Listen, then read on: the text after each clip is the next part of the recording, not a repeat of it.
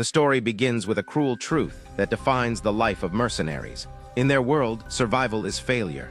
If a mercenary lives, it means he did not give enough. Their high pay exists for one reason only. They are expected to die without hesitation for whoever hires them. Our protagonist has heard this philosophy countless times, and it no longer moves him. Sitting amid chaos, he calmly drains his drink, staring into nothing. This is his life. This is what it means to be a mercenary. In his thoughts, nobles are all the same. They promise land, wealth, and titles when they need blood spilled. Once the war ends, those promises vanish. Still, even by those standards, his current employer has crossed a line. The scene reveals him standing on a city wall, facing a desperate noble commander. There is no misunderstanding. The noble truly expects him to die. At first, the mercenary laughs. He is not a knight bound by honor. He is a hired blade, not a sacrifice. The truth soon comes out. The city is lost.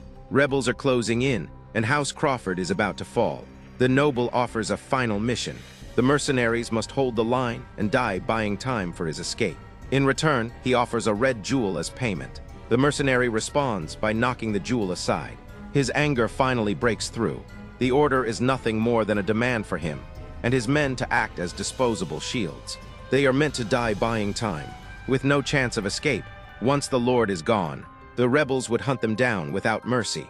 The noble argues that mercenaries would no longer be pursued after his death. But the mercenary knows better.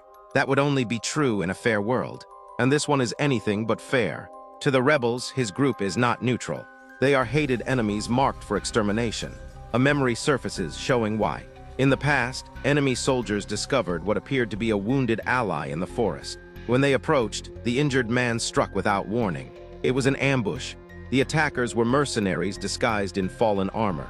Their commander was cut down before he could react. There was no hesitation, no emotion, just efficiency. Returning to the present, the mercenary explains that he has personally killed many commanders.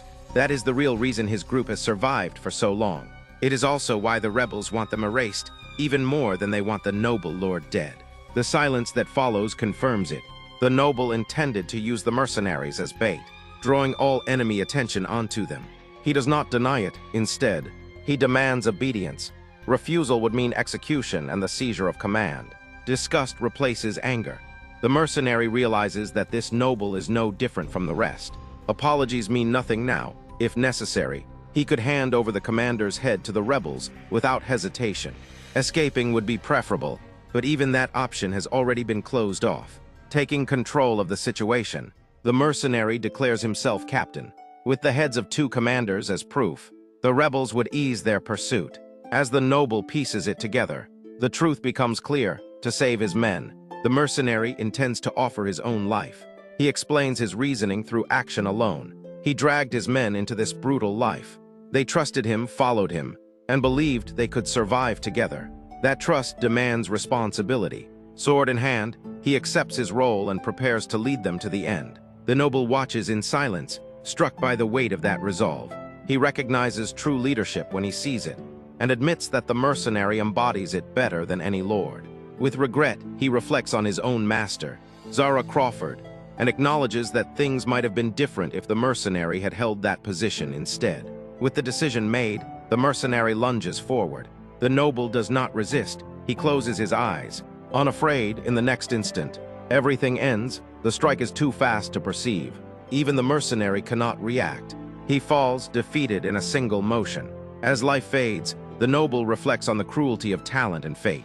The mercenary, in his final moments, finds peace knowing his men were ordered to flee. He was always prepared for this ending. Yet one question lingers. How far could he have gone if he had been born with the same opportunities as the nobles he despised? Darkness gives way to light. A voice urges him to wake up. His eyes open in a luxurious room, and a red-haired young man stands nearby, calling for him to regain consciousness. Confused and weak, the mercenary looks around in a body that no longer feels like his own. Before he can process what is happening, a sharp slap sends his awareness spiraling. Pain flares and disbelief follows. The young man demands that he pull himself together, addressing him by a name that is not his own. That is when the truth hits him. He is no longer Jake. He has awakened as young Master Lucian. When Jack regains consciousness, he is completely shocked by what he sees. He cannot believe that he has awakened inside another person's body. He begins questioning himself, wondering where the filthy body he once had has gone.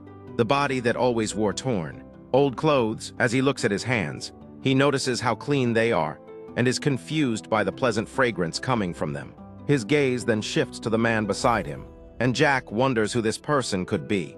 He clearly remembers that only a moment ago this same man had slapped his cheek. Yet now the man is crying uncontrollably. The man is sobbing so hard that the bed beneath him is soaked. Through his tears, the man repeatedly calls Jack young master and thanks the gods endlessly, believing that the young master had died and that his heart had completely stopped. Watching this emotional display, Jack becomes even more confused. The man continues crying and claims that if the young master had truly died, his own life as a personal attendant would have been ruined, and he would never have been able to live peacefully with his family. Hearing this, Jack thinks to himself that the man is speaking complete nonsense. Words like young master, personal attendant, and family never existed in Jack's previous life. Jack clearly remembers how he died. His head had been cut clean off, making it impossible for anyone to revive him. As he carefully examines his body again, he becomes certain that this body does not belong to him. He begins wondering whose body it could be. Lost in thought, he falls silent for a while. After organizing the clues, Jack reaches a conclusion. His soul has undoubtedly entered someone else's body. He gets out of bed and looks at himself in the mirror.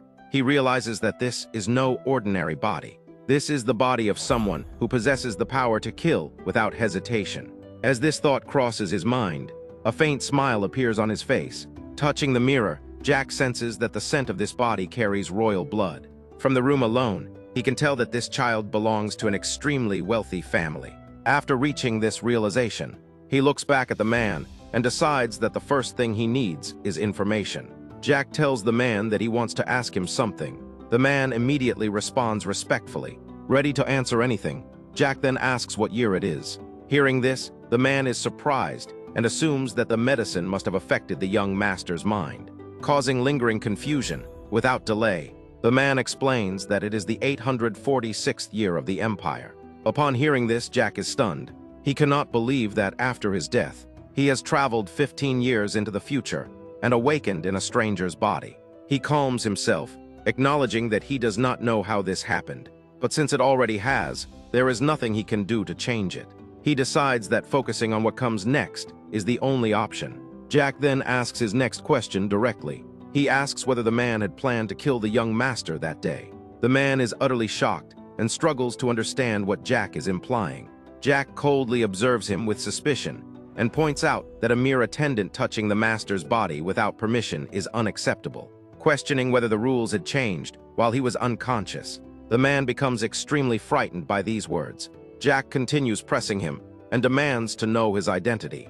Overwhelmed, the man bows deeply and begs for forgiveness, admitting his mistake. He then reveals the identity of the body Jack now inhabits. The name is Lucien Valdec, the third son of the great Valdec family. Hearing this name, Jack is shaken. He remembers the Valdec family clearly. The family crest appears before him, followed by visions of their vast empire. The Valdec family has long been a pillar supporting the empire, a historic noble house closely tied to the emperor, with influence that rivals even the royal family itself. Jack realizes that entering this family will greatly benefit his future plans. It is also revealed that before his death, Jack had worked for many years as a guard for the Valdec family. Now, after death, he has reincarnated directly into the body of their third son. The reality feels unreal, yet undeniable. In his previous life, Jack never had money. He lived in torn clothes, struggled daily for food, and had no family left in the world. The only thing he possessed was self-belief, which shattered the moment he was murdered. Now that belief has returned, because Jack has become Lucien. Lucien opens the window and enjoys the sight of the sunrise. He decides that he will move forward freely under this new identity. The Valdec castle comes into view as Lucien begins walking through its halls. He explores the castle, amazed by its brilliance, realizing he has never seen such a magnificent place before. He knows he must adapt to life here. As he enters the main hall, he notices servants whispering and gossiping about him. They stare as if they are seeing him after many years. Lucien wonders why they are reacting this way, and begins suspecting that something about Lucien's past life in this body is wrong. He questions his personal attendant, Hans. Hans explains that since the young master fell asleep, no one except him has been allowed to meet Lucien, which is why everyone is shocked to see him now. Hans then reveals that a full year and 2 months have passed. Lucien senses that Hans is hiding the full truth. He realizes that despite being a noble, he holds no real authority here. The one with absolute control is the Grand Duke. Lucien understands that the Grand Duke would never nurture a useless son, and would discard him without hesitation if he brought no value. Lucien concludes that there must have been a serious problem with the original Lucien, one severe enough to warrant an assassination attempt and complete neglect from the Grand Duke. Until he understands the truth, Lucien decides to avoid meeting the Grand Duke. At that moment, another man appears and mentions hearing reports of the young master's recovery. His words draw Lucien's attention, while Hans becomes visibly nervous. This man is revealed to be Steward Edwin. The steward respectfully greets Lucien and expresses his happiness at seeing him recovered after such a long time. The steward asks whether Lucien is well enough to walk. Lucien remembers Edwin from his previous life, despite being brought into the mansion as a hostage from an enemy family during childhood. Edwin's exceptional abilities earned him control over the family's affairs, making him the right-hand man of Grand Duke Sigmund. Lucien feels tense, knowing Edwin is not someone to face without preparation. He recalls that during the entire year he lay unconscious. Edwin never once came to visit. Lucien decides to imitate the noble demeanor of the knight who once killed him, believing that nobility alone commands respect.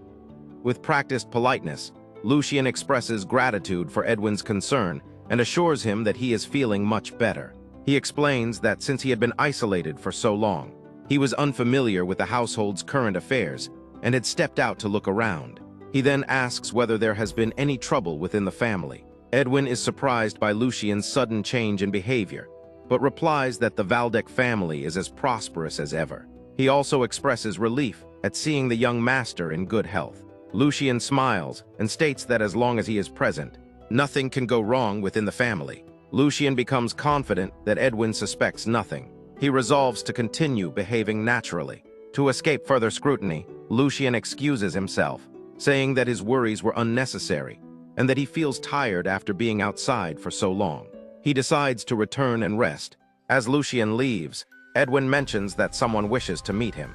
If he permits it, hearing this, Lucien becomes anxious, realizing that the encounter he feared has finally arrived.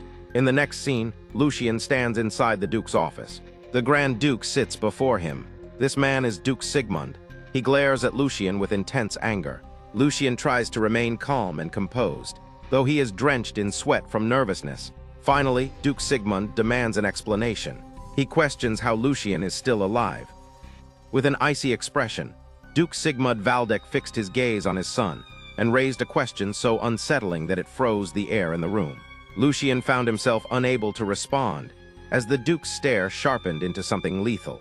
An oppressive silence spread, and the sheer pressure radiating from the man made it difficult to breathe. When Lucien finally reacted, it was only to show his confusion. Unable to grasp the meaning behind such a question, the Duke made it clear that he had tolerated his son's indulgent behavior for far too long. For a time, he had chosen to overlook it, believing grief was to blame. Lucien had used his mother's death as justification to abandon his responsibilities. But matters had gone too far when he locked himself away for more than a year in defiance of the world. To Duke Sigmund, this was no mere act of mourning. It was a deliberate act of self-destruction, a reckless disregard for life itself. Lucien's confusion deepened as the weight of the accusation sank in. Only then did a buried memory surface. Hans, the servant, breaking down in tears.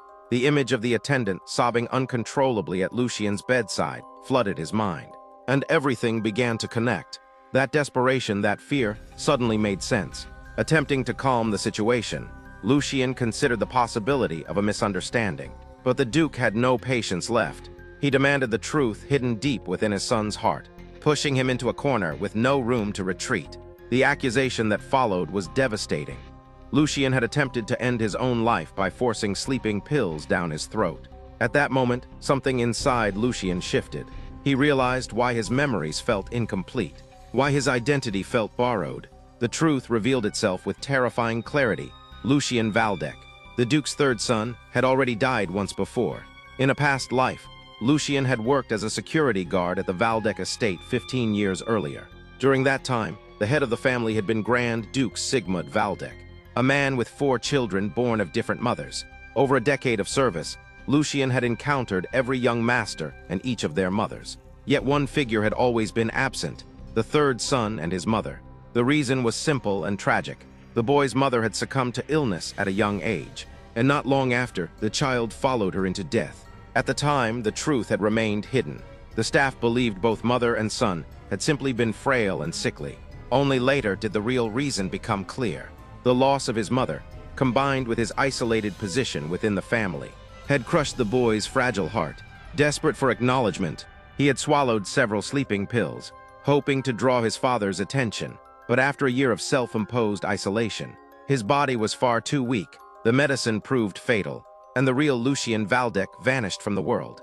Remembering all this, the Duke's harsh rebuke suddenly felt more understandable. Despite everything, Duke Sigmund was still a father, and the pain of nearly losing a son must have been immense. Yet sympathy was a luxury Lucien could not afford.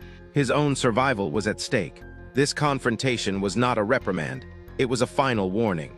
The pressure intensified with every passing second. Lucien understood that one wrong move could shatter his future beyond repair.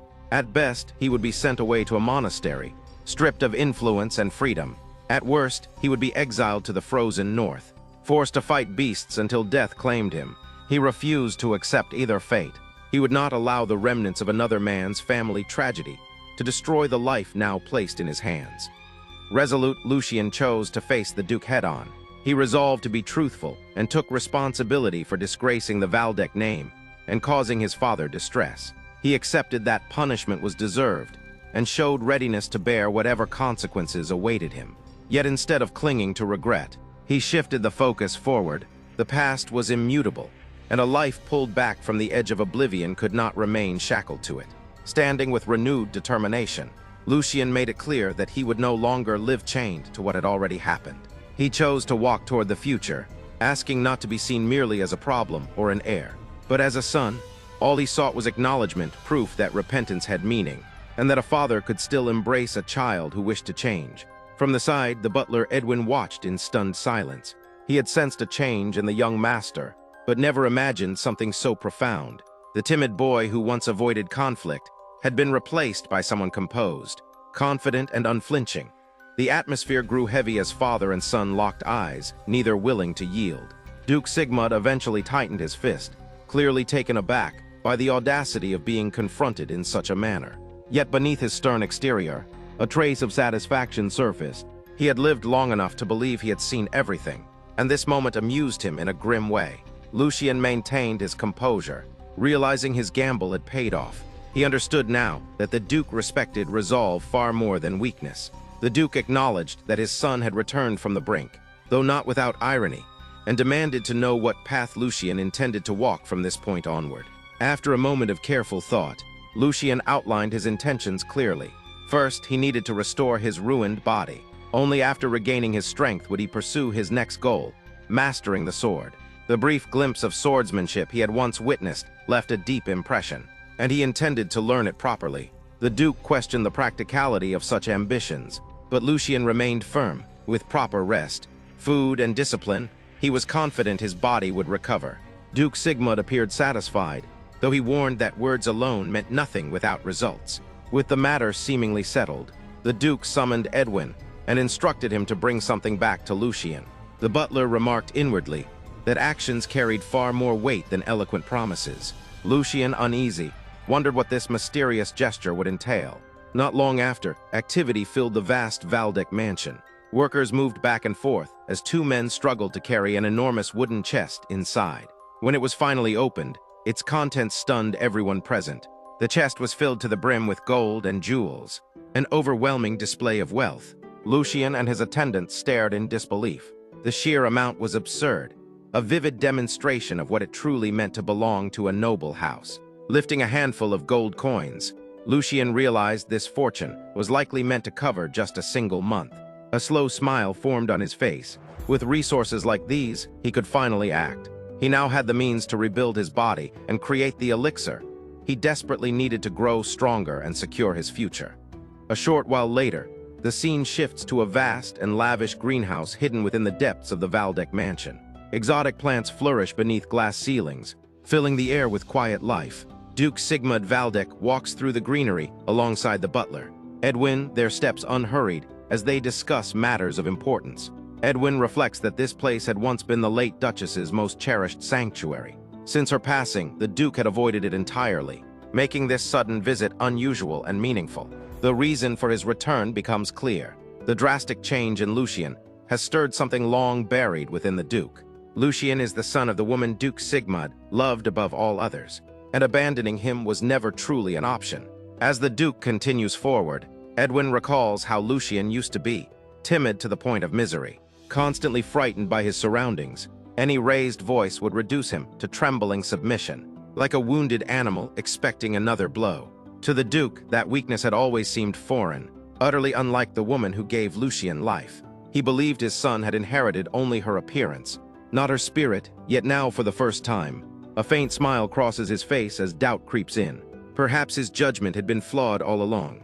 The memory of Lucien meeting his gaze without fear resurfaces, and Edwin confirms what he witnessed. He believes the young master is gentle by nature, but undeniably carries Valdec blood. Still, Duke Sigmund remains unconvinced. Words and posture alone will not determine anything. What lies ahead will demand far more than confidence. Edwin then raises a troubling issue. Lucien's financial support has been restored, but the funds are steadily disappearing. After careful investigation, Edwin discovered the cause lies with the second son, Jordi Valdec. Jordi has been siphoning Lucien's allowance and has even replaced Lucien's maid with a spy to monitor his every move. While the Duke understands Jordi's resentment, the extent of his actions exceeds expectations. Edwin offers to intervene, but Duke Sigmund forbids it. This, he decides, is a necessary ordeal. Lucien wasted an entire year of his life, and this is the price he must now pay. The Duke sees the situation as a trial. If Lucien cannot endure it, then he is unworthy of the Valdec name. Blood alone means nothing unless the one who bears it has the strength to unlock their own destiny. Several days pass, and the story returns to the long corridors of the Valdec mansion. Two maids whisper among themselves, wondering if the young master has once again sealed himself away. Hans suddenly appears, visibly upset, revealing that 3 full days have already passed. Moments later, shock overtakes him as he looks inside Lucien's room. Hans recalls Lucien telling him that the meeting with Duke Sigmund had gone well, and that the financial support had returned. The image of the massive chest overflowing with gold coins and jewels resurfaces in his mind. Knowing how strained their relationship had been, Hans understands that this outcome could not have come easily. With tears forming in his eyes, he believes Lucien must have shown incredible courage. To him, it feels like his master has finally chosen to move forward. Inside the room, Lucien is in high spirits, laughing as he tosses gold coins into the air. His eyes gleam with an almost unsettling intensity as he revels in the fortune before him. With such wealth at his disposal, his long-awaited plans can finally begin. He can restore his broken body and create the elixir he has dreamed of for so long. Lucien wastes no time. He immediately begins his preparations, working tirelessly until sweat drips from his brow. Despite the questions Hans must be holding back, Lucien knows the servant's loyalty runs deeper than it appears. Spread across the table are alchemical tools and stacks of books. Among them lies an herb of extreme rarity, moonlight grass, a plant that grows only under moonlight and commands an outrageous price. Lucien spent every coin he had to acquire it. He remembers ordering Hans to buy every last bit of moonlight grass available. Though his actions may appear insane now, he knows that within a year, everything will make sense. His confidence is absolute. The herb's value will multiply tenfold or more, and he will amass a fortune beyond imagination. Reflecting on the past, Lucien admires the audacity of ancient alchemists. They had gambled everything on an unproven idea, buying up all the moonlight grass in the empire, without knowing whether their creation would even work. That reckless courage reshaped history. From it emerged an elixir that shook the empire itself, the legendary drink of the gods. At first, the name sparked outrage and accusations of blasphemy. Its creators were threatened, but once its effects were revealed, condemnation turned into reverence. The elixir shattered a belief that had stood for over 1,000 years, the idea that a warrior's potential was fixed at birth. It proved that destiny could be altered, With a single sip, even the talentless could become swordsmen. Lucian knows his own creation is only a crude imitation, inferior to the original in every way. But for repairing his ruined body, nothing else compares. Casting a sideways glance at his reflection, he considers the former owner of this body extraordinarily fortunate. When chaos eventually swept the Empire, the Alchemists' Guild was the first to be destroyed. Deemed too dangerous, fear erased the elixir's recipe from history. Yet in his previous life, Lucian pieced together fragments of forgotten knowledge and recreated a version of it himself. Now, with everything prepared, he drinks the elixir without hesitation. What follows surpasses his expectations. Mana, the refined power drawn from nature, surges through his body. The potion forcibly expands his mana pathways. Yet instead of agony, the flow feels smooth and natural, as if it had always belonged there. Even newborns possess impurities that restrict mana circulation. Yet Lucian feels none. This realization sparks a chilling thought. The body he inhabits is far from ordinary. In that moment, Lucian finally understands the truth. The old Lucian was no failure. He was one of those rare beings the world calls a genius. As the sun sinks beyond the horizon, night quietly settles in, marking the beginning of a new chapter for Lucian. Outside his room, Hans paces the hallway in mounting panic. The servant looks on the verge of tears, haunted by memories of the long period when Lucian once shut himself away from the world. Too much time has passed without any response, and fear gnaws at him relentlessly. At last the door opens. Lucian steps out calmly, his expression composed, as if nothing unusual has occurred. Hans is immediately overwhelmed, his anxiety spilling over after holding it in for so long. The servant had called out countless times without receiving an answer, forbidden from entering and left alone with terrifying thoughts. He had been certain that something horrible had happened inside. Lucian listens without visible emotion, a faint smirk resting on his face. The confidence radiating from him feels unfamiliar, almost unsettling. His eyes no longer carry the dull haze they once did. Instead, they gleam with clarity and resolve. Hans cannot shake the strange feeling that the young master standing before him is both familiar and completely different. Lucian notices the servant's confusion and understands it well. Hans has always watched him closely, so sensing a change is only natural. Outwardly, Lucian's body shows little difference for now. True recovery still requires time, proper nourishment and rest. What truly matters, however, is the transformation happening within. Inside his body, change is occurring at an astonishing pace, far faster than Lucian ever anticipated. This only confirms his suspicion. The original Lucian's natural constitution made this rapid transformation possible. There is no longer any doubt about the body's potential. This talent places him among the rare individuals capable of reshaping the world itself. If everything continues smoothly, Lucian is confident he could surpass his former mercenary self in less than a year. Lucian then turns his attention back to Hans. In his mind, this opportunity exists partly because of the servant's loyalty. For Lucian, rewards and consequences must always be clear. He makes it known that Hans should listen carefully. As this will not be repeated, Lucian instructs him to gather everything he owns and invest it without hesitation. In return, he promises Hans a life more comfortable than anything he has ever imagined. Together, they will rise to the very top. Lucian even finds himself envying Hans, knowing that in his past life, no noble had ever extended such trust to him. A week later, Lucian and Hans walk along a quiet forest path.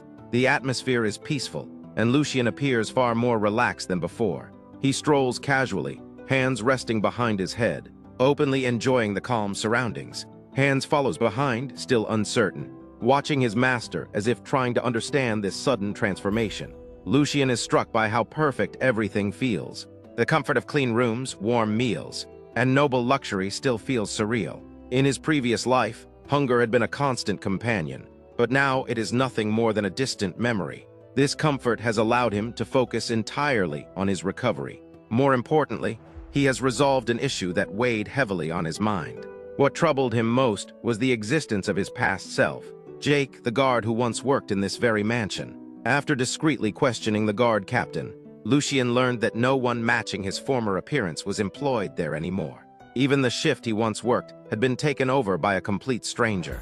To Lucian, this was a relief. Encountering his old self would only have caused unnecessary turmoil. He knows himself well enough to admit he lacks the courage to face that past, and would likely collapse from sheer embarrassment. Hans notices his master suddenly tense up, trembling for reasons he cannot understand. When Lucien turns around, his expression becomes serious, drawing the servant's attention immediately. Hans hesitantly questions whether Lucien truly intends to go there. The training grounds have always been a place Lucien avoided. Even approaching them used to fill him with dread. Hans desperately seeks confirmation, recalling how the young master swore never to return after being humiliated by the second son. Lucien understands all too well. Within the Valdec household, swordsmanship is a basic expectation. That was precisely why Jordi had used the training grounds as a weapon, driving the original Lucien away through fear and cruelty. Lucien acknowledges the past, but refuses to let it define him any longer. Those days are over. Taking a decisive step forward, he makes it clear that his resolve is absolute. All he asks of Hans now is trust, and to follow without hesitation. Before long, they arrive at the massive training hall, a structure both grand and intimidating. Inside, a pair of men speak quietly, surprised by what they see. News quickly spreads that the third young master has arrived of his own will. Accompanied by his servant, one of them finds the situation amusing, convinced that Lucien could not have forgotten what happened here before. Seeing opportunity rather than concern, he orders the news to be reported immediately. A cruel smile forms as the man decides to prepare something special for Lucien. Unaware of the brewing malice, Lucien surveys the training hall with genuine interest. The space exceeds his expectations. Weapons line the walls in abundance, sturdy enough to withstand serious training. The hall itself is vast, offering more than enough room to move freely. Lucien is momentarily stunned to realize that all of this belongs to a single individual within the household. He cannot help but think that if he had access to a place like this in his past life, some of his comrades might have survived longer. Soon, a mustached man approaches, confirming that his eyes had not deceived him. It truly is the third young master. The instructor recalls, with unsettling clarity, how Lucien once fled in terror from Jordi. That memory remains vivid, etched deeply into his mind. To him, Lucien had looked like prey being chased by a predator, utterly helpless. The man mocks Lucien's presence and belittles Hans for daring to step into a sacred place meant for warriors. He introduces himself as Hendrik, wearing a smile that carries no warmth. He remembers assisting Jordi during Lucien's training a year ago, recalling every moment with disturbing amusement. Images surface of the old Lucien trembling uncontrollably while gripping a wooden sword. Frozen by fear, Hendrik had found the entire scene entertaining. In response, Lucien offers nothing more than a faint smile. Rather than anger, his expression carries intrigue. As he looks at Hendrik, Lucien realizes that this despicable instructor has just made things far more interesting. Within his thoughts, Lucien reflects on what knights truly are. They are born into noble households, drilled from childhood, and only acknowledged after surviving harsh battles and dangerous assignments. Once they prove their worth, their lord grants them the title of knight, completing their rise in status. Yet stripped of ceremony and pride, Lucien sees them as little more than costly hunting dogs, adorned with elegant collars. That realization explains their behavior perfectly. They bow politely to the nobles who supply their wealth, power, and honor, because their entire existence depends on that favor. This understanding makes Hendrik's arrogance stand out even more. Lucien quickly realizes that his own terrible reputation within the household fuels much of this disrespect. Still, the real source of the instructor's attitude lies elsewhere. Deep down, men like Hendrik feel untouchable because they are shielded by someone far more powerful. Their confidence does not come from themselves, but from the protection behind them. The more Lucien observes, the more exhausted he becomes. The entire situation irritates him to no end. For a brief moment, he even imagines correcting their twisted mindset through a brutal training session, picturing a blade flying straight at the instructor's face with full force. But reason prevails. Lucien knows that acting on such impulses would not go unnoticed. Duke Sigmund would never ignore harm done to valuable knights, and any severe punishment would only create unnecessary conflict. This is not the moment to retaliate.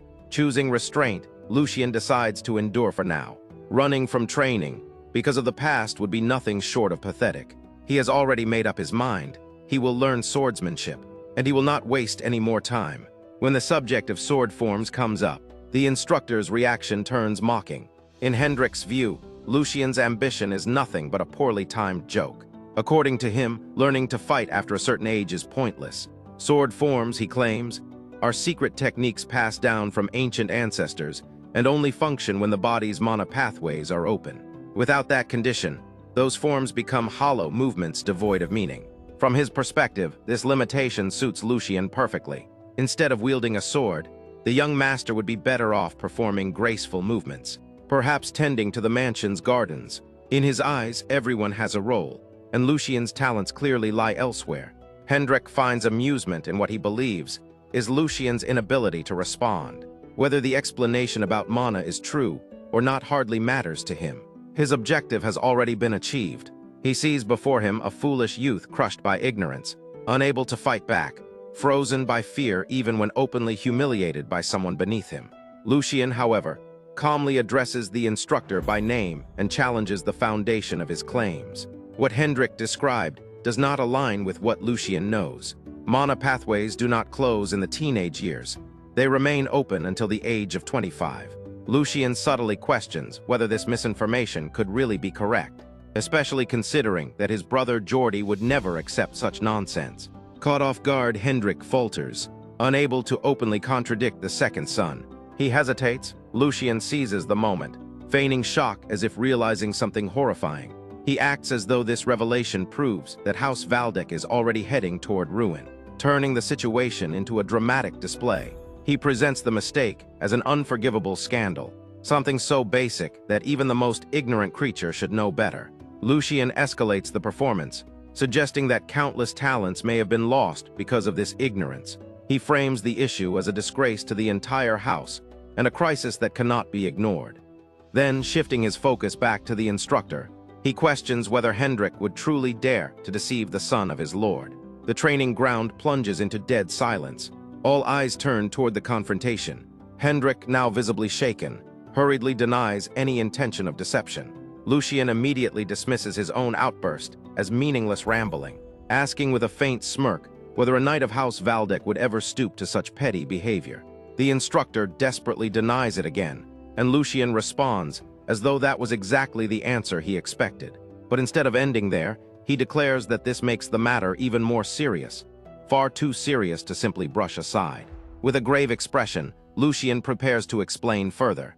At that very moment, a silver-haired man steps into the training ground, silently observing the chaos that has unfolded. The moment the instructor noticed his master's presence, panic overtook him. Hendrik rushed forward, desperate to justify himself, but the tremor in his movements betrayed his fear. Before he could say much, he was silenced instantly. Jordi Valdek needed no explanations. With cold certainty, he made it clear that everything had already been seen and understood. Jordi approached the instructor without haste and made his judgment obvious through his expression alone. Hendrik's behavior had been witnessed from start to finish, and his disgrace was impossible to deny. Being pushed into a corner by a mere child was, in Jordi's eyes, utterly shameful. He made it clear that such cowardice was unacceptable and warned the man not to embarrass himself further. After dealing with the instructor, Jordi turned his attention toward Lucian. Hans immediately sensed the hostility and felt a wave of fear, but Lucian merely observed his brother with an amused smirk. Jordi Valdek, the second son of the house, was no stranger to him. From memories of his past life, Lucian knew exactly what kind of man he was. Jordi had built his influence by drawing in outsiders, most of whom eventually met grim ends. Anyone deemed useless was discarded without hesitation.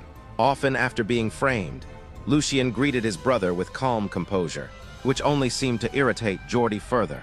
The second son examined him closely, clearly displeased, and made his contempt evident. He revealed that he had witnessed the entire confrontation with the instructor and accused Lucian of dragging the name of House Valdek through the mud. Lucian responded with deliberate innocence, forcing Jordi to spell out his accusation. According to him, the instructor had made nothing more than a minor theoretical error. Yet Lucian had deliberately used Jordi's name to provoke chaos. That, Jordi declared, was unforgivable. He made it clear that Hendrik would not be punished, emphasizing the instructor's loyalty to the house, something he openly contrasted against Lucian's past behavior. Jordi went on to belittle Lucian for abandoning his training and attempting to shift blame onto others. Respect for the knights, he implied, was the bare minimum expected of a Valdek. After all, it was their swords and loyalty that upheld the house's power.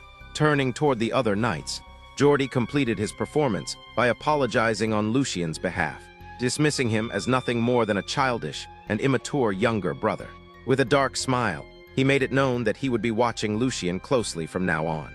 Inside, Lucien acknowledged that his brother was sharper than expected. Jordi had skillfully reframed the insult toward Hendrik as an offense against all knights, protecting himself while reinforcing his authority. Recognizing the move for what it was, Lucien answered with nothing more than a faint smirk. He then acted as though everything had gone exactly as anticipated. Instead of lashing out, he treated Jordi's actions as valuable guidance rather than punishment. This unexpected response caught everyone off guard. Hans nearly panicked, sensing danger, but Lucien pressed on, exaggerating his gratitude and treating the humiliation as a lesson worth preserving. The knights around them were left stunned by the display. Within Jordi's mind, the situation had taken an unexpected turn. His intention had been to erase Lucien's weak image. Yet what stood before him now was clearly no longer the timid third son everyone remembered. Lucien's confidence was undeniable. After making his point, Lucien calmly prepared to leave. Asking for permission with deliberate politeness, he made it clear that lingering any longer would serve no purpose. Jordi's fury flared, his anger evident as Lucien began to turn away. Lucien halted only long enough to remind his brother of one crucial detail. Their father was watching. Unlike Jordi, Lucien had nothing left to lose. Interpreting the silence around him as consent, Lucien seized Hans by the hand and fled the training ground without hesitation, calling a casual farewell as they disappeared. Hans, terrified, could barely keep up as they ran. Behind them, Hendrik approached Jordi, who remained frozen in place. Seething, the instructor demanded to know whether Lucien would truly be allowed to escape so easily. Jordi responded with nothing but a glare filled with hatred, his presence radiating dark intent. Sometime later, sunlight filters through the trees as the training ground fades into the distance. Lucien and Hans walk quietly through the forest, the chaos behind them slowly settling. Hans keeps glancing back, fear still etched across his face, clearly worried about what consequences might follow. Lucien reassures him in his own way, fully aware of the kind of man Jordi is. Hans, on the verge of panic, is convinced that the second son will never let this go. Lucien understands that fear all too well. From his past experiences, he knows how infuriating it is to suffer under a useless superior, someone who creates disasters and then avoids responsibility while others pay the price. This time, however, he refuses to let history repeat itself. He is certain that a mere knight will not be allowed to trample on his people. Extending his hand to Hans, Lucien acknowledges the hardship his attendant has endured.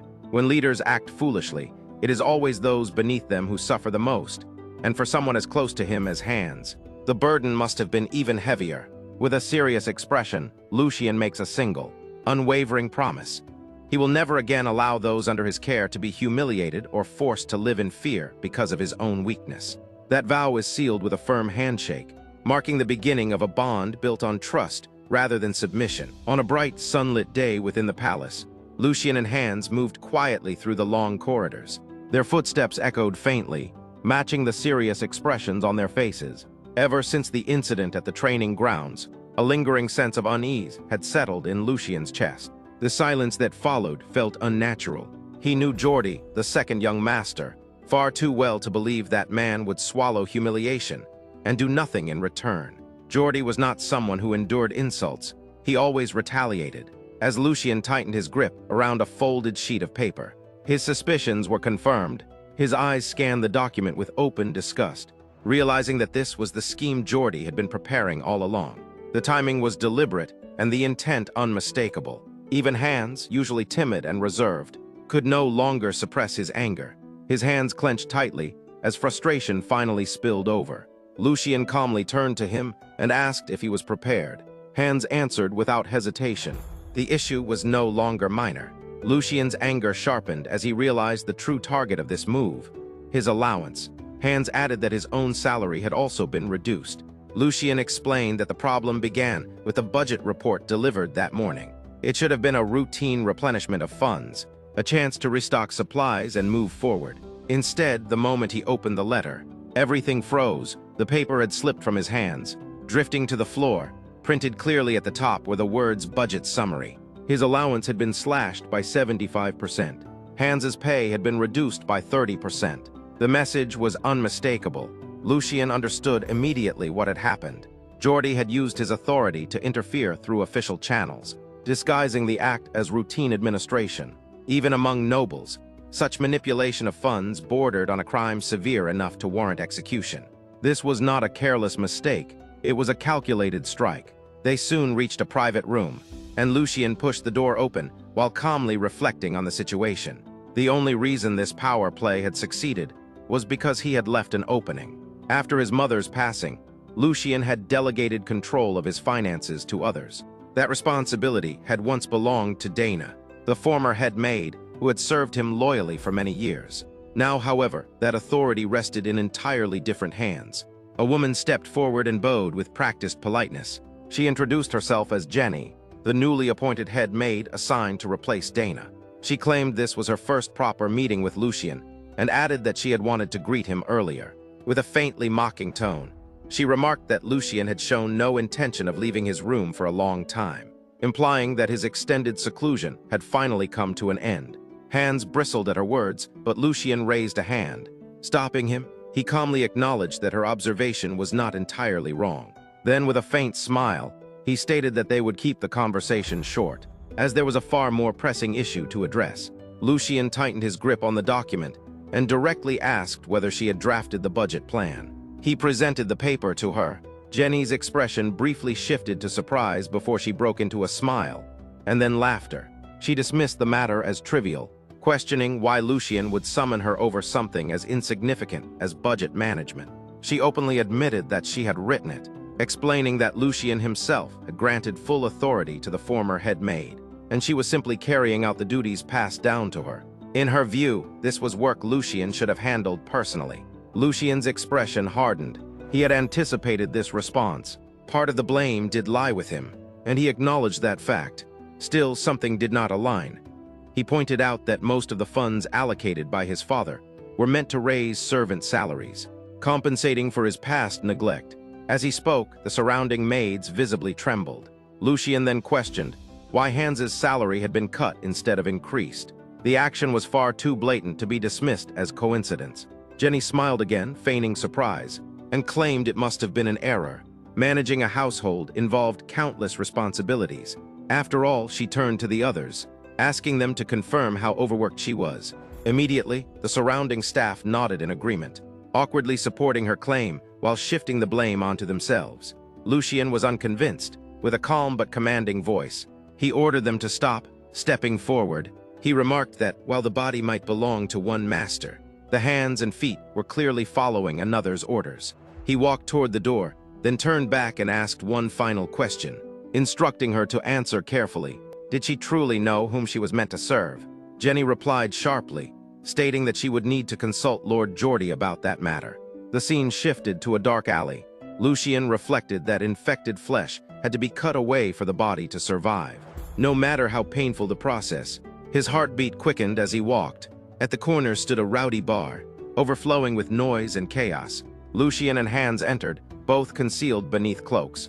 Hans questioned him, confused, remarking that he thought Lucien planned to fish to calm his mind. This place clearly did not match that idea. Lucien ignored the comment and focused instead on the center of the bar, where two fighters were brawling viciously while spectators screamed and cheered. Bets were shouted openly, voices filled with bloodlust and excitement. They moved toward the counter. The bartender, polishing a glass, warned them that suspicious figures were not welcome. Without a word, Lucien placed a heavy sack on the counter. The bartender froze. Lucien removed his disguise and calmly questioned why a gambling establishment would be so selective about its customers, asking whether the man truly wanted business at all. Lucien had several reasons for not acting rashly against the maid. First, Jenny was no ordinary servant. She was the daughter of the nanny who had raised Jordi from infancy, someone deeply rooted in the second young master's inner circle. Moving against her without preparation would only escalate the conflict and invite unnecessary retaliation. Second, and far more importantly, this entire situation stemmed from Lucien's own mistake. Before his reincarnation, he had been unfamiliar with the inner workings of household authority and administration. He had handed over power without fully grasping the consequences, believing that such blatant abuse would never occur. Reality, however, proved otherwise. Lucien understood that this issue could not be resolved through common sense alone. It demanded a deliberate and calculated response. More than that, he was certain the Archduke was not ignorant of what was happening behind the scenes. This meant the situation itself was a form of trial. If that was the case, then Lucien intended to demonstrate his capability clearly. As these thoughts settled in his mind, the same staff member from earlier guided him once more through the bar and seated him comfortably at a table. The surface was littered with scattered cards, clear evidence of countless completed games. Lucien picked up a deck with calm indifference, deciding that, if he was already there, he might as well earn some money along the way. It did not take long for the man sitting across from him to begin trembling uncontrollably. A crowd gathered, murmuring in disbelief as Lucien continued winning round after round. The opponent was meant to be an experienced gambler, yet he looked utterly defeated. Eventually, the man conceded and withdrew from the table. Lucien idly flipped a coin between his fingers, clearly unbothered, while the defeated gambler retreated in shame. Hans stood frozen beside him, clutching his head in disbelief. At some point, the young master had gained an almost terrifying level of skill, and Hans could not recall when that change had occurred. Lucien, visibly bored, leaned back and casually rested one leg atop the table, inviting another challenger. However, no one stepped forward. He had come here to stir rumors and draw attention, yet the lack of resistance made the whole affair feel dull. Lowering his gaze, Lucien concluded that after taking so much from them, it was time for the true target to reveal himself. Almost on cue, the door opened. A man entered while adjusting his cuffs, wearing a courteous smile that failed to hide the shift his presence caused in the atmosphere. He approached Lucien directly and introduced himself as Hugo, the manager of the establishment. With a simple gesture, Hugo summoned a butler, who immediately announced that the bar would be closing for the day due to unavoidable circumstances. Servants swiftly moved through the room, repeating the message and escorting guests outside, while promising generous compensation on their next visit. Once the bar was cleared, Hugo turned back toward Lucien and spoke with open respect, explaining that the inconvenience to others was a small price to pay if Lucien could enjoy himself in comfort. Lucien responded pleasantly, noting that it had been a long time since he last went out and praising Hugo's sharp instincts. Such intuition, he remarked, was essential for survival in this line of work. Hugo apologized for his delayed greeting, but Lucien dismissed the matter, explaining that he had only sought a change of pace. Hugo's eyes drifted to the towering pile of coins on the table, and he admitted his amazement. It had been a long time since anyone had amassed such winnings in his establishment. He then offered himself as Lucien's opponent. Though he acknowledged that he stood little chance, he believed his years of experience might at least help pass the time. Hans immediately grew uneasy and urged Lucien to leave. They had already won more than enough, and something about this man felt fundamentally different. Hans had seen many dangerous figures within the palace, but this presence stood apart from the rest. Lucien recognized the warning. Hans had earned his position as a personal attendant through instinct as much as loyalty. With just a glance at Hugo's hands, Lucien confirmed his identity. This was Black Shark Hugo, a name he remembered vividly from his previous life. A ruthless figure who began in the city's darkest alleys, Hugo had risen through sheer brutality and cunning. He expanded into gambling, smuggling, and contract killings, eventually becoming the king of the night who ruled 5 territories from the shadows. Later, amid the empire's instability, he would declare himself a baron and emerge as a warlord. For now, however, Hugo was still in his early stages. That only made him more dangerous. Lucien smiled faintly. This was the shark he had come to catch. As the cards were laid out, Lucien suggested a simple game. Hugo readily agreed and removed any upper limit on betting. Determined not to let such an important guest grow bored, Lucien appeared delighted, pleased to have finally met someone who understood him. Behind him, Hans's anxiety only deepened. Hugo maintained his courteous smile, inwardly dismissing Lucien as nothing more than a spoiled noble relying on his family's influence. He failed to realize that this very exchange would become the starting point of his downfall. As the dealer prepared the cards, Hugo subtly signaled him, confident that the young master would sink deeper the more he lost. Lucien, on the other hand, remained relaxed and cheerful, as though nothing could go wrong. Before the game began, he shifted the conversation in an unexpected direction. He expressed admiration for Hugo's ability to manage such a large operation, even one that operated outside the law. Leadership, after all, could be judged by the quality of one's subordinates. If Hzigh had truly crossed an unacceptable line, he would have been eliminated long ago. Hzigh responded carefully, emphasizing that he always knew his place and never offended those above him. Lucian laughed, reassuring him that House Valdek was not so rigid. Then, with unsettling calm, Lucian asked when Hzigh planned to begin large-scale production. Hzigh froze. Lucian's gaze remained steady as he clarified that he was referring to the operation hidden in the back, an illegal one. The moment that implication settled in the air, the atmosphere around the table grew heavy and suffocating. The moment Lucian calmly introduces the concept of illegality, the air inside the room turns dense and oppressive. The suffocating pressure spreads instantly, causing even the servants to break into cold sweat. Hand stiffens in place, fear written plainly across his face, while Hzigh freezes as though struck by sudden illness. His body locked and unresponsive, Hzigh forces himself to regain composure, struggling to speak as he feigns ignorance. He pretends not to understand what Lucian is implying, insisting that he has never heard of anything illegal and claiming complete innocence. Lucian offers no immediate rebuttal. Instead, he quietly places more money onto the table, his actions unhurried and deliberate, making it clear that pretense is pointless. With a faint, detached smile, Lucian lays bare the truth. Hzigh had been commissioned by the Marquis Lauren family to destabilize Valdek territory through the circulation of illegal drugs. Lucian's gaze sharpens as he dismisses the sheer recklessness of such an order. For a Marquis family to issue instructions so crude and disrespectful reveals a complete lack of regard. There exists a line that should never be crossed, and Hzigh has already stepped far beyond it. Hzigh offers no response. Sweat streams down his face, his breathing growing erratic as panic takes hold. Lucian continues calmly, remarking that Hugo's audacity is almost admirable. Smuggling illegal substances into another city was bold enough, but doing so within Valdek territory borders on suicidal. The moment anything goes wrong, every individual tied to Valdek would tear him apart without hesitation or mercy. The pressure inside the room continues to mount. Lucian silently studies Hzigh, fully aware that his mind must be in chaos. Failure means death. The plan has been exposed prematurely, and the enemy he now faces is the Valdek family, the worst possible outcome. Under normal circumstances, this operation would have remained hidden for years. By the time reports reached the Grand Duke, Hzigh would have already vanished. Lucian's knowledge from his previous life allowed him to uncover the scheme before it could fully unfold.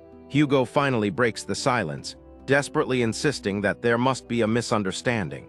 Lucian repeats the word slowly, demanding clarification on what exactly has been misunderstood. Trembling, Hzigh claims he is merely a struggling shop owner barely scraping by, arguing that involvement with drugs makes no sense and must be a malicious rumor spread by jealous rivals. He swears that, if given the opportunity, he would personally uncover the source of the slander.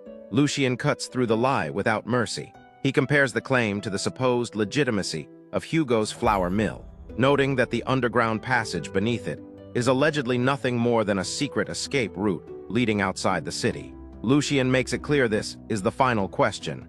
He asks what stage the operation has reached. Hzigh is utterly stunned. Words fail him as sweat pours from his face. At last, he collapses back into his chair. His thoughts briefly clear, and reality sets in. Lucian knows about the fake shop and the hidden passage. At that point, excuses become meaningless. A dangerous idea surfaces in Hugo's mind: elimination. The servants sense the shift immediately. One by one, they subtly move, hands inching toward concealed weapons. After all, an unguarded noble could be killed mid-conversation. Before that thought can take shape, Lucian speaks coldly, warning Hzigh to consider his next move carefully. This gamble carries only one stake: his life. Hands trembles behind Lucian, terror etched across his face. Hugo's clenched fist slowly relaxes.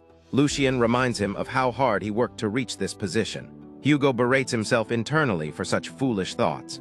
Attacking a successor of the Valdek family would be no different from seeking a horrific death. His imagination runs wild with visions of the punishment awaiting him, far worse than execution. Eventually, Hzigh closes his eyes and exhales deeply. Survival wins, lowering his head. He begs for mercy, realizing that Lucian's personal appearance itself proves there is another purpose. If execution were the goal, his life would have already ended. Desperation overtakes him. Hugo declares his willingness to become anything Lucien demands. Abandoning pride entirely, at that moment, every servant drops to their knees as well, pleading for forgiveness. Lucien remains silent for a long moment before standing slowly. Keeping a dog, he decides, is not such a bad idea. He happens to need reliable hands and feet. Relief floods through Hugo as he repeatedly swears absolute loyalty. Lucien steps closer, then pauses. Simply being a hunting dog would never satisfy someone like Hugo forever. Lucien places a hand on him and poses a single question: whether he wishes to become a knight. Hugo's eyes widen as the room falls silent. Becoming a knight had once been his dream, one he pursued obsessively before reality crushed it. No matter his skill, he would always be disposable. His birth could never change, yet the question stirs something long buried. Hugo presses his forehead to the floor, vowing absolute devotion if granted such a chance. He asks whether it is truly possible. Lucien answers without hesitation, swearing on the honor of the Valdic family. As long as Hugo maintains integrity and does not disgrace himself, status will never bar his path. Lucien asks him one final thing: whether he wishes to live as a person rather than a tool. Hope fills Hugo's chest, a sensation he has not felt in years. Days later, inside the palace, servants gather with tense curiosity. Lucien arrives and seats himself casually at the front, one leg resting atop the table. Hans and Hugo stand behind him. At Lucien's signal, Hugo steps forward and introduces himself as the one who will now assist the Lord.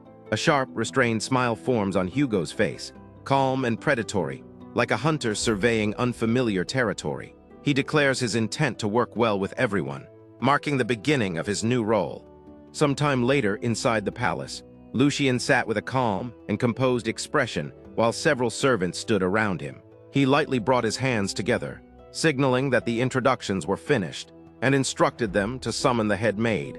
One of the servants hesitated, clearly uneasy, and questioned why she needed to be called so abruptly. Lucien responded casually, explaining that the head maid needed to formally greet him. His thoughts drifted back to the previous day, when she had scolded him without any restraint.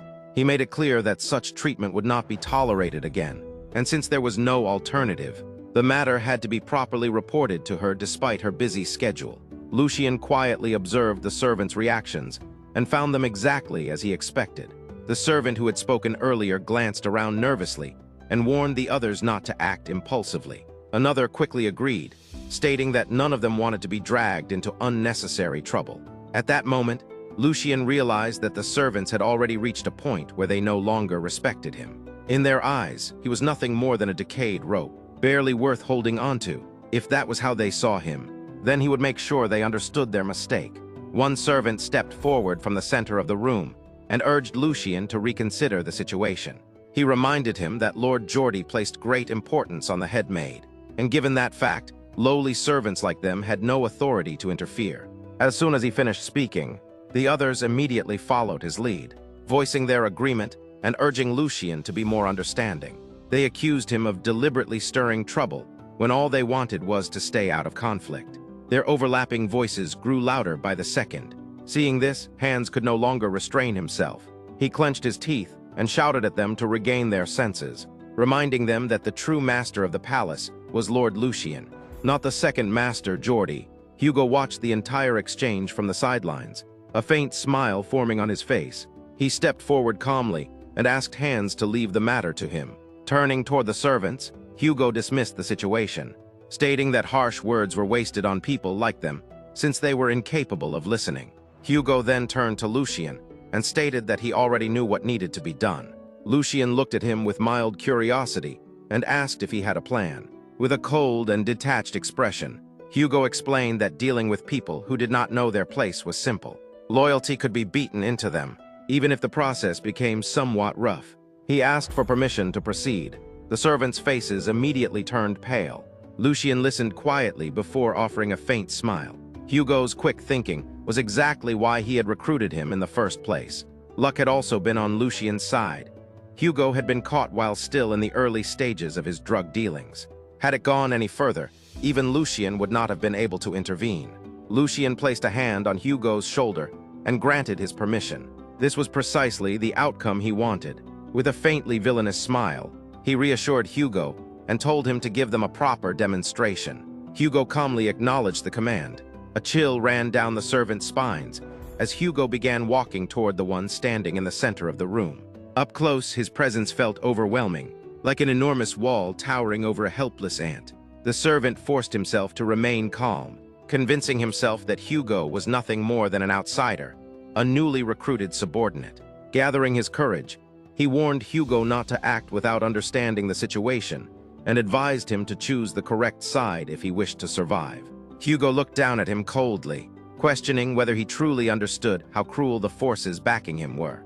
The servant scoffed, mocking the idea that Hugo would risk his life for a handful of coins. Hugo clenched his fist and quietly dismissed those words as nothing more than a pathetic final statement. Before the servant could fully grasp what was happening, Hugo's punch landed. The impact was savage. The servant was sent flying across the room and crashed to the ground. His face immediately swelled, twisted beyond recognition, and he lost consciousness almost instantly. The hall fell into dead silence. Hands stood frozen, his face drained of all color, while the remaining servants recoiled in terror as Hugo walked past the fallen body. One of them finally shouted that this had gone too far, declaring that such violence was unacceptable. Even if Lucien had brought Hugo here, that did not grant him the right to act in this manner. Hugo slowly turned his head toward them, his gaze heavy and filled with irritation. He informed them that he had more than enough authority to act, as his specialty was dealing with insane fools who did not know their place. The servants instinctively stepped back. Moments later, heavy footsteps echoed from outside the hall. Before anyone could react, the massive doors at the far end were forced open. Two servants dragged someone inside. It was the head maid.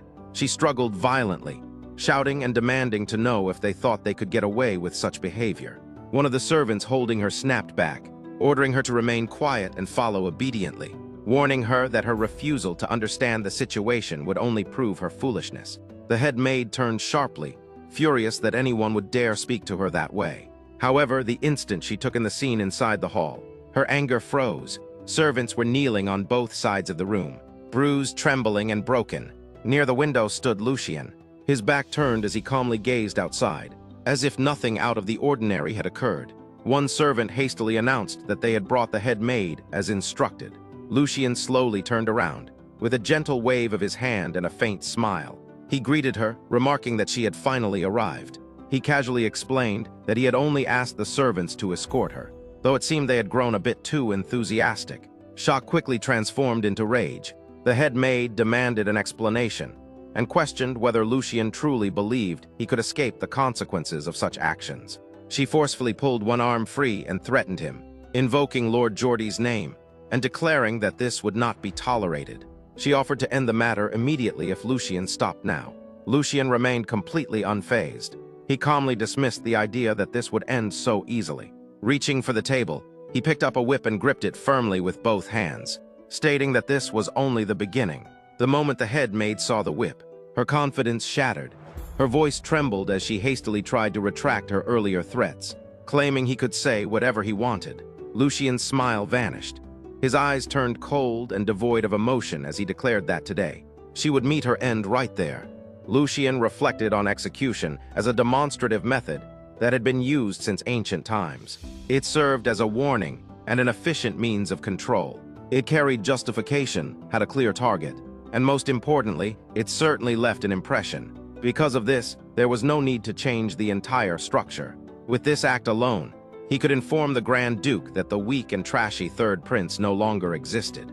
After reaching that conclusion, Lucien ordered the guards to seize the head maid, Jenny. Even while being restrained, Jenny maintained a mocking smile. She believed Lucien would not dare kill her, and reminded him of her connection to Lord Geordie. She revealed that Lucien's mother had once been Lord Geordie's wet nurse, and since she was her child, she claimed they were essentially siblings. Lucien dismissed her words coldly. He regarded dragging one's brother into matters at the moment of death as pathetic, and told her to say whatever else she wished if she had more to add.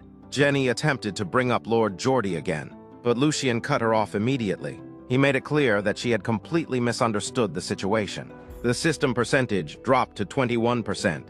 Lucien stated that he already had more than enough reasons to kill her. Her crimes included insulting a noble, neglecting her duties, incitement, and embezzlement. He pointed out that she had misunderstood her position simply because they were raised by the same wet nurse. He made it clear that the Geordie she kept mentioning could not save her. At most, Geordie might strike Lucien a few times, and even that would not matter. If their father were to intervene, it would be even worse for her, as Geordie would not even be able to protect her. In fact, Lucien believed their father might even reward him for properly dealing with a troublesome individual. Geordie was merely one of the heirs, no different from the person standing before her. The system percentage dropped again to 20%. Lucien reminded her that he had already given her a chance, and that the current outcome was entirely the result of her own actions. Jenny's composure finally broke. Her body trembled as fear took hold of her, and she begged for forgiveness, admitting that she had been wrong. Lucien struck her swiftly and told her to blame her bad luck. Elsewhere, news of the situation reached Lord Geordie. He immediately began running toward Lucien's residence, his mind filled with disbelief. Just a few days earlier, Lucien had backed down after being humiliated by Jenny. Now Lucien was suddenly acting insane, and even claiming that he would kill her. That was not the only strange detail. As a precaution, Geordie had previously stationed servants at the separate estate where Lucien lived. Those servants should have stopped Lucien. Since things had escalated this far, it meant Lucien had already taken control of all the servants. Geordie continued rushing forward when he encountered Oliver and Gert. They tried to reassure him, insisting that the report had to be wrong and suggesting that he calm down. They believed someone like Lucien would never lay a hand on anyone. They also emphasized that Lucien was afraid of Lord Geordie. Geordie agreed with them and concluded that the report must indeed be false. At that moment, a scream echoed from another room. Geordie rushed toward the sound and witnessed a horrifying scene. Lucien was violently beating Jenny. Her back was completely covered in blood. Geordie shouted in shock at what Lucien was doing. Lucien calmly questioned why his elder brother was there and apologized, stating that he was busy at the moment. Lucien then instructed Hugo to force Jenny to stand up again. Geordie ordered Oliver and Gert to save Jenny. Both of them rushed forward, but Lucien immediately issued a warning to Hugo. He declared that if anyone came within 3 feet of them, her throat was to be slit. Oliver and Gert stopped in their tracks. Hugo pressed a knife against Jenny's throat and declared that he would take full responsibility. He stated that there would be no chance for her survival under any circumstances and told them to leave it to him. Jenny cried out in desperation, calling for Lord Geordie to save her. Geordie threatened Hugo, shouting that if he did not obey his order, not only would his head fall, but his entire family would be executed and hung from the city walls. Hugo responded without hesitation. He stated that such a thing would never happen. Lucien was his master, and any order not given by his master meant nothing to him. The system percentage dropped to 17%. Hugo made it clear that whatever happened from that point onward, if it was his master's order, carrying it out was his duty. Geordie then turned his attention to Lucien and demanded to know what Jenny had done to deserve such treatment. Lucien responded by stating that Jenny had insulted her superior, defied orders, and interfered with financial matters. He explained that he had merely given her the punishment she did. It is explained to us that within House Valdec, the first young master, Tristan Valdec, and the second young master, Geordie Valdec, are currently locked in a succession war. In other words, until the decisive day arrives for Geordie. This period is critical for him to solidify his position above all else. However, Geordie was recently publicly humiliated by Lucien. As a consequence of that incident, he suffered a serious loss and was forced to cast aside his closed knight. Sir Hendrik, in a situation like this, if Geordie were to fail once again to protect Jenny, who functioned as his own hands and feet, it would inevitably become the turning point where distrust and fractures would begin spreading among those who followed him. In short, Geordie had been driven into a complete checkmate. Accepting the situation, Geordie conceded defeat and told Lucien that he had won, demanding that Jenny be released. Oliver, Gert, and Hans stood frozen in shock. Hugo continued holding a knife tightly against Jenny's throat as she cried in terror. Lucien responded with a smirk upon hearing Geordie's words. To him, the declaration was not even amusing. He viewed it as an attempt to brush everything aside with a single sentence after destroying someone else's precious livelihood. He regarded Geordie's attitude as arrogance, questioning whether noble blood somehow made every word valuable. To Lucien, nobles truly were hypocritical. Lucien then addressed Geordie again, dismissing the idea of winning altogether. He stated that he had merely fulfilled his duties as the third young master. Embezzlement, after all, was a crime from which no one could escape, regardless of status. If the matter were simply covered up and forgotten, public opinion would inevitably turn against them. Even though Geordie earnestly requested an end to the matter, Lucien claimed that he lacked any justification to simply let it go. Geordie clenched his fists and grit his teeth, abandoning restraint and demanding clarity. He ordered Lucien to stop speaking in circles and plainly state his demands. In response, Lucien swiftly moved the blade closer in front of Jenny's face. Jenny broke down further, overwhelmed by fear. While Geordie ground his teeth in helpless fury, Lucien maintained his smirk and explained that since ancient times, those who laid hands on another person's property were punished in kind. Such individuals were typically forced to repay several times the stolen amount. With that precedent established, Lucien pressed Geordie to decide the price himself. The scene then shifts smoothly to Duke Sigmund standing before a window. Lost in deep thought, his mind drifts back to events from a few days earlier. The memory reveals the head butler, explaining that the incident had been resolved in that manner. In the recollection, Duke Sigmund questioned whether the report was true. The head butler affirmed that he had personally confirmed it. Geordie had paid Lucien 10 times the amount involved in the embezzlement case. Additionally, Lucien had recruited an outsider named Hugo to swiftly root out the spies planted within his annex. As a result of these actions, Lucien's annex had become more heavily guarded than any other area in the estate. The narration then returns to the present. Lucien arrives before Duke Sigmund and asks whether his father had summoned him. Duke Sigmund observes Lucien with a strange and unfamiliar gaze. Lucien senses immediately that something about his father's stare feels different from before. Duke Sigmund remarks that Lucien had caused quite a stir recently. Lucien downplays the situation, stating that it was nothing grand, and that he had merely disciplined those who failed to recognize their rightful master. Duke Sigmund counters by stating that Lucien's actions had disgraced his brother, and that Geordie would not forget this humiliation for a long time. He warns Lucien that consequences will follow. Lucien responds calmly, stating that there is nothing to handle, as it was simply a matter of setting hierarchy and order straight. Duke Sigmund smiles quietly before continuing. He explains that Geordie continues to pick fights with Lucien, and that he, as the family head, made a choice that would not bring shame to the Valdec name. Lucien is given freedom to strike back. However, Duke Sigmund makes it clear that if the conflict escalates to the point of causing harm, he will side with Geordie regardless of who is right or wrong. Lucien reacts in shock, struggling to comprehend his father's stance. Duke Sigmund questions Lucien's surprise and explains his reasoning. Although Geordie has a hasty personality, his contributions to the family over the years are substantial, accounting for 54%. In contrast, Lucien spent an entire year idling away. From the perspective of the family head, choosing the son who has contributed more is only natural logic. Lucien states that, if his understanding is correct, this sounds like an instruction to trample his brother and rise upward. Duke Sigmund responds by telling Lucien to build his strength and become an asset to the family. Only then will he understand the answer to his question. Lucien realizes that his father intends to heighten his sense of crisis, to force him to advance faster. Furthermore, since Duke Sigmund declared this stance so definitively, it could only mean that the succession structure would be finalized soon. This was why his father wanted him to hurry and seize his position before it was too late. Lucien reflects bitterly on whether all fathers were normally like this, lamenting the opportunity he had missed. Still, he acknowledges that his father worries deeply about his sons. With that thought, Lucien reaches into his pocket and pulls out a letter. He calmly states that if his father is concerned, then it might be worth considering that he has already prepared his next move. He emphasizes that it is not just any move, but a very big one. Sigmund Lucien forcefully took the paper from his son's hands, crumpled it and tore it apart. His presence carried overwhelming authority, as he demanded confirmation of whether the report was truly accurate.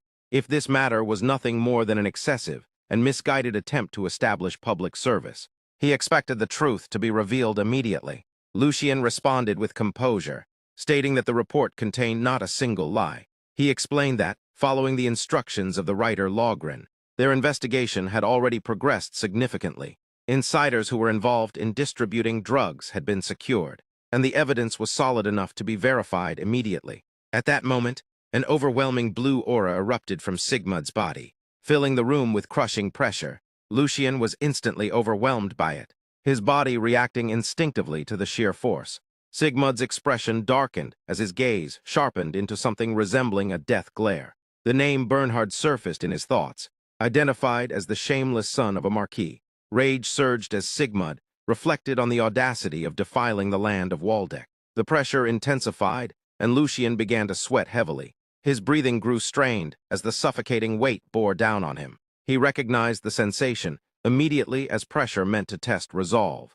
This was the weight carried by those who protected the Empire, the invisible force wielded by the sword of the Waldeck family, and the overwhelming presence of its master. Lucian feared what might happen to him if it continued any longer. Despite this, he forced himself to calm down and requested permission to raise one final point.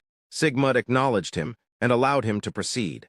Lucian explained that even if the truth were reported to His Majesty, Marquis Logren would attempt to sever all loose ends and evade responsibility. All illegal activities had been conducted through the upper echelons, leaving no visible trace of direct involvement.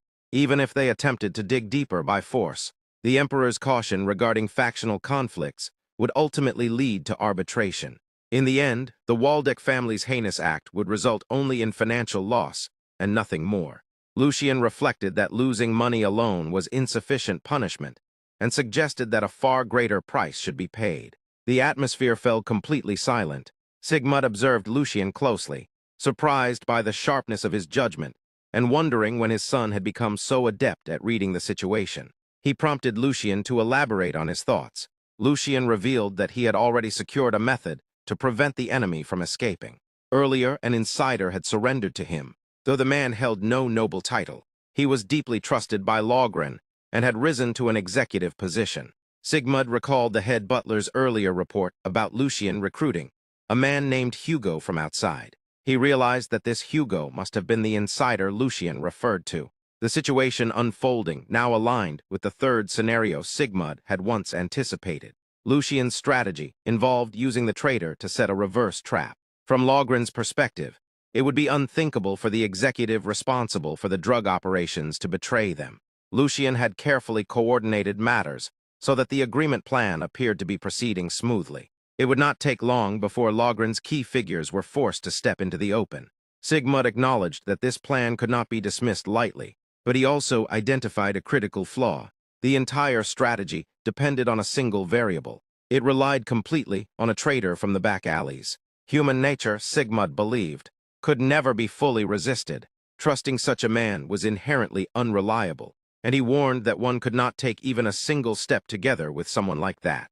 Lucian remained silent for a brief moment before clarifying that he was not trusting the man himself, but rather betting on his desire.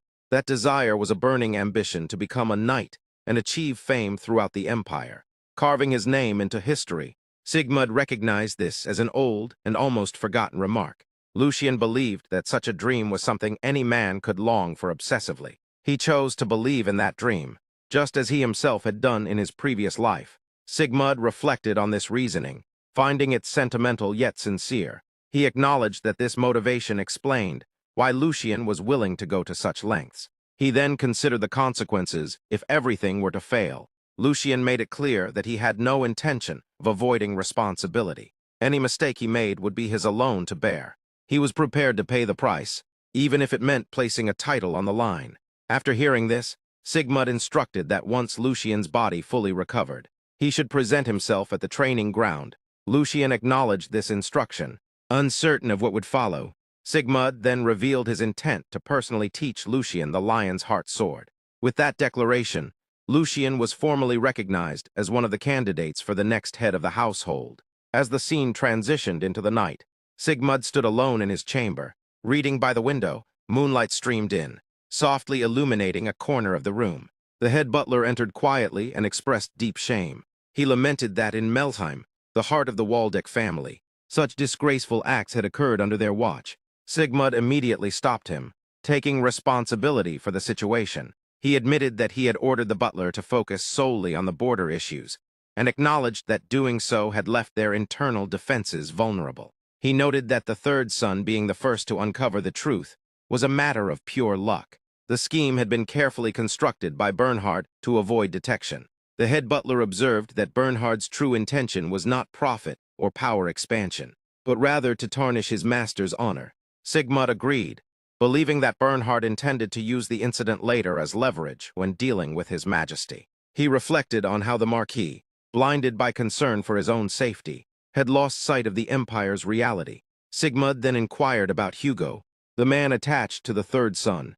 The head butler explained that on the surface, Hugo was known as a gangster who ran a gambling house. In truth, he was the leader of a newly formed organization that had even shocked the underworld.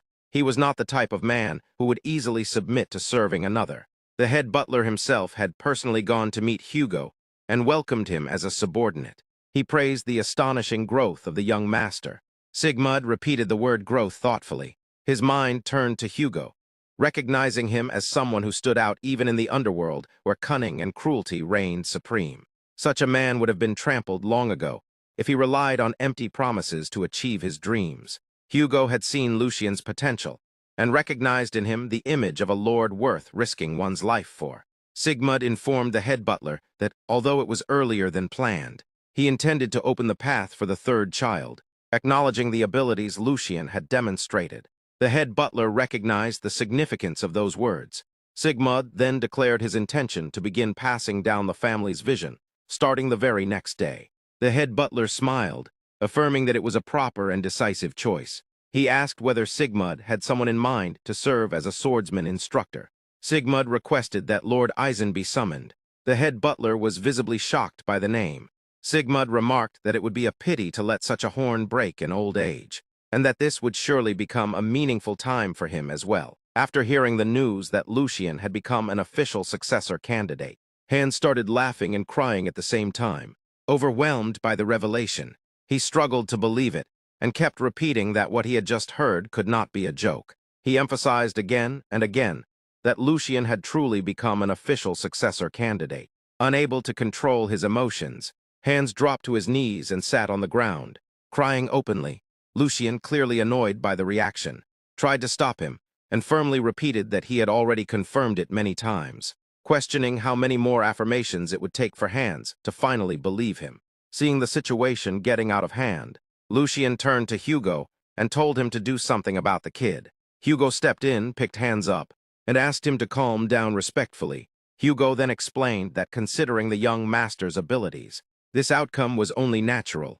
He added that looking at the path the young master would walk in the future, it would not be appropriate for a senior who served as his right-hand man to be so shaken by the news. Hearing those words, Hans froze in shock as the realization hit him that he was being acknowledged as the right-hand man. Suddenly, a visible smile appeared on Hans's face, and his pride surfaced as he brushed it off lightly.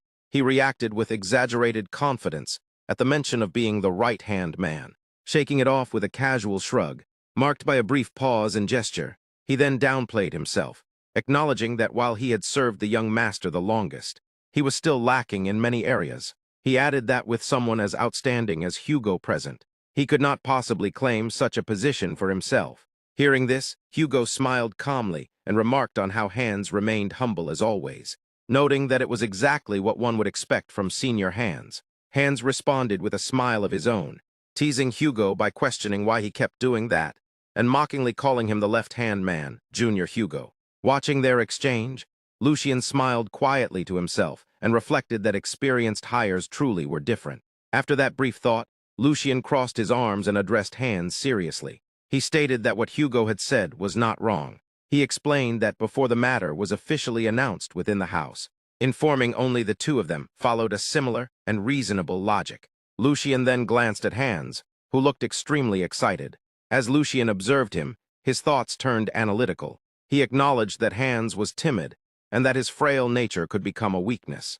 However, he also recognized that Hans genuinely cared for him and possessed the grit to remain steadfastly by his side, even in adverse conditions, a quality he internally weighed with certainty. Lucien continued reflecting that if Hans gained more experience, matured further, and became capable of managing internal affairs, he would grow into a more reliable rearguard than anyone else.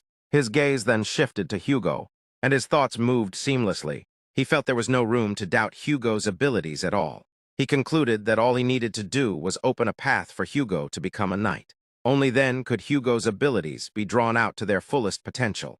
allowing him to become a knight who served Lucian directly and acted as a powerful sword in the future. With that realization, Lucian reaffirmed to himself that this was the time to prioritize quality over quantity. One by one, he simply needed to build them up properly. Lucian then addressed both of them with a calm but firm tone, explaining that things were going to become very busy from that moment onward. He made it clear that the road ahead was a journey he could not navigate alone, and that it could only be completed if they walked it together. Hearing this, Hugo became serious and expressed his resolve, stating that he would not disappoint the young master. Beside him, Hans smiled proudly and affirmed his loyalty, confidently telling Lucian to leave everything to them. With that resolve established, the scene smoothly shifted to the following morning at the peaceful castle. Sunlight streamed through the castle halls, reaching deep inside. Lucian stood there with his eyes closed, quietly lost in thought. His mind drifted back to his past life, where he had scoured every corner of the continent in search of a single thing. That pursuit had been the essence of the ancestors' martial arts, a power said to elevate the realm of the sword. Those teachings revolved around sword forms, and among them existed a realm one step higher than the rest, known as advanced sword forms. Yet despite suffering relentlessly, enduring humiliation and hardship like a dog, what he ultimately obtained was not the advanced sword forms he had longed for. He had not even reached the intermediate sword forms that only knight captains were allowed to learn. Instead, all he had managed to acquire was a degraded version used by apprentice knights. In reality, even learning sword forms at all was something unattainable without noble blood. For a mere mercenary, receiving the chance to learn any sword form was nothing short of heavenly luck. Still, those who were weaker than him continued to learn higher-ranking sword forms and eventually overwhelmed him in battle. Each time he failed to protect his squad members because of that gap, the thirst and craving for sword forms tormented him even more deeply. As those memories surfaced, Lucian clenched his fist. He reflected that someone like him had now been given an unexpected opportunity. This opportunity had been passed down only to the House Valdec's successor candidate and their closest aides. It was an ancient sword form that far surpassed even advanced sword forms. It was the chance to learn the Lionheart sword. The magnitude of that swordsmanship filled him with awe. The tension built within him even before it had begun. The scheduled time to learn swordsmanship was still some distance away, yet his excitement was already uncontrollable. He let out a quiet, self-aware smile as he realized he had been pacing around since dawn due to his excitement. He concluded that it would be best to calm his mind by circulating his energy before the lesson began. Lucian then sat down on the ground, a gentle smile forming on his face. He reflected on how, in his past life, he had learned swordsmanship without any proper system. He had survived by stealing techniques and gathering scraps of knowledge wherever he could. Because of that, he had never even had someone he could truly call a master. As that thought settled, his smile deepened slightly. Living a second life, he realized, truly was something extraordinary. Lucian was being quietly observed from afar, without his awareness. Hidden in the shadows, someone watched his every movement with calm focus. As time passed, it was revealed that the observer was Sir Eisen himself. A faint smile appeared on Eisen's face as he reflected internally. A considerable amount of time had already passed, yet Lucian had not wavered even once. There was no sign of hesitation or instability in him. The weak and fragile version from his past was nowhere to be seen. This moment smoothly transitioned into a scene from some time earlier. The setting shifted to a private dinner, where Duke Sigmund and Eisen were seated together. As they shared the meal, the two engaged in a serious and thoughtful conversation. During that dinner, Duke Sigmund proposed the idea of Eisen taking on the role of Lucian's teacher. At that time, Sigmund had believed there was no hope left. However, upon reassessing the situation, he had begun to notice certain aspects that stood out. Those aspects were worth careful attention. He also believed that guiding Lucian would serve as a brief form of entertainment for Eisen. Eisen, listening calmly, acknowledged that if the Duke himself had made such a request, then Lucian's talent could not be ordinary. At that point, Sigmund reflected further, emphasizing that the matter went beyond mere talent. What truly surprised him was Lucian's mindset. It was something entirely unexpected. He believed that Eisen would understand the meaning of his words once he saw Lucian for himself. The narration then returned to the present. The scene once again showed the great sword saint, Eisen Breitner, watching Lucian closely. As he continued to observe him in silence, a proud smile formed on his face. That smile reflected his recognition of Lucian's unwavering resolve, and extraordinary inner strength. The narration explains the meaning of a sacred swordsman. A sacred swordsman is described as a superhuman who has reached the very limit of the cycle and completed their awakening. It is a supreme title, granted only to those who have pushed sword knowledge to its absolute extreme. Throughout the long history of the Empire, such an existence is portrayed as rare and almost divine among swordsmen. As the scene shifts, Elson arrives before Lucian. Lucian is left stunned the moment he sees him. In his mind, he realizes that a truly legendary figure is standing right in front of him. The narration reveals Elson's true identity as Eisen Breitner, the swordful master. Elson then bows respectfully toward Lucian. He formally introduces himself, mentioning that this is their first proper meeting since Lucian's birthday a few years ago. He declares that from this day onward, he will serve as Lucian's instructor, once again stating his name as Eisen Breitner. Lucian's shock deepens and his eyes widen. His thoughts race back to the clue Hans gave him earlier that morning. Hans had hinted that Lucian would learn the knowledge of the sword from a knight who had served the Valdek family for generations. Lucian now realizes the weight of that hint, as the person standing before him is none other than the sword master himself. Lucian responds by bowing respectfully in return. He expresses that it is an honor for him to receive instruction from the sword master, while humbly stating that he himself holds an undeserving title in comparison. Elson lets out a small chuckle. He downplays himself, describing himself as nothing more than an old man. He then points out that Lucian, as the third prince and a candidate for the future head of the house, should not bow so easily to others. Lucian answers calmly, explaining that although he cannot disregard the dignity of his family, he also cannot abandon basic courtesy. He believes that beyond the relationship between lords and subjects, Elson is someone who truly deserves respect. At that moment, Lucian looks at Elson with innocent, pleading eyes, softening his expression as he speaks. Elson is taken aback by this sudden change, and firmly tells Lucian to behave properly, reminding him of his status as a prince. Lucian responds with a gentle smile, expressing his gratitude for Elson's understanding. Elson then brings the conversation back on track and announces that the training will begin immediately. Lucian reacts positively, showing clear enthusiasm at the idea.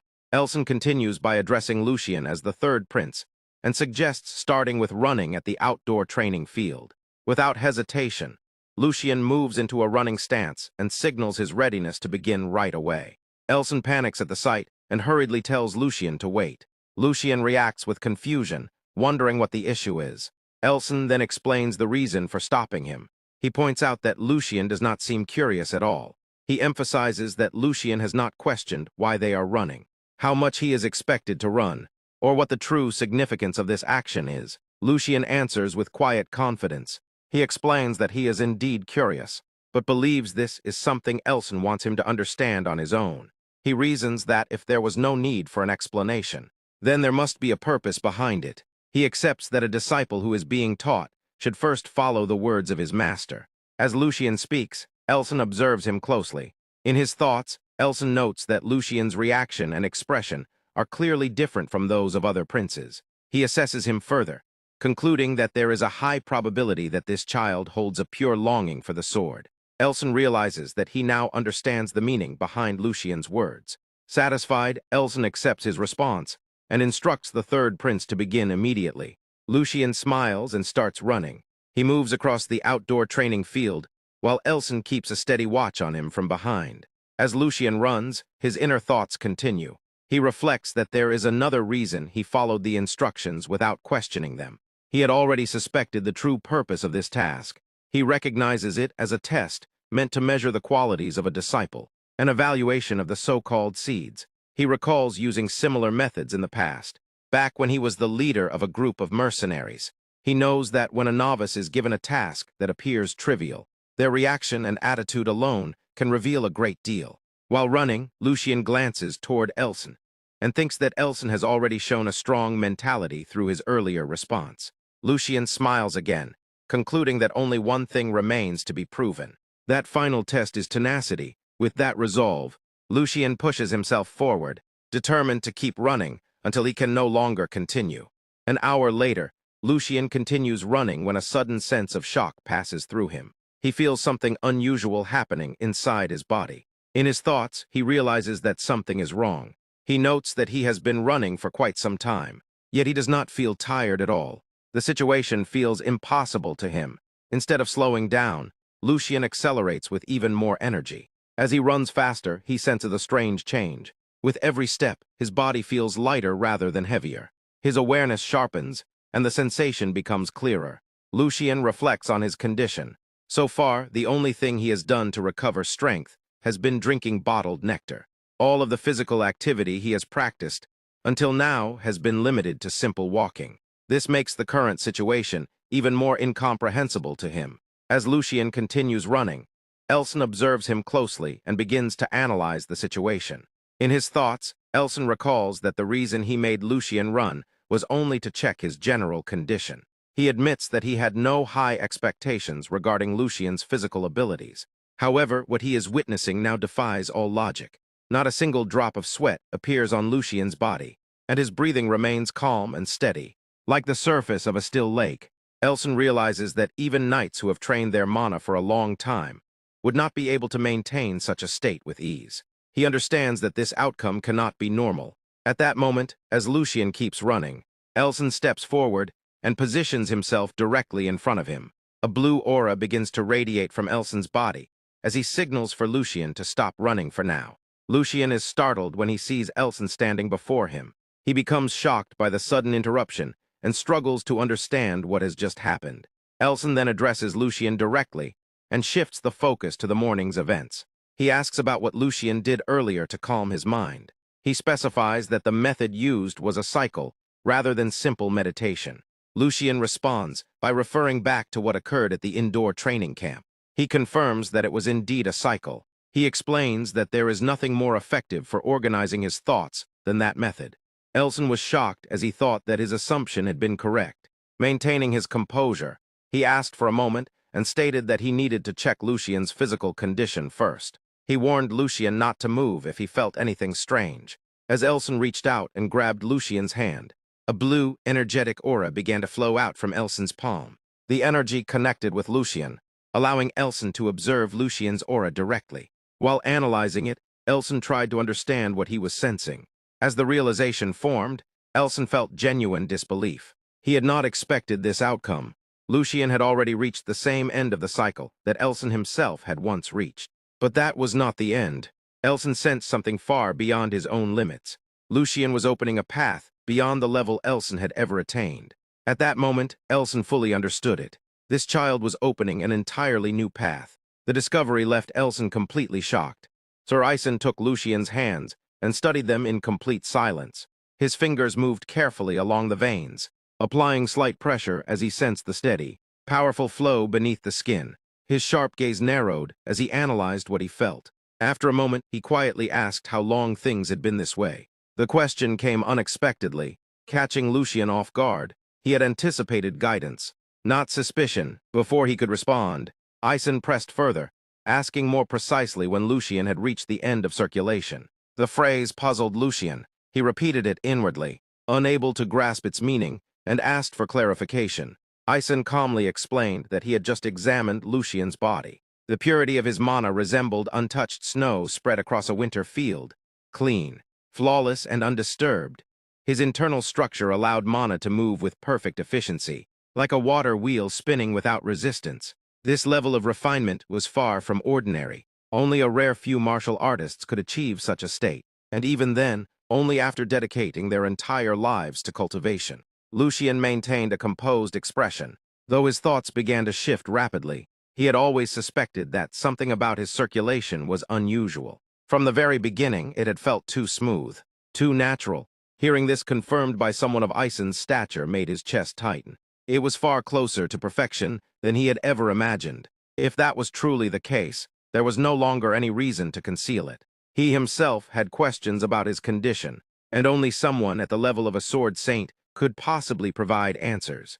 Lowering his head slightly, Lucian chose honesty. It had been about a month since he first began circulation, and from the start, every mana pathway had been open. There had been no struggle, no resistance, no barriers to overcome. Everything had flowed freely. Ison's eyes widened in visible shock. Lucian continued, explaining how he had heard others describe circulation as painful and obstructed. filled with burning veins and blocked channels. Yet he had experienced none of that. His mana had moved naturally from the beginning, as though his body had been prepared for it all along. Silence settled between them. Isen's thoughts raced. Even he had required decades of hardship and discipline to reach such a state. Yet this young man had achieved it in a single month. Perhaps the ancient tales of swordsmen who could split mountains and divide seas were not exaggerations. Perhaps such overwhelming talent truly existed. After a brief hesitation, Isen spoke again, his voice carrying a noticeable weight. He admitted that what he was about to ask might seem disrespectful, but he asked it nonetheless. Would Lucian be willing to give up his position as successor of House Valdic? The world seemed to pause. Lucian's eyes widened in disbelief. The bright sky stretched above them, and a gentle wind carried dry leaves across the courtyard. But everything felt distant and muted. The words echoed in his mind, "Give up the successor position." Confusion quickly turned into unease, and unease into fear. His voice tightened as he asked what Isen meant. Isen met his gaze, and immediately understood the turmoil within him. Thoughts of something being wrong with his body, of being unable to properly learn swordsmanship, or even of his mana turning against him, began to spiral in Lucian's mind. But Isen answered calmly, stating that it was the complete opposite. Lucian froze. Isen's expression remained firm and unwavering as he explained that Lucian's body was an ideal vessel. Not only could it fully utilize both mana and physical strength, but it also held the potential to surpass even those limits. If Lucian devoted himself entirely to the sword, becoming the next sword saint would not be a difficult goal. The words struck him like a bolt of lightning.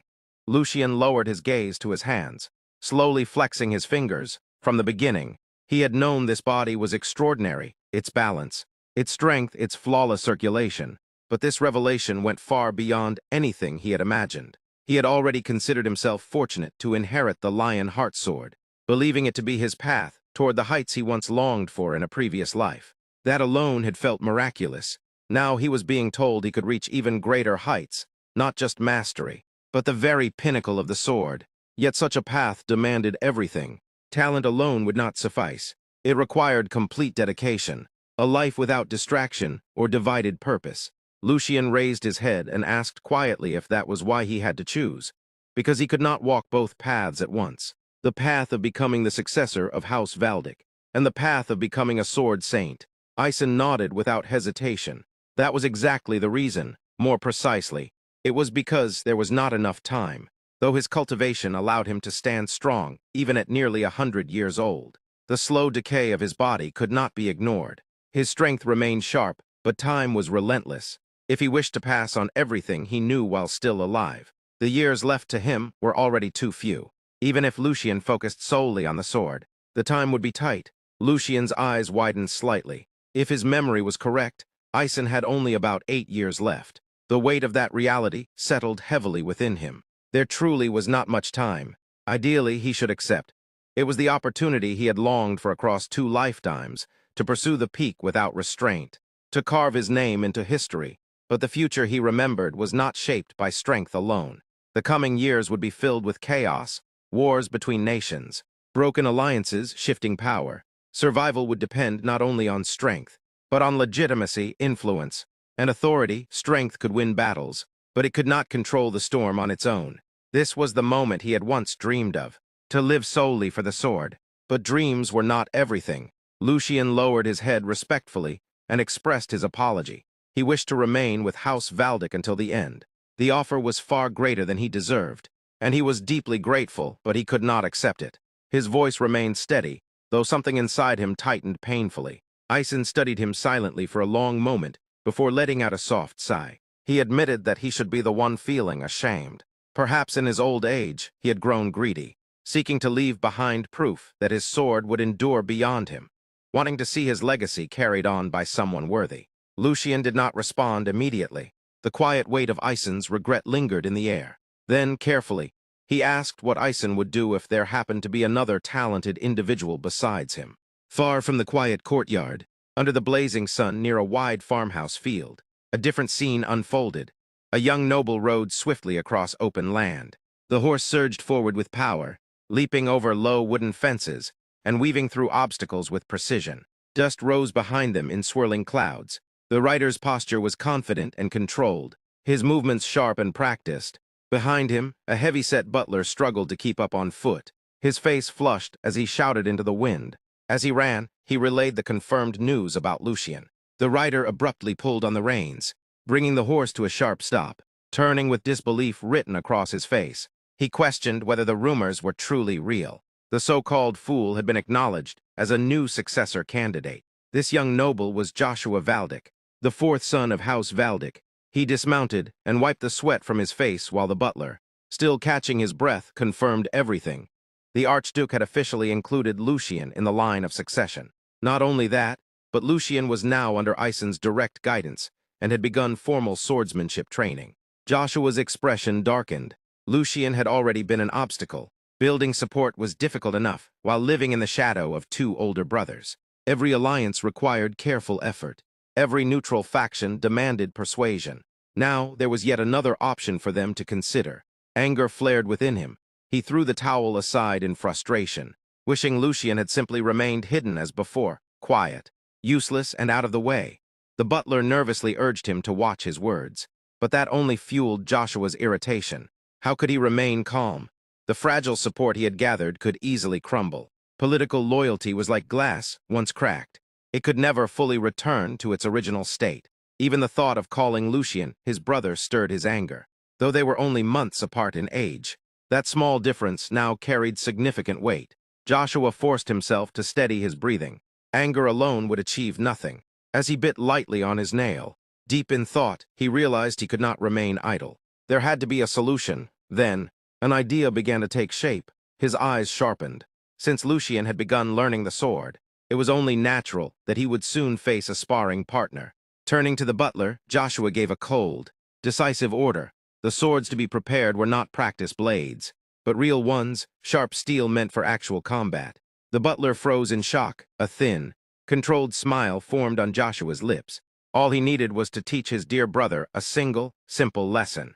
The scene returned to Lucian and Isen. Lucian faced him with a calm expression and posed a careful question. He wondered what Isen would do if someone else with true talent were to appear, someone who might take time to discover, yet possess the kind of potential capable of leaving a mark even on a master like him, even a century into the future. At those words, Isen's lips curved into a faint smile. His response came in a gentle, slightly weary tone. He admitted that hearing such thoughts made his heart feel heavy, as though a burden was being placed upon Lucian.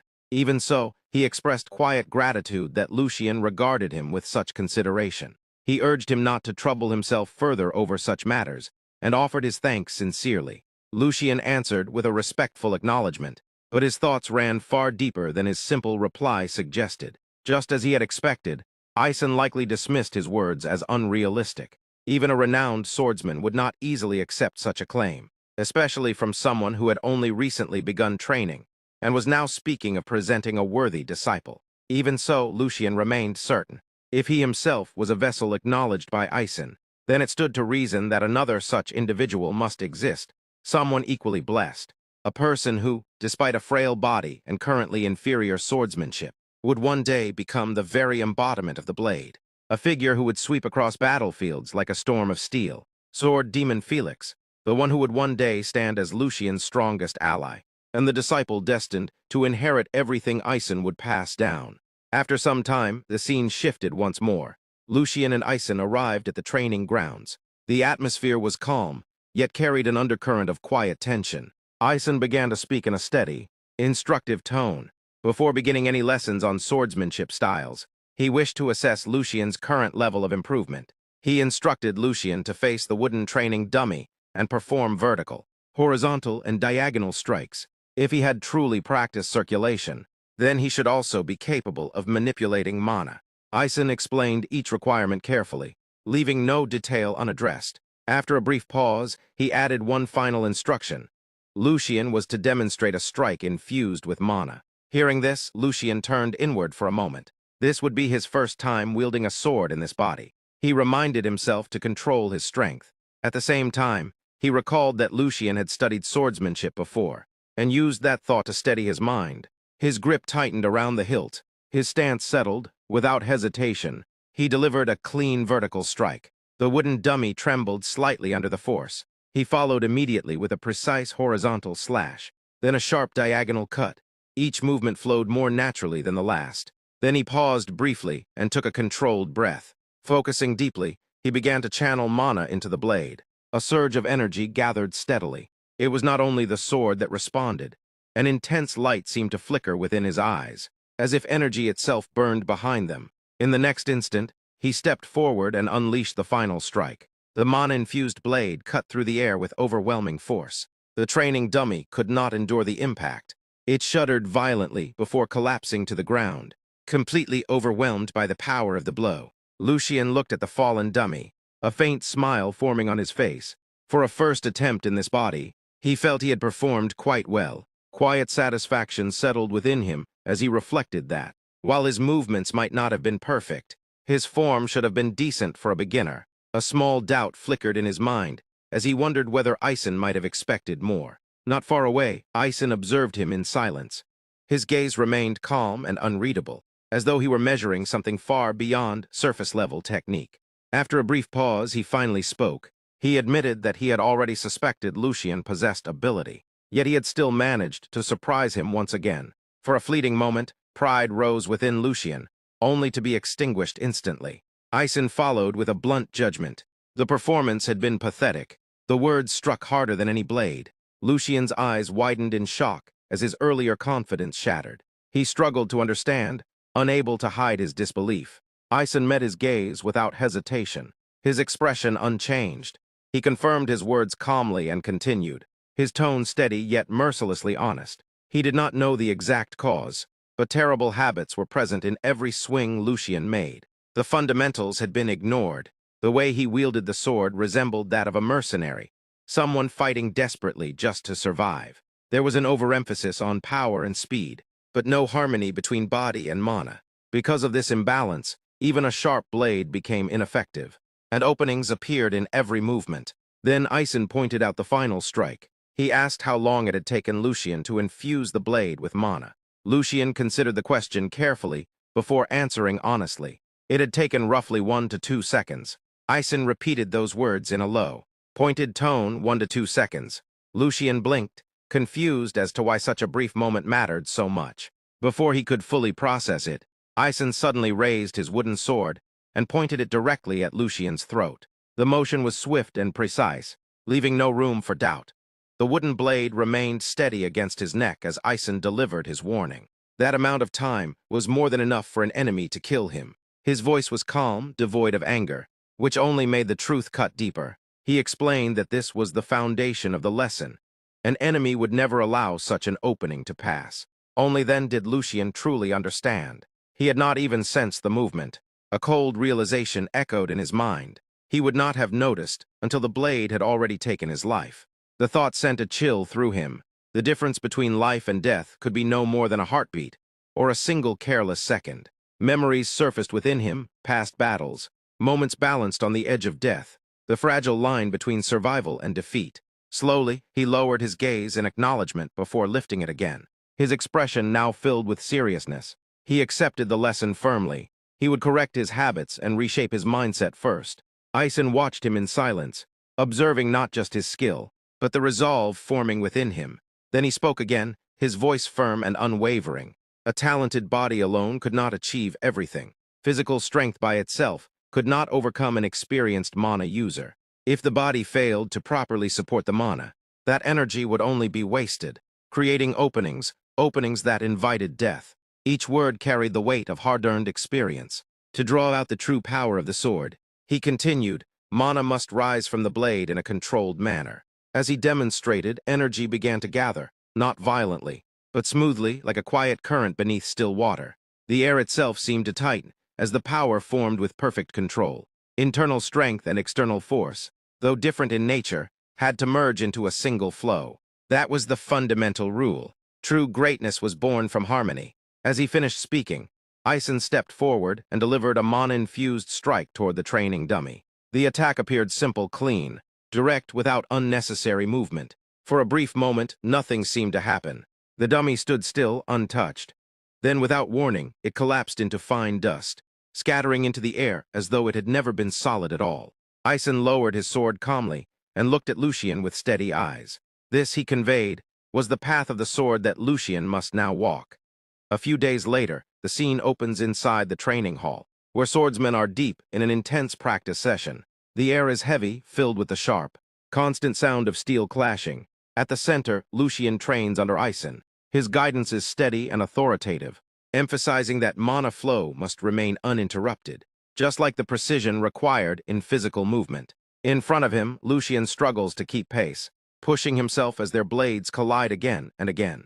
Lucian launches an attack, but it is easily blocked. Without pause, Isen continues instructing, explaining that, when reinforcing the body with mana, enough energy must remain available to circulate and be deployed at the right moment. His movements are flawless, every strike controlled and deliberate. Gathering his strength, Lucian unleashes a powerful blow. Despite its force, Isen calmly blocks and redirects it, demonstrating overwhelming mastery. As the clash settles, he explains that true power comes only when all elements, flow, balance, and control work in harmony. Lucian lands at a distance, barely steadying himself. Sweat drips down as he prepares again. Across from him, Isen's blade radiates a terrifying energy, making even the air tremble.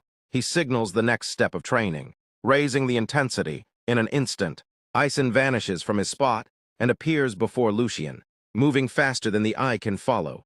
He emphasizes adapting to an opponent's speed and responding with precise force. A powerful aura surges from him as he raises his sword and releases a devastating attack. Facing the incoming wave, Lucian's mind races. He recalls the core of Isen's teachings, the natural flow. Like water, even as danger closes in, he focuses on minimizing loss of power and maintaining control. Refusing to be overwhelmed, he gathers all his strength, mana bursting from his body as he channels it into his blade. He steps forward and strikes. Their swords collide head-on, releasing a massive shockwave that shakes the entire hall. From the other side, Isen watches calmly, seemingly unfazed, while Lucian struggles to endure the pressure.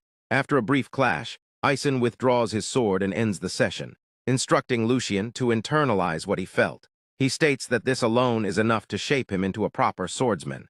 Exhausted yet satisfied, Lucian smiles faintly. His body trembles, breath heavy, but there is clear progress. The training concludes, and servants rush in to clean the hall, now filled with cracks, broken tiles, and scattered debris. They quietly question the intensity of what just occurred and worry about Lucian's condition. Off to the side, Lucian sits alone, trying to recover. His body aches, his breathing strained, yet his expression is calm. He reflects on surviving another brutal session and realizes that this harsh training is meant to strip away the flaws of his past. As he thinks back, he recognizes how quickly he is improving.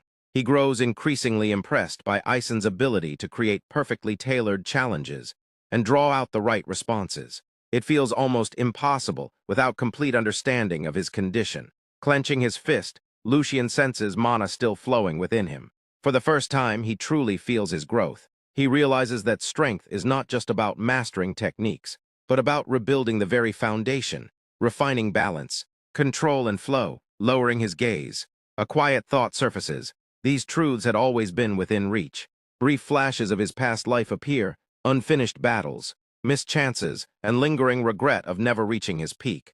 Returning to the present, he exhales slowly, wondering if he could have done more today. The thought of a perfect opponent crosses his mind. Before it settles, footsteps echo through the hall.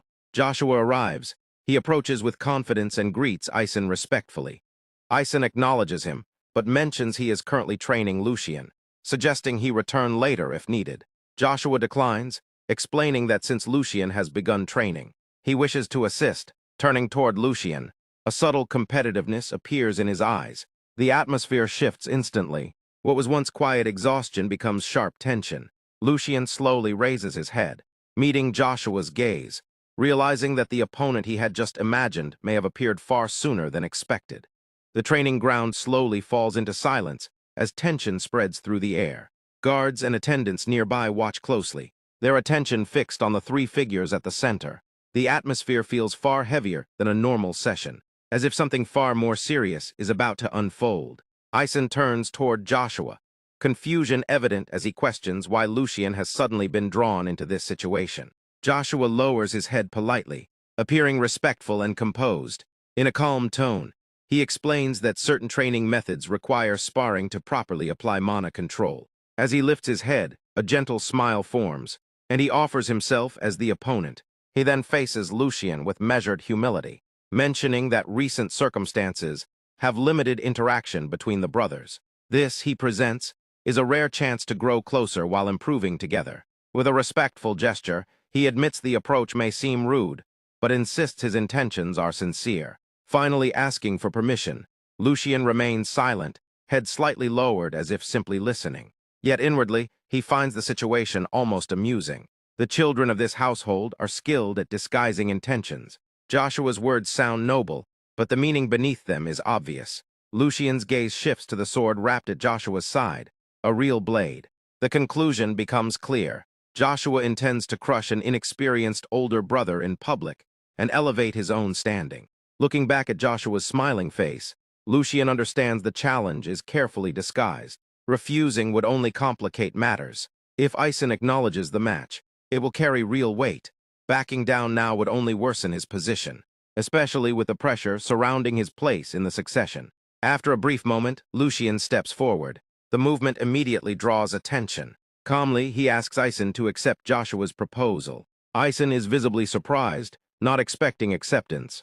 Lucian explains that, while his younger brother's enthusiasm is admirable, such behavior cannot be ignored. His gaze locks onto Joshua as he declares that he will personally correct his immaturity. Joshua's expression tightens. Though anger rises, he suppresses it. Lucian continues, stating this will be the last time such behavior is tolerated, as it could place Ison in an uncomfortable position. Despite recognizing the trap, Lucian chooses to face it directly. After observing carefully, Ison finally agrees, but with strict conditions. The spar will happen only once, and he will intervene if it becomes dangerous. Both brothers accept without hesitation. Lucian turns to Joshua with a calm smile, suggesting a good match ahead, then lightly pats his shoulder. The gesture immediately irritates him, though he forces a strained response. Soon after, all three stand at the center of the training ground. Ison steps forward and lays out the rules. This is a spar, not a fight to harm. Lucian is reminded to treat it as a learning experience, while Joshua is expected to act with the dignity of the more experienced brother. Both are instructed to uphold the honor of House Feldic. The match begins once their swords are drawn. Steel leaves its sheath. Both blades rise into position as tension thickens across the ground. Joshua stares directly at Lucian, frustration burning within him. The repeated reminder of being the younger brother gnaws at his pride. To him, their difference is nothing more than birth timing. Yet Lucian carries himself as superior. His grip tightens. This spar will settle everything. By the end, Lucian will no longer speak with such confidence. Across from him, Lucian observes the distorted anger on Joshua's face. Even in true battle, such an expression would seem excessive. Adjusting his grip, he feels the familiar weight of the sword. It has been 2 months since he last held one like this. Memories from his past life briefly surface, fights where any means were used to win. A faint smile appears, but this time is different. Now he stands as Lucian of House Feldic. His gaze flicks toward Ison. Using techniques from his past would not go unnoticed. He reminds himself to stay cautious. Joshua may be arrogant, but he is still inexperienced, and still his younger brother. Lucian initially decides to restrain himself. That thought is interrupted as Joshua begins mocking him, questioning where his earlier confidence has gone now that real blades are involved.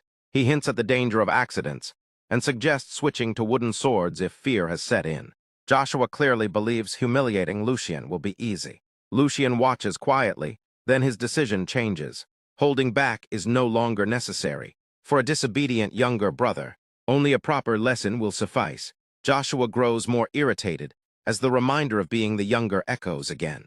His anger peaks. Without waiting further, he steps forward into a combat stance. In the next instant, he charges. Lucian raises his sword into a defensive cross while calmly analyzing. Joshua's fundamentals are solid, shaped by proper training, but his lack of real combat experience is obvious. Falling for simple provocation proves it. Lucian also recognizes another issue. His own mana has been heavily drained from earlier training. Still, he adjusts his stance. His rear leg slides back as mana gathers there. Applying Ison's teachings with precise control, Joshua closes in. At that exact moment, blue mana bursts from Lucian's back leg. In an instant, he launches forward, his body vanishing from its original spot and streaking ahead with incredible speed. The sudden movement shocks everyone watching. Aisen's eyes widen, and even the guards freeze in disbelief. Joshua barely reacts before Lucian appears directly in front of him. Lucian raises his sword high, seizing control of the exchange in a single moment. The blade comes down in a powerful vertical strike as Joshua instinctively looks up. The impact is about to land, carrying enough force that failing to block it would send him crashing down. Lucian makes the first move, stepping in and delivering a powerful vertical strike. The force of the blow cuts through the air as Joshua reacts instantly, dropping to one knee and raising his sword to block. The impact crashes down heavily. Though he withstands it, the pressure makes his arms tremble, his grip shaking under the strain. Looking down at him, Lucian shows a faint smile and mocks the sight of him kneeling so easily. Joshua briefly glances at his lowered position, irritation flashing across his face before he suppresses it. Instead of responding, he bursts into motion, swinging his blade in a wide arc that forces Lucian backward and creates distance.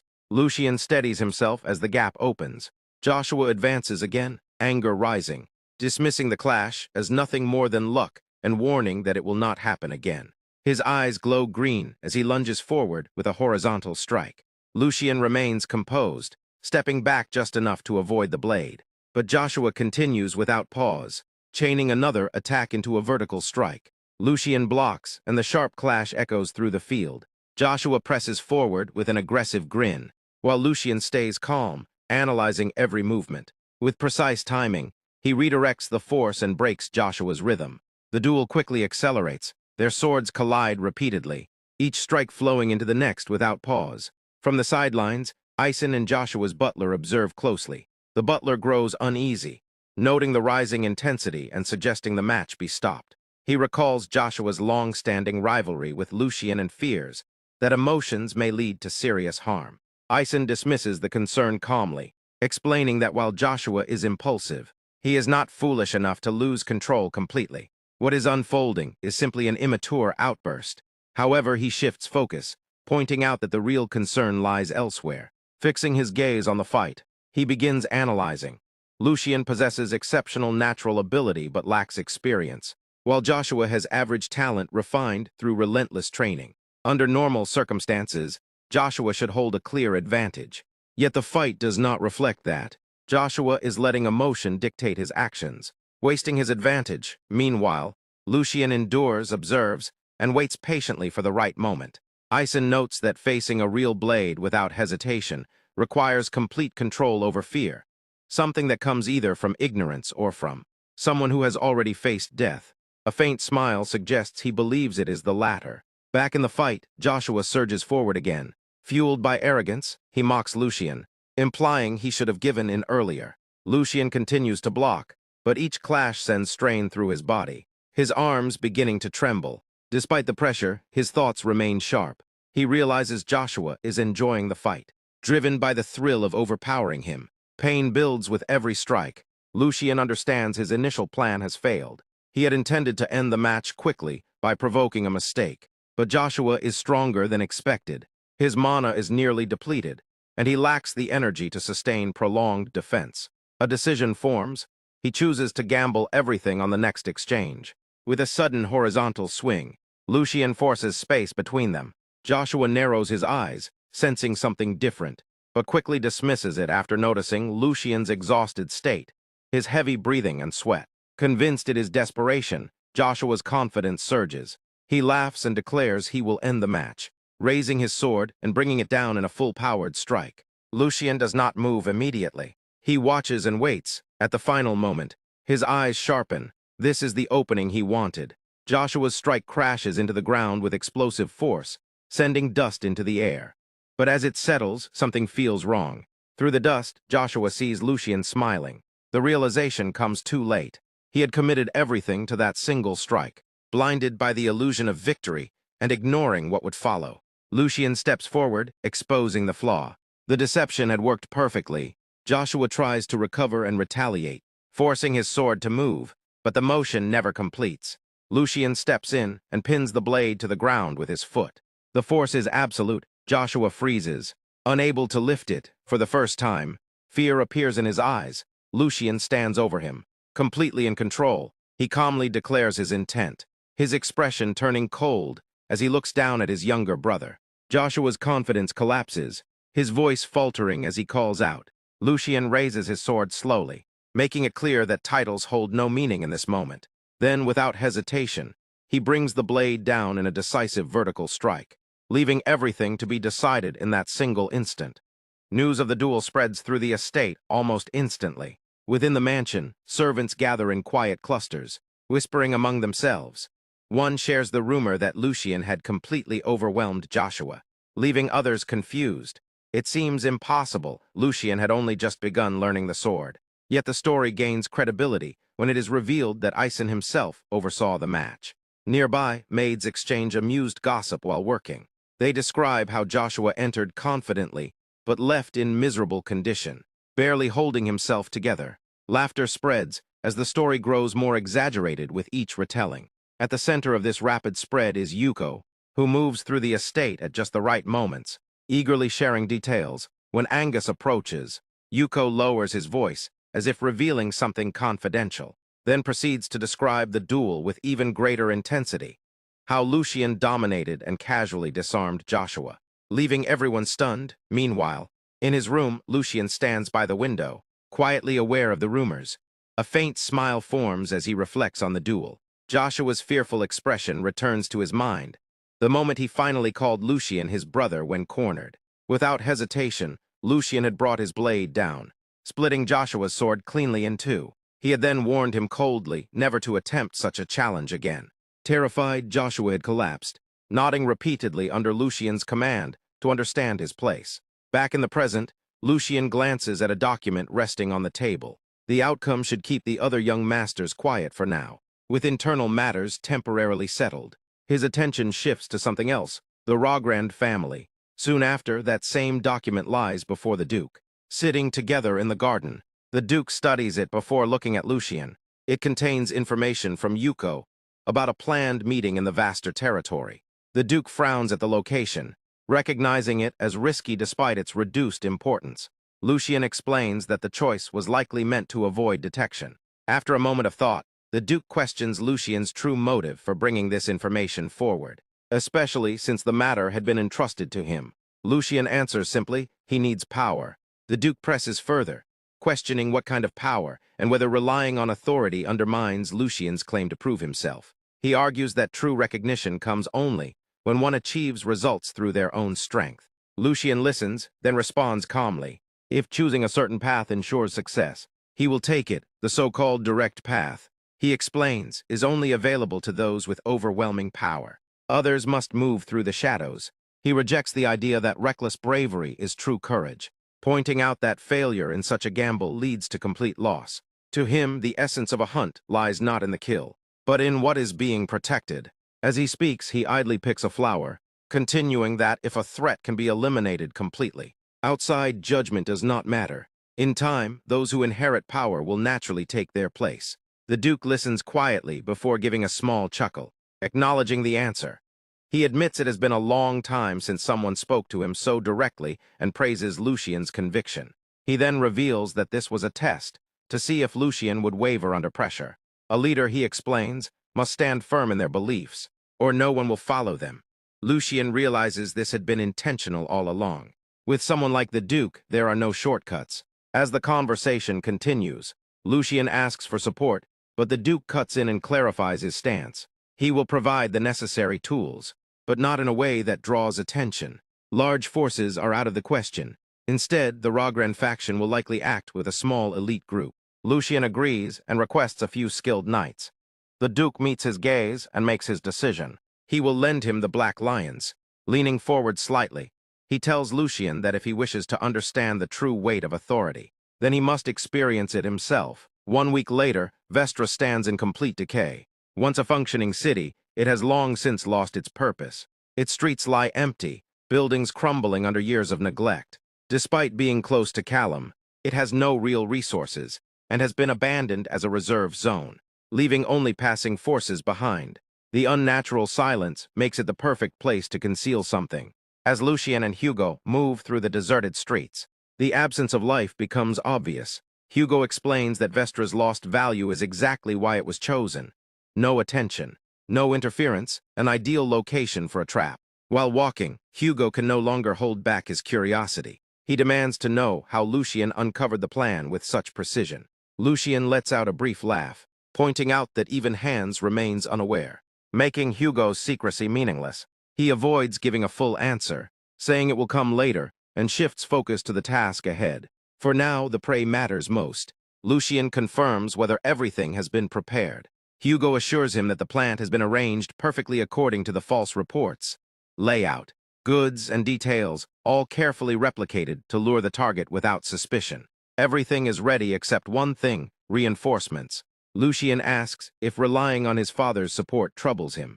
Hugo is caught off guard but quickly denies it, acknowledging the mission's importance. Still, frustration shows as he looks at his own hand, realizing his strength is lacking. If he were stronger, the achievement could have been his alone. Lucien places a hand on his shoulder, acknowledging the feeling but warning against impatience. Growth takes time, and losing direction now would only lead to failure. Then, in a casual remark, Lucien assumes Hugo is already 30. The moment turns awkward. Hugo corrects him flatly, he is 23. A brief silence follows as Lucien freezes in embarrassment, while Hugo calmly points out the mistake. Lucien attempts to recover, but the effort only worsens the situation before he quickly shifts focus. Scanning the surroundings, Lucien notes that the meeting time is near, yet there is still no sign of reinforcements. Suddenly, a voice cuts through the silence, calling out to him. Both react instantly. Hugo draws his sword in a single motion and turns toward the source, ready to strike, but the attack never lands. A man appears within reach and catches the blade barehanded. His presence is overwhelming, his movement flawless. He remarks coldly that Hugo is far too slow. Hugo tries to pull back, but the sword does not budge. The grip holding it is absolute. For the first time, he is completely suppressed, unable to resist. Before the situation escalates, Lucien intervenes calmly, assuring Hugo that the man is not an enemy. Though hesitant, Hugo lowers his guard slightly. Lucien steps forward, questioning the man's intent. The killing aura surrounding him demands an explanation. Then recognition sets in. Black Lion. The atmosphere shifts immediately. Hugo steps back as realization hits. These are the reinforcements Lucien mentioned, the hidden force of the family, operating in the shadows under direct authority. More figures emerge silently from the surroundings, forming a perimeter. Each one radiates controlled, terrifying strength. An older man steps forward, clearly their captain, and greets Lucien respectfully. He explains that the earlier clash was merely a test of their reactions and readiness. Lucien studies them carefully. Even in his past life, their existence had been uncertain, spoken of like rumors. Now standing before them, the truth is undeniable. He had not sensed them at all, and even now their presence remains completely concealed. Every one of them is a monster. Lucien realizes that this level of support goes far beyond expectation. His father has sent something far more significant than ordinary reinforcements. Later, inside a ruined house repurposed as a base, Lucien sits as the Black Lions gather around him. Hugo stands nearby, still processing everything he witnessed. Lucien outlines the mission. House Logan has taken the bait and is already on its way. The trap has worked perfectly. The objective is simple: capture the leader alive. Eliminate the rest. There is no need for mercy. The enemy crossed the line first. He entrusts the operation to the captain, granting full control. The captain observes him closely. At first, this seemed like a mission meant to hand an easy achievement to a young master. But now it is clear. Lucien is calculating every detail, testing strength and preparing for every outcome. This is not inexperience, this is control. A faint smile appears on the captain's face as he realizes something is changing. A new force is beginning to rise. He accepts the command without hesitation. As the sun sets, the final phase begins. A carriage enters Vestra, the door opens, and a young noble steps out, immediately reacting with disgust at the air. A maid hands him a cloth, which he presses to his face as irritation shows clearly. The journey has frustrated him, and the city feels beneath him. If not for his father's orders, he would never have come to such a place. Still, his intention is clear: to finish quickly and leave, unaware that every step he takes is leading him deeper into a carefully prepared trap.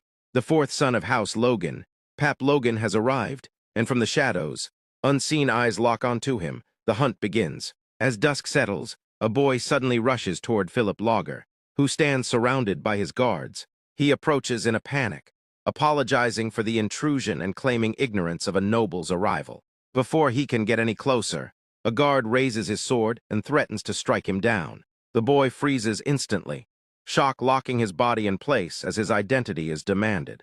He quickly bows and explains that he was only sent as a guide, presenting himself as nothing more than a servant. Behind this act, Lucian observes everything carefully. He hides his intent beneath false humility, lowering himself outwardly while internally analyzing every detail. Philip Logger dismisses him arrogantly, ordering the guard to stand down. Someone of such low status is beneath his attention. Lucian bows again in gratitude, but inwardly realizes the situation is becoming even more valuable than expected. As he studies the group, his thoughts sharpen. Their composure, their lack of fear despite entering hostile ground, and the skill of the few guards present all point to high-level opponents. Among them, one guard stands out, the one constantly at Philip Logger's side. That man is the true threat, growing impatient. Philip Logger orders the boy to guide them. Lucian complies, pretending nervousness. As they move, Philip continues to insult him, even covering his nose, as if disgusted by everything around him. During the walk, Lucian briefly glances at a maid and feels a strange sense of familiarity. For a moment, doubt surfaces, but he suppresses it, dismissing it as coincidence. They soon enter an old bar. The moment Philip steps inside, he reacts with visible disgust, complaining about the environment and accusing Hugo of misusing funds. Then a voice cuts in. Hugo steps forward calmly, introducing himself as the one in charge. He explains that the exterior is merely a disguise, and that the real value lies within. His tone carries quiet defiance. Philip questions him directly, asserting dominance, but Hugo remains unfazed. He speaks of a mysterious item capable of shaking the empire, building tension as he promises to reveal it. Philip remains unimpressed and warns that failure will bring consequences. He then orders Lucian to retrieve the item. Lucian steps forward smoothly. He approaches Hugo, calls out to him, and receives a small blue vial. Their eyes meet briefly, silently confirming the plan. Without hesitation, Lucian turns and throws the vial toward Philip Logger's group. The guards react instantly, but it is too late. A weapon is launched to intercept it midair. But the moment it makes contact, the vial erupts. A blinding blue light explodes outward. The entire room is consumed instantly. Light floods every corner, overwhelming sight and senses. Even from outside, the building glows intensely. The guards scream as their vision is completely erased. Panic spreads as they lose awareness. Philip collapses to his knees, furious and disoriented, shouting orders that no one can follow. Amid the chaos, shadows begin to move. A guard reaches out to reassure him, but before he can finish, a blade cuts cleanly across his throat. Blood spills as his body collapses. Confusion turns into terror. One by one, figures move silently through the light, cutting down the guards without resistance. The Black Lions execute them flawlessly, taking full advantage of the blindness. Nearby, the remains of the vial reveal the truth. It was a flash magic stone, a rare and costly tool designed to release overwhelming light and instantly disable vision. Lucian's plan unfolds perfectly. Within moments, the entire guard unit is eliminated. The Black Lion's captain finishes the last enemy and approaches Lucian, reporting that all threats have been neutralized and awaiting further orders. Lucian stands silently, recalling his father's words about the weight of responsibility. In that moment, he begins to understand. Philip Logger, still on his knees, panics completely. His voice trembles as he shouts for them to stay back, desperately asserting his identity as a noble. A Black Lion steps forward and declares that his fate will be decided by the Grand Duke, ordering him to surrender. The name alone shatters his composure. Fear takes over instantly. Realizing capture is inevitable, he calls out for outside guards, but no response comes. The silence confirms the truth. They are all dead, Lucian calmly observes, recognizing that everything is already over. Driven by desperation, Philip shouts one final name. The moment Lucian hears it, his expression changes. A girl steps forward. She moves toward a fallen sword on the floor and lifts it smoothly with her foot before catching it with perfect control. Her presence shifts instantly. Lucian watches closely as recognition forms. The stance, the timing, the precision, it all matches. The realization becomes undeniable. The girl standing before him is not just a guard. It is Felicia. Philip Logan stumbles forward in complete panic, his breathing unstable as fear overwhelms him. Abandoning all dignity, he rushes toward Felicia, treating her as his only escape. Desperation pours out as he begs for his life, promising obedience if she saves him. Felicia gives no response. She stands still, half hidden in shadow, her expression cold and unreadable. The silence unsettles him, yet he continues, clinging to the belief that she exists to protect him. That illusion shatters instantly. Felicia cuts him off with a sharp command, ordering him to stay quiet if he wants to live. Her grip tightens on her sword as she steps forward, shifting her attention entirely away from him. Her gaze locks onto the black lions, irritation surfacing as she declares she will no longer tolerate their foolishness. One of the black lion soldiers mocks the scene, ridiculing Philip for hiding behind her without pride. But when he turns back to Felicia, his tone changes. He acknowledges her resolve and offers what he calls mercy, warning her not to waste her life. Felicia remains unmoved. Her eyes stay sharp and fearless. The soldier understands. She has already decided. He moves first, launching forward. At the same instant, Felicia reacts. Their blades collide in a lethal exchange, his strike aimed directly at her face. Felicia reads everything, the angle, the speed, the intent. At the final moment, she deflects the attack, redirecting it off course. Using his momentum against him, she spins and leaps, forcing a brief opening. She lands smoothly, already repositioned. From a distance, Lucian watches closely, analyzing every detail. Her reaction speed borders on precognition, her movements unconventional yet precise. The realization forms quickly. He has seen this before. Memories from his past life surface, a swordsman known for unmatched skill, hidden behind an unassuming identity. The truth becomes undeniable. Felicia is that person, the sword demon, once living under the name Felix. Back in the fight, the black lion soldier wipes blood from his face, shaken by how close he came to death. He realizes that even a slight delay would have cost him his head. His arrogance fades as he acknowledges her true strength. This time he gets serious. A violent surge of mana erupts from him, flooding the battlefield with pressure. Felicia feels it immediately. Sweat forms as she measures the gap between them. This opponent is far beyond her level. There is no room for error. Her awareness sharpens further. She senses another powerful swordsman above them, equal to this one and beyond that.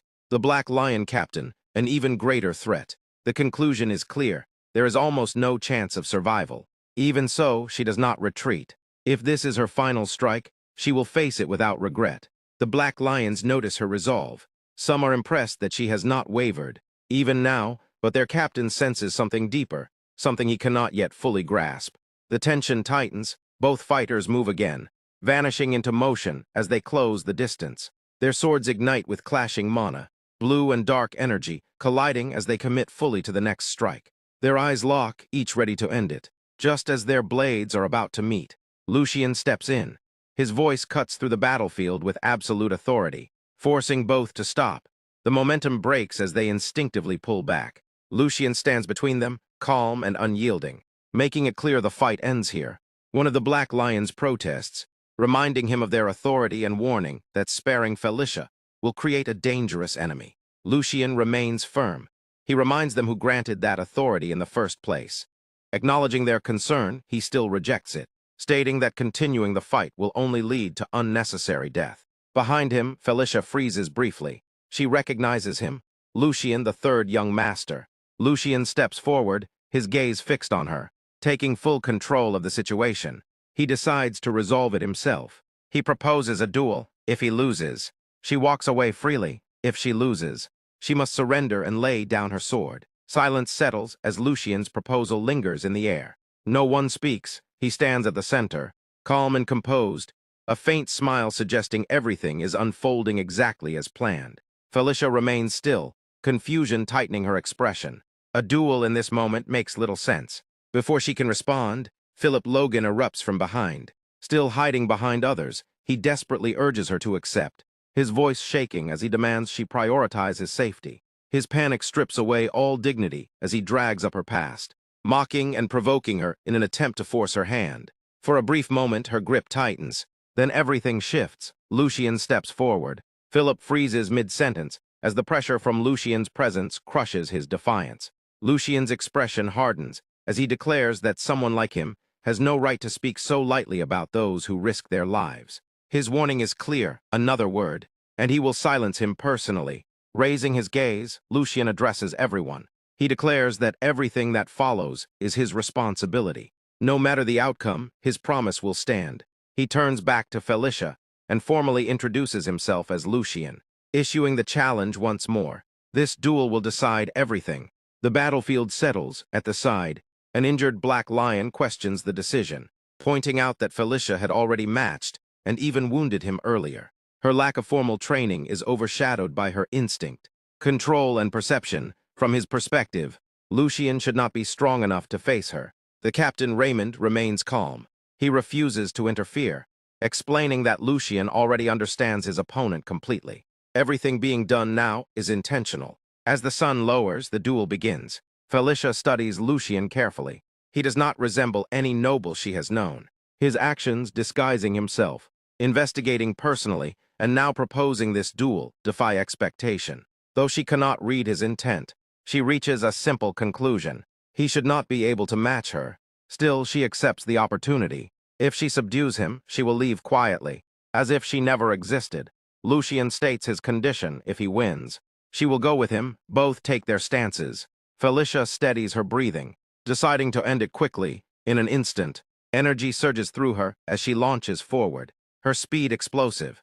She leaps and delivers a rotating strike meant to overwhelm him immediately. But the moment her blade descends, Lucian blocks. The impact halts her completely. Shock flashes across her face as she is forced back. Her momentum broken, she retreats, her thoughts racing. Nothing about this makes sense. Lucian does not give her time. He steps forward and counters, forcing her into defense. Their blades clash repeatedly as he begins to control the flow, pushing her back step by step. Confusion builds within her. Then Lucian speaks.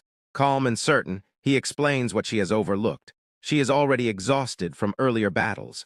Her mana is drained, her body strained. The balance between them has shifted. More than that, he knows her. Her habits, her patterns, the flaws in her technique. Memories surface within him. A brief clash from the past that left a lasting mark. In that moment, they had learned from each other. His body still remembers. The fight intensifies. Their swords collide again and again, until a sharp crack echoes through the air. One blade breaks. A fragment spins upward as both freeze for a split second. The black lions watch in shock. While behind them, Philip trembles uncontrollably. Lucian steps forward, unwavering. That brief encounter in the past had been enough. She had unknowingly shown him the path that allowed him to survive. Now he stands here because of that. The broken blade falls. Felicia looks down at what remains of her sword, disbelief settling in. Lucian raises his weapon and points it at her. With cold precision, he declares that this strike will repay a fraction of the debt he owes.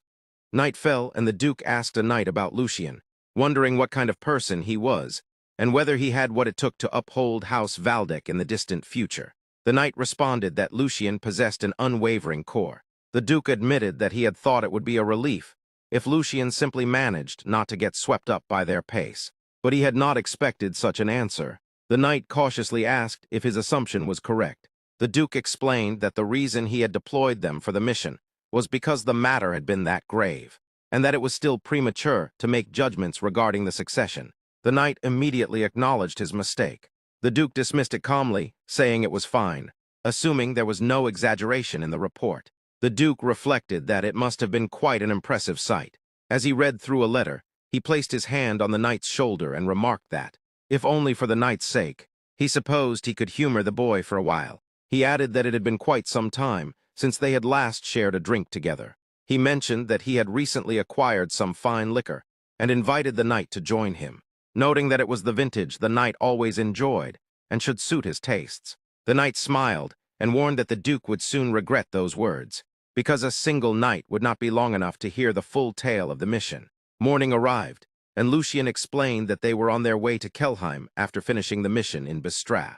Right after her bout with him had concluded, Felicia had collapsed from exhaustion due to the aftermath of her excessive mana circulation.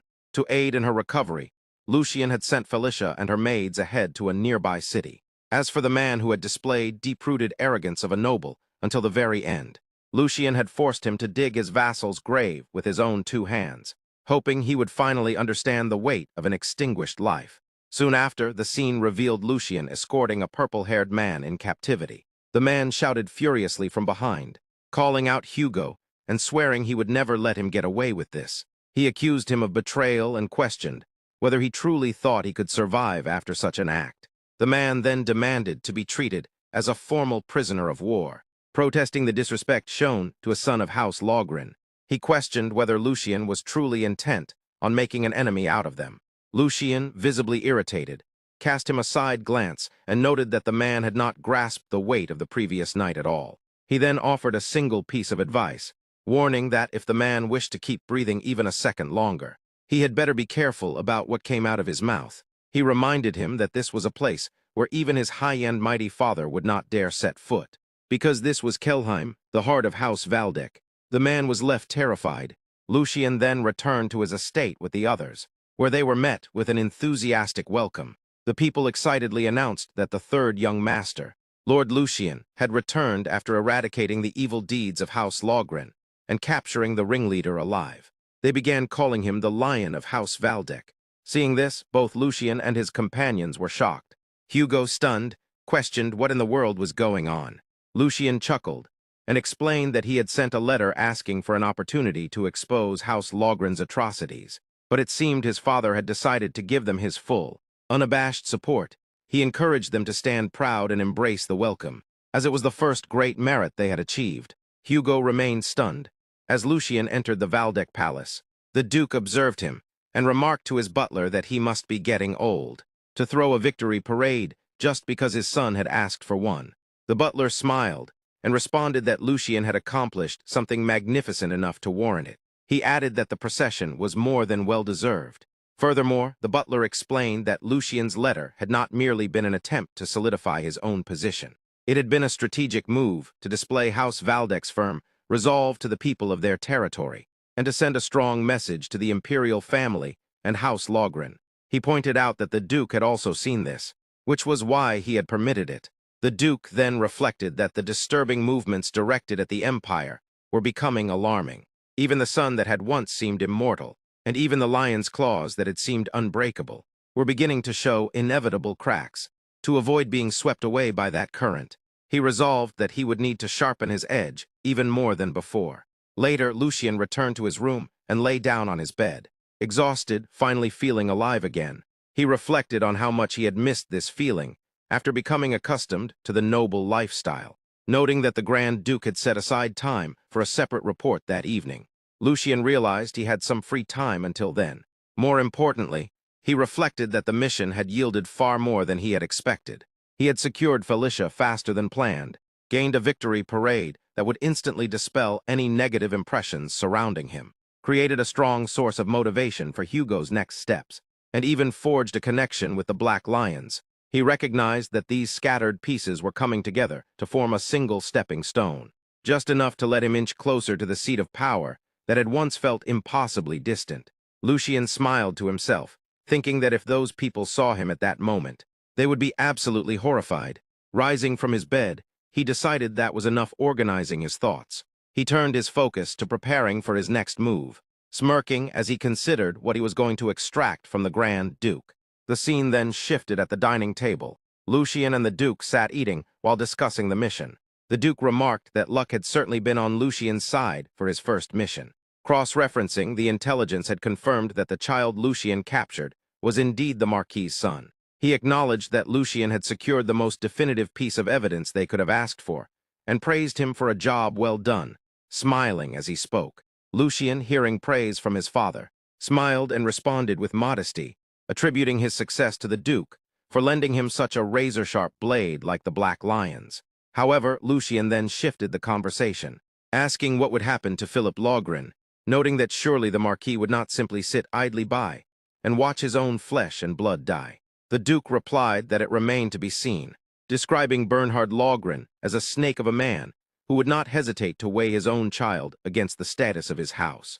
He added that having one heir to carry on the lineage would be more than enough for such a man. Hearing this, Lucien grew uneasy, a bead of nervous sweat forming on his face. The Duke calmly sipped his wine and told Lucien not to concern himself with what would come next. He stated that Lucian had already done more than his fair share, and then asked what reward he desired for completing the mission. He assumed Lucian had not sent that letter merely to request a victory parade. Even hearing this, Lucian became slightly flustered, another nervous sweat forming as he scratched his head and gave a small, awkward laugh. He admitted that hearing his father being so direct made him self-conscious. But since the topic had been brought up, he decided to speak freely. In his thoughts, he prepared himself, knowing he had to begin with this request. Lucian began to mention Hugo, acknowledging his massive role in the mission. But before he could finish, the Duke immediately refused. Lucian's smile faded in shock, and he questioned his father, pointing out that he had not even finished speaking. The Duke continued eating, as he explained that Lucian had intended to ask for that boy to be granted knighthood. While acknowledging Hugo's usefulness, he emphasized that Hugo had previously conspired with the house of Marquis Logren. He pointed out that if Lucian had not caught him, he would have remained with them until the bitter end. Lucian argued that this was nothing more than a hypothetical situation, and insisted that the fact remained that Hugo had cooperated and achieved great things. The Duke responded with a cold glare, firmly stating that a knight must establish their own honor and accumulate undeniable achievements. Questioning whether Hugo had reached that level, Lucian, growing nervous, admitted internally that he had expected this outcome. Realizing it was still a no-go, the Duke then offered alternatives, saying he could provide chests full of gold, or even prepare a new identity for Hugo if necessary. However, he firmly stated that Hugo could not become a knight, as now was simply not the right time. Lucian felt disappointed and internally apologized to Hugo, promising to make it up to him later. Outwardly, he accepted his father's decision, admitting that he had let his excitement get the better of him. The Duke then instructed him to ask for something else, something less excessive this time. Lucian then grinned and made a small request, asking for permission to allow Felicia to meet the Sword Saint. This statement shocked the Duke, causing his eyes to widen as he questioned the request. The scene then transitioned smoothly to the palace's prisoner-of-war camp, a guarded facility where prisoners resided under heavy security. Inside, Felicia sat alone, deeply upset. She reflected that the place was not a normal prison, but a special facility for nobles. She questioned why a mere maid like her had been assigned to such a place, and why she was being provided with meals and medical treatment. Unable to understand their true goal, a plate of food sat before her, yet she was too distressed to eat. Looking upward, she considered that perhaps this situation was for the best. Her gaze hardened with determination, as she reasoned that at the very least, she had managed to escape that hellhole before the end. Lowering her head again, she expressed her sadness, wishing she could hold a sword just one more time before dying. If she could allow herself even a tiny bit of greed, she longed to clash blades with Lucian once more, though she dismissed it as mere wishful thinking. At that moment, Lucian arrived and mentioned that he had heard from the physician about her condition. Felicia flinched at his sudden presence. Lucian continued, explaining that aside from her mana circulation issues, she was suffering from severe malnutrition and exhaustion. He then asked if she was feeling any better. Crossing his arms, Lucian smiled and casually questioned whether she was well enough to pick up a sword again. Startled, Felicia shouted in confusion, questioning what he meant by picking up a sword.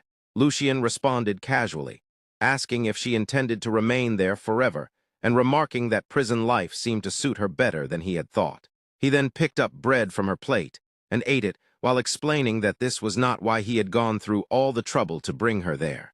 Getting straight to the point, he asked whether she had any interest in honing her talent for the sword. He made it clear that he had no intention of letting her remain a mediocre swordsman, and revealed that he would recommend her to become a disciple of the Sword Saint, Sir Eisen Brittner. Hearing this, Felicia was shocked, a sweat drop forming on her face. Her shock quickly turned into anger as she clenched her teeth and accused him of mocking her. She argued that the idea of a mere maid and a woman becoming a swordsman was already absurd, and becoming the disciple of the Sword Saint was even more impossible. She insisted that although she was of low birth, she was not a fool who did not know her place. Her expression then fell into sadness as she lowered her face. Observing her, Lucian realized internally that he had been too hasty. He acknowledged that her reaction was natural, considering her past. Despite having the blood of Logren, she had been treated as an outcast due to being illegitimate and a woman. Even if she had desired to learn the sword, she would not have been allowed to touch one. Instead, she likely faced jealousy, spite and persecution from her brothers. He connected this to the result, the sword demon Felix, who had fled from House Logrin, and understood why she could not trust him. Lucian then told her he would let her think it over and decide for herself. Surprised, Felicia asked what he meant.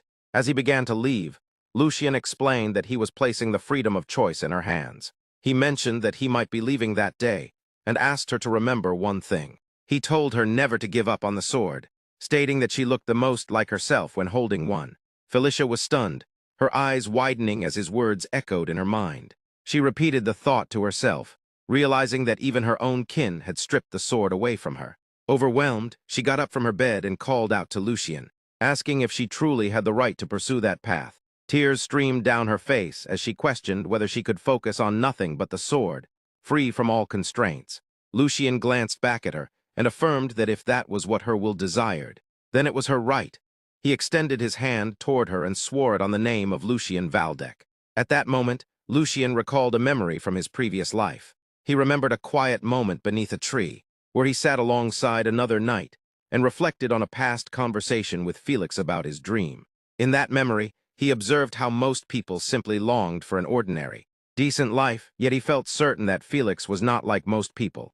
To him, it seemed obvious that becoming a knight would never pose a challenge for someone like Felix, and he could easily rise further, perhaps becoming a knight commander or even earning a noble title. Felix revealed that he had never truly spent time thinking about having a dream. However, if he were granted a single wish, he would choose to devote himself entirely to the sword, living without any bindings or constraints. For him, that alone would be more than enough to give his life meaning. The moment lingered gently as Felix smiled, and within that memory, there was a striking realization. Felix's appearance was exactly the same as Felicia's, seamlessly tying the past to the present. The scene then shifts to the training hall, where Lucian arrives alongside the others. As they make their way inside, Lucian's attention suddenly turns toward his father. The sight catches him off guard, leaving him momentarily surprised. Regaining himself, Lucian walks over and asks what brought him there. His father explains that he has come specifically because of the arrangement with the Sword Saint. He makes it clear that he would never miss such an important event. At that moment, Lucian's companions step forward and respectfully greet his father. Soon after, his father's gaze settles on Hugo. He acknowledges Hugo's recent performance, noting that it was impressive, but also reminds him that those achievements are still weighed down by the burden of his past mistakes. Hugo accepts this without hesitation, admitting that it was his fault. Lucian's father continues, pointing out that despite knowing all this, Hugo's master still requested knighthood for him. He even went as far as sacrificing his own reward to make it happen. Hearing this, Hugo is left stunned, realizing that the young master truly intended to keep his promise. However, Lucian's father reveals that he denied the request. He explains that Hugo is not yet ready to bear the responsibility that comes with such an honor. Instead, he advises him to dedicate himself further and accumulate more merit, promising that when the time comes, he will personally guarantee Hugo's honor. Hugo responds with firm determination, vowing to live up to those expectations. Soon after, Lucian's father shifts his attention toward Felicia.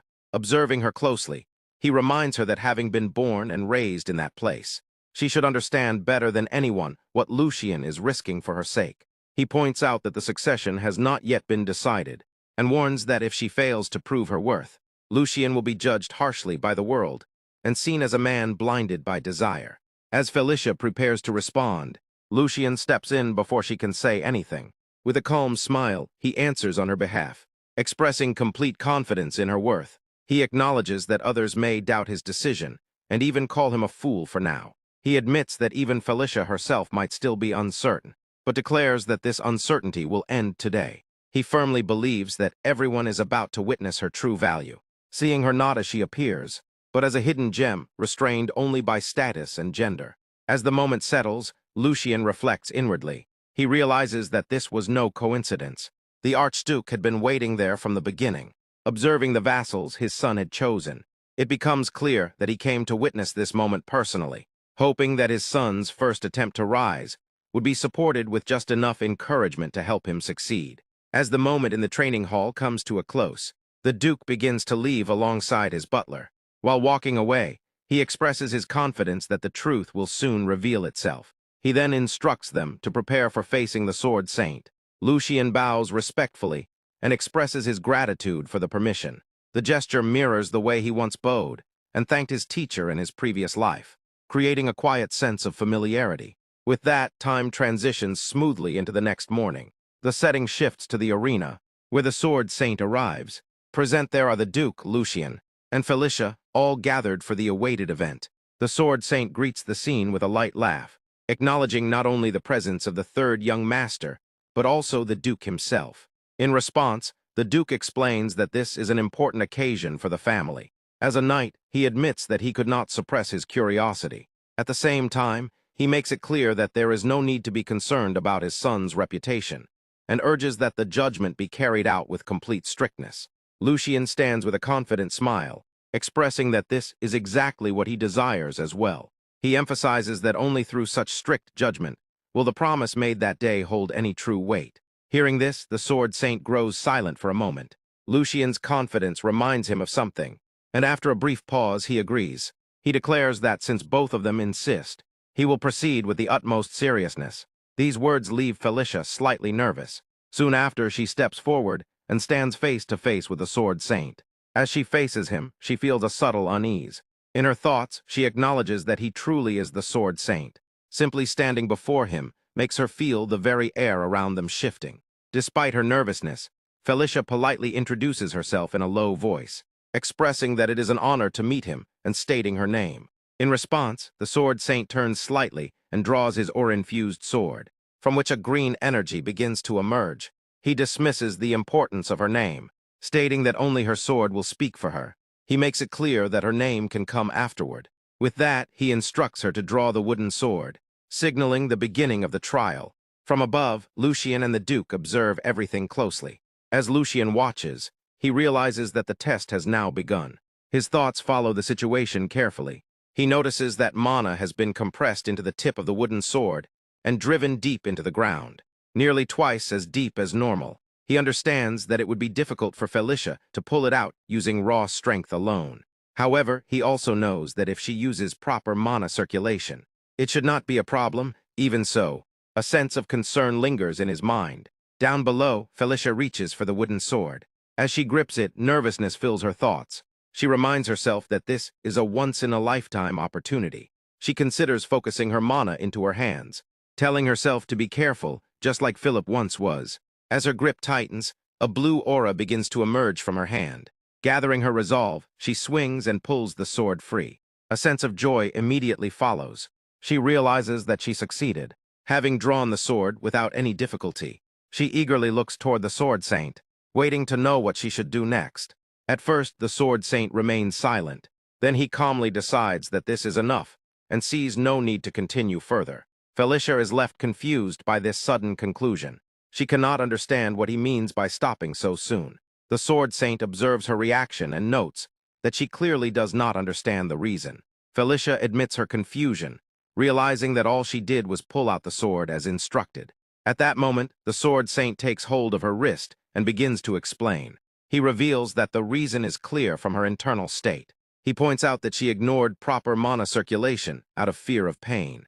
He further explains that her mana management completely disregards the condition of her own body. From above, Lucian carefully observes every word being said. The Sword Saint continues his assessment. He describes her actions as a typical result of arrogance, often seen in those who rely solely on talent. He acknowledges that she managed to clash with the Black Lions despite being in a woman's body, but adds that matters of temperament cannot easily be changed. He makes it clear that she undeniably possesses talent, and considers that explanation sufficient. He then instructs her to return and reflect on the teachings of the master who trained her. He emphasizes that the first thing she must learn is how to truly listen. Following the Sword Saint's harsh evaluation, Felicia lowers her head. A sense of sadness settles over her, and her tone turns cold as she admits that she never had a master. She reveals that she never even had the chance to learn under one. She confesses her embarrassment, acknowledging that she does not understand his words at all. She admits that she does not even know what mana circulation or mana management truly means. She explains that everything she did was nothing more than imitation. She describes herself as completely ignorant and sincerely pleads to be taught. Hearing this, the Sword Saint is visibly shocked. He questions how such a thing could be possible, realizing that she came to this point entirely on her own. The idea seems impossible to him, especially since she achieved it simply by watching, without any form of guidance. He reflects on the fact that she had just used mana circulation to draw the sword. Felicia clarifies further, explaining that she only mimicked what her brother showed her during battle. This revelation deepens the sword saint's shock. She continues, describing how she could feel the sword's weight and speed changing whenever the blue energy within her brother's body surged intensely. At this point, the sword saint grows uneasy. His thoughts turn conflicted as he looks upward toward Lucian. He struggles to believe what he is hearing, considering her explanation to be beyond reason. He knows that internal mana is not something that can simply be seen at will. Even he cannot perceive it without physical contact. The idea that someone could draw out mana, something akin to a sixth sense, purely through willpower alone, seems impossible to him. In his confusion, he questions who this girl truly is. Above, Lucian watches with a confident smile. In his thoughts, he reaffirms what he had already believed. He recalls that he had promised to bring back someone with extraordinary potential. To him, Felicia is nothing less than a masterpiece of natural swordsmanship talent. Here's a slightly expanded version that deepens emotion, tension, and transitions without adding anything outside your original narrative. Felicia began her training with the Sword Saint, stepping into a trial that would test not only her strength, but the very core of her spirit. At the start, she moved swiftly, her feet barely touching the ground, as she sprinted in all directions with explosive energy. She circled the battlefield again and again, her movements sharp yet restless, attempting to confuse her opponent through speed alone. Then, seizing what she believed to be an opening, she dashed behind the Sword Saint and launched a sudden attack from his blind spot, putting everything she had into that single strike. Yet despite her speed and intent, the Sword Saint effortlessly blocked her blade. The sound of steel meeting steel rang out briefly, but his composure remained completely unshaken. His eyes followed her calmly, almost indifferently, as though he had already seen through every possible move she could make. He observed her without emotion, noting that her techniques were riddled with openings. Her blade lacked true sharpness, and her determination, though visible, was still fragile. In his judgment, all her despair, all her struggles up until now, had yet to take meaningful form. Felicia gritted her teeth, frustration burning within her chest as the Sword Saint slowly returned his sword behind him, as if the exchange had required no effort at all. That simple gesture struck her harder than any blow. The weight of the gap between them became painfully clear, pressing down on her until she instinctively took a step back. Inside her mind, her thoughts churned. She had already pushed herself to the absolute limit. Her breathing grew heavy, her muscles trembled from strain. Yet even then, she realized something terrifying.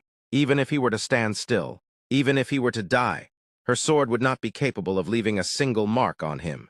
She acknowledged the harsh truth. While she struggled at the very edge of her limits, the Sword Saint had not even taken a single step. To her, this was the true pinnacle of the sword, an abyss so vast, so immeasurable, that she could not even begin to comprehend its depth. And yet, even standing before that overwhelming difference, she refused to give up. A fragile but stubborn determination flickered within her as sweat rolled down her face, her grip tightening around her blade. Without warning, the Sword Saint bent down, picked up a chunk of the shattered ground, and hurled a massive stone toward her. The air roared as it tore forward. Reacting instantly, Felicia steadied herself and prepared to strike it down. She charged forward instead of retreating, channeling her mana through her body, forcing herself to push against the incoming force. She chose not to avoid it, but to overcome it. The Sword Saint watched closely. Within her, he saw a fighting spirit that refused to die, even after crashing headfirst into an insurmountable wall. Her approach was unorthodox, her movements unrefined, her ideas unbound by experience or convention. And yet there was something there, something unfinished. In his mind, he urged her silently, release it. Release every ounce of resentment, every fragment of emotion she had been suppressing until now. Then, in a display beyond reason, the Sword Saint stopped the massive stone midair, using nothing but his aura. The force froze, suspended as if time itself had halted. With a single finger, he split the enormous rock cleanly into two, the halves falling apart, as though reality itself had yielded to his will.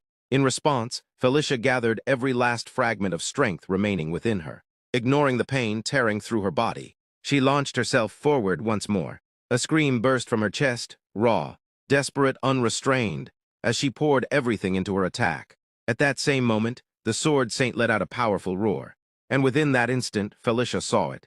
A shadow know the presence of a mighty tiger behind him. It loomed, overwhelming, suffocating. The sheer intensity of it shook her to her core, leaving her stunned, her thoughts blank for a fleeting second. But even then, the sword saint remained composed. With effortless ease, he caught her blade in his bare hand. His fingers closed around it firmly, completely halting her strike. A faint smirk formed on his face. Elsewhere, Lucien and the Duke silently observed the battle unfold. The Duke spoke, reflecting on what it meant to be a true Lin swordsman. To him, such a person was not defined by talent alone, but by what had been carved into their very soul, the cost of relentless training, the refinement of fundamentals through endless repetition, the experience forged on battlefields where a single mistake meant death. It was a cruel path, merciless and unforgiving, yet it was the root that shaped a true swordsman. That belief was why he had only ever kept such individuals by his side. And yet, there were rare individuals who defied that path entirely, people who could leap over that mountain of effort in a single bound. They shone like a blazing sun, their overwhelming talent awakening something in everyone around them. Their presence was like a rising tide, swallowing everything in its path. He looked at Felicia and saw that same brilliance. In that moment, he understood. Lucien had made the right decision. Back on the battlefield, the sword saint still held Felicia's blade, and her hand firmly. She struggled against his grip, her teeth clenched, her entire body shaking with effort. Yet her eyes never wavered. Lucien then spoke quietly to the Duke. If trust had not been placed in her, if she had never been given this chance, that radiant light within her would have disappeared before it was ever seen. Talent, he said, was not rare. It simply remained buried unseen, because it was never given the opportunity to emerge. The sword saint continued to observe her closely, her unwavering gaze, her refusal to break. He understood then she had been born for the sword. Regardless of the trials ahead, regardless of how harsh the path would be, she would walk it. More importantly, she was beginning to see something deeper, something beyond logic, beyond common sense. She was beginning to grasp a path that stretched toward infinity. Recognizing this, the sword saint spoke. He asked her to tell him her name once more. He acknowledged that on this day, she had proven her devotion through her sword. From this moment forward, no one would doubt who she was. He urged her to speak her name with pride. At first, Felicia stood frozen. Then slowly she lowered her head and her sword. Gathering herself, she spoke. She told him her name. She explained that she carried no surname from her mother, and that the house of Marquis Logren, her father's family, had refused to give her theirs. Felicia was the only name she had ever known. The sword saint listened and understood. Then, for the first time in her life, he gave her something she had never been granted before. A name, Felicia Brittner. The words struck her like a shock. He declared that from this day forward, she would bear that name, and then, without hesitation, he went further. He would take her in as his adopted daughter. He would teach her everything, the sword, discipline, and even the etiquette of nobility. But he did not soften the truth. The path ahead would be harsh, unforgiving. There would not be a single easy step. He asked her one question. Was she prepared to accept such a life? Overcome with emotion, Felicia fell to her knees. Her body trembled as she bowed deeply, tears streaming endlessly down her face. The sword saint smiled, gently this time, and placed his hand on her shoulder. He admitted his flaws. He was stubborn, prideful, quick to judge. There would be times when his rigid beliefs would clash with her free spirit. And when that happened, he asked if she would be able to convince him with her sword. Through her tears, she listened, and he made one final promise. He, too, would try to accept her sincerity through the blade. Though their paths had been different, their hearts beat for the same purpose. From that moment on, they would walk forward, together. Thus began the journey of Felicia Brittner, no longer alone, stepping into the future, side by side with the sword saint. On a path defined by the sword, rumors always began spreading from the closest places first. Within the estate, a guard secretly handed a letter to another man. The two quietly discussed how the message had to reach the elders of the family as quickly as possible, because the future of House Delito depended on it. The guard explained that the sword saint had finally taken a disciple. For years, the sword saint had remained neutral in succession disputes, but everyone understood that the disciple might not share the same stance. If the child backed by the sword saint chose to support one side, then the entire balance of House Valdic could be overturned overnight. The man further compared House Delito to a ship named Geordie. If that ship could no longer carry the family toward greater heights, then abandoning it before it sank would be the wisest choice. The rumors quickly shifted toward another name, Lucian Valdec, the one who had recently established merits and brought in the Sword Saint's disciple. Many now believed the future belonged to the ship named Lucian Valdec instead. As those whispers spread throughout the domain, the scene shifted toward the Duke's chamber inside the royal palace. The head butler anxiously informed the Duke that, just as he had predicted, not only the elders but even the maternal relatives of the young masters had begun sending letters of concern. Though measures had already been taken to contain the unrest, the situation was no longer something people would quietly ignore. The butler carefully suggested that it might be better to act before the sparks spread further. The Duke stood silently by the window, his expression unreadable, slowly clenching his fist. He coldly remarked that those who wished to make their own children the family head were exactly the kind of people willing to do anything without, realizing they were ultimately ruining the children themselves. Turning toward the butler, the Duke ordered him to summon every child within the domain for a family dinner. If there were complaints, then they simply needed to provide everyone with a fair chance. He declared that a true man must know how to prove himself through his own strength, and anyone bearing the name of Valdec must speak with their own blood. Only then would they learn who truly possessed the lion's fangs. As night fell, Lucian prepared himself and headed toward the dining hall alongside the butler. The moment the servants and maids saw him approaching, they became visibly stunned. One after another, they respectfully lowered their heads and greeted him as young Master Lucian. Lucian responded with a warm smile and politely told them that they had all been working hard and should simply continue with their duties without minding him. After he passed by, the maids quietly whispered among themselves that young Master Lucian had become a true gentleman. They also noted how mature he had become. Hearing their reactions, Lucian silently reflected on how the servants' attitudes had changed, not only in the annex where he lived, but even within the main house where his father resided. He never expected their treatment toward him to improve so drastically. To him, it clearly meant that his standing within the family had risen tremendously. Lucian originally believed that becoming a direct disciple himself would already be a massive success. Yet the treatment he now received far exceeded even those expectations.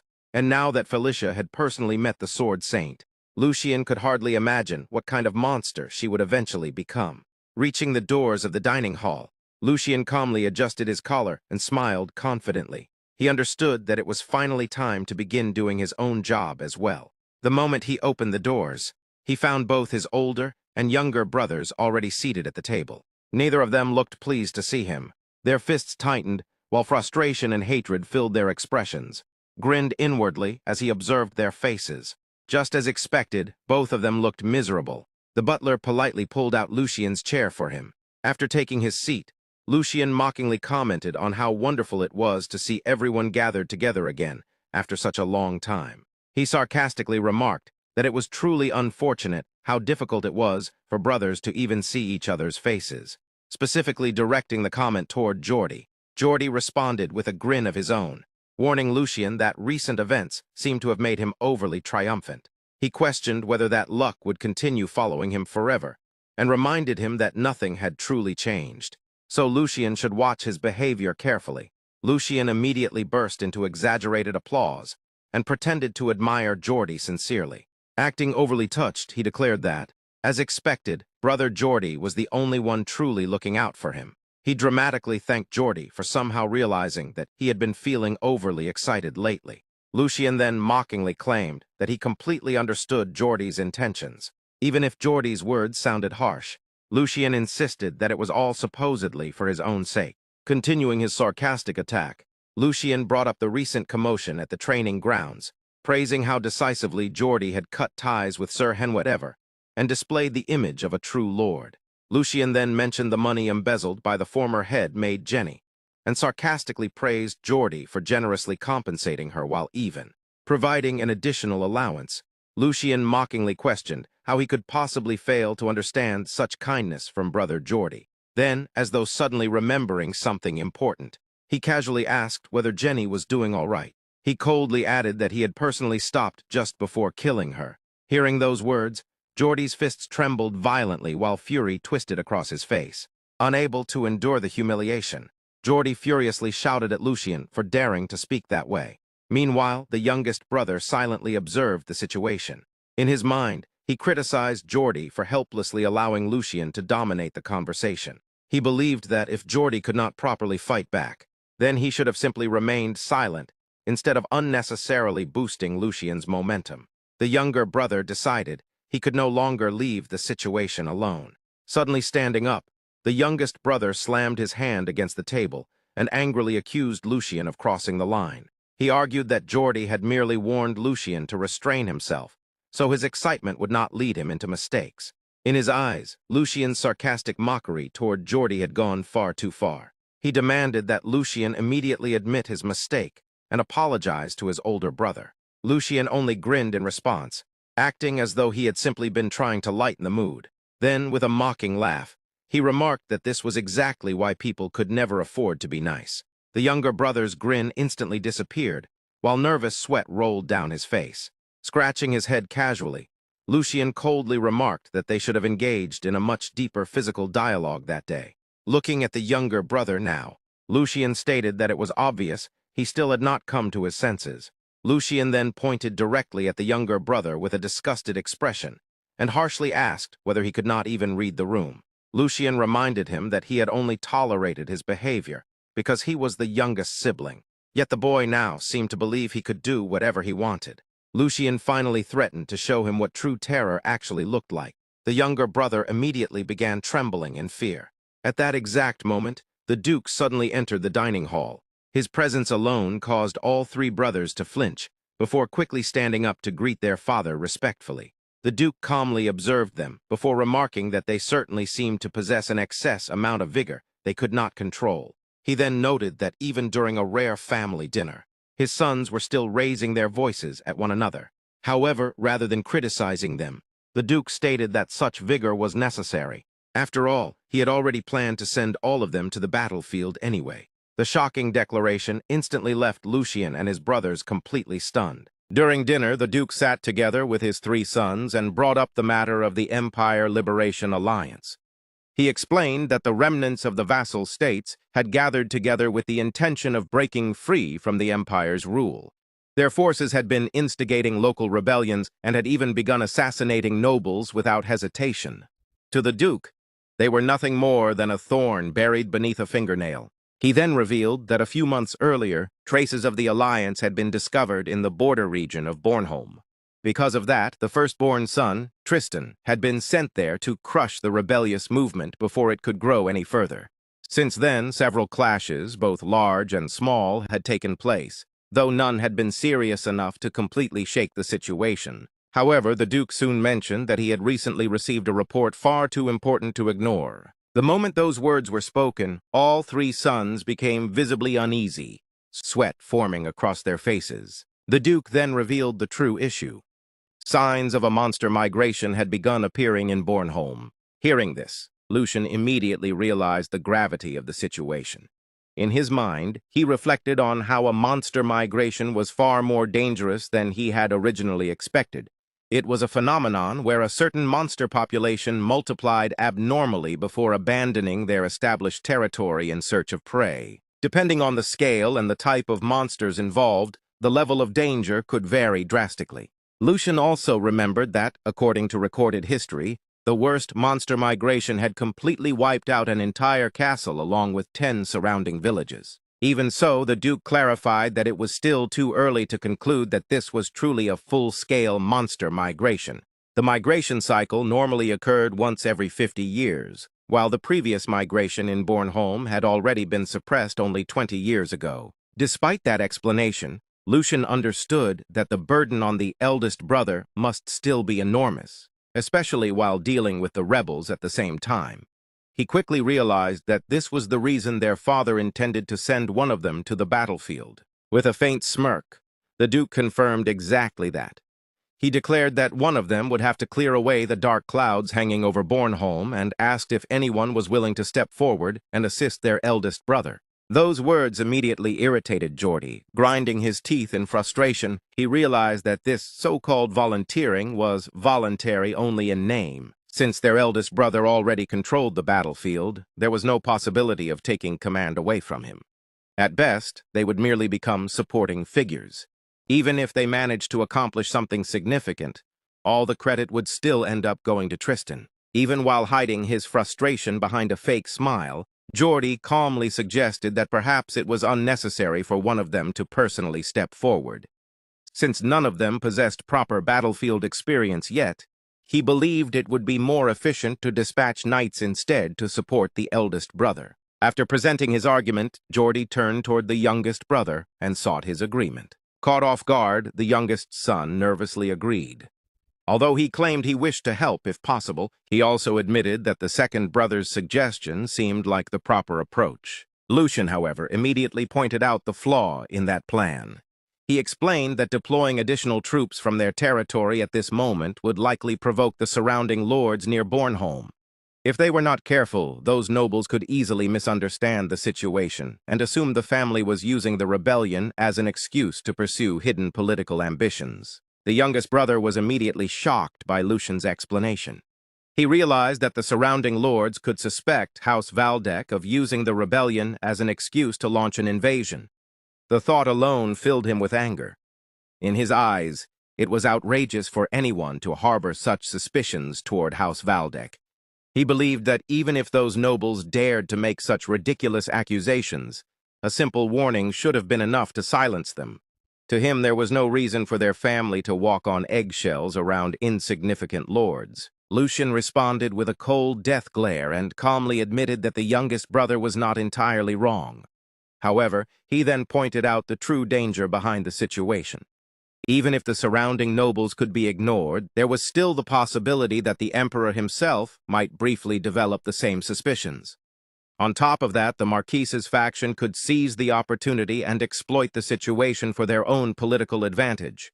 The Duke soon agreed with Lucian's reasoning. He explained that even though House Valdek shared a strong relationship with the imperial family, moving troops on such a large scale would naturally make everyone uneasy.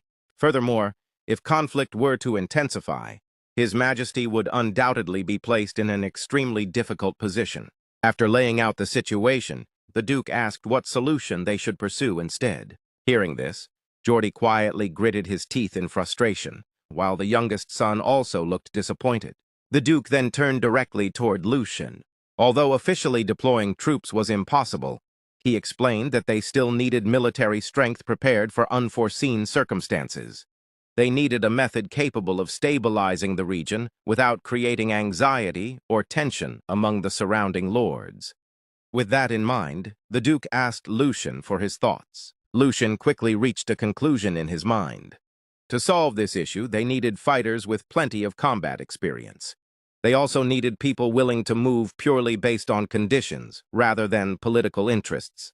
Most importantly, they required an armed force from the region itself that could avoid unnecessary controversy. Because of that, Lucian proposed making use of Bornholm's mercenaries. The suggestion immediately shocked both Geordie and the youngest brother. However, the Duke simply smiled with satisfaction after hearing Lucian's answer. With a confident smirk, Lucian continued explaining that even if the goal was merely to unite those unruly mercenaries, someone carrying the blood of House Valdek was necessary to lead them. He then personally volunteered himself for that position. As the decision was made, the scene shifted forward by several weeks. Under clear skies and calm seas, a massive ship sailed steadily across the water. On board were Lucian, Hugo, and several mercenaries from the kingdom. While standing aboard the ship, Lucian silently reflected on how troublesome mercenaries always were. In his experience, money was the only justification capable of making them move. However, even money itself could never truly bind them. Mercenaries were the type to change their words whenever necessary, and toss aside yesterday's contract like a meaningless joke. Lucian understood that mindset very well because he himself had once lived as a mercenary in his previous life. To him, their mentality was astonishing. Among mercenaries, abandoning even their own employer whenever things became dangerous was considered completely normal. Even so, Lucian admitted that managing a mercenary group was not actually the real problem here. The true issue was the first young master, Tristan Valdek. Lucian knew better than anyone that Tristan possessed absolutely no flexibility whatsoever. Even in his previous life, Tristan had been obsessed with discipline. starting from something as minor as guards' uniforms to strictly controlling break times. He was the kind of man who handed out immediate punishment for even the slightest violation. Dealing with him had been exhausting back then as well. Because of Tristan's personality, Lucian knew there was no chance he would negotiate peacefully with mercenaries trying to exploit the Empire's crisis for their own profit. At the same time, Lucian also understood that the mercenary groups, after sensing the changing flow of events, would never allow such an opportunity to pass by. As those thoughts crossed his mind, Lucian casually tossed a coin into the air before catching it again. A sly smirk slowly spread across his face as he realized that this entire situation was no different from a grand banquet prepared specifically for him. For the first time in a long while, he finally had an opportunity to properly show off his skills. While imagining the mercenaries waiting ahead, Lucian's smirk widened further, and he even stuck out his tongue with excitement. Watching this strange behavior from nearby, Hugo became completely shocked and terrified, unable to understand what exactly the young master Lucian was planning. As the massive ship continued sailing peacefully across the calm sea, Lucian spoke with Raymond and thanked him for making the journey comfortable.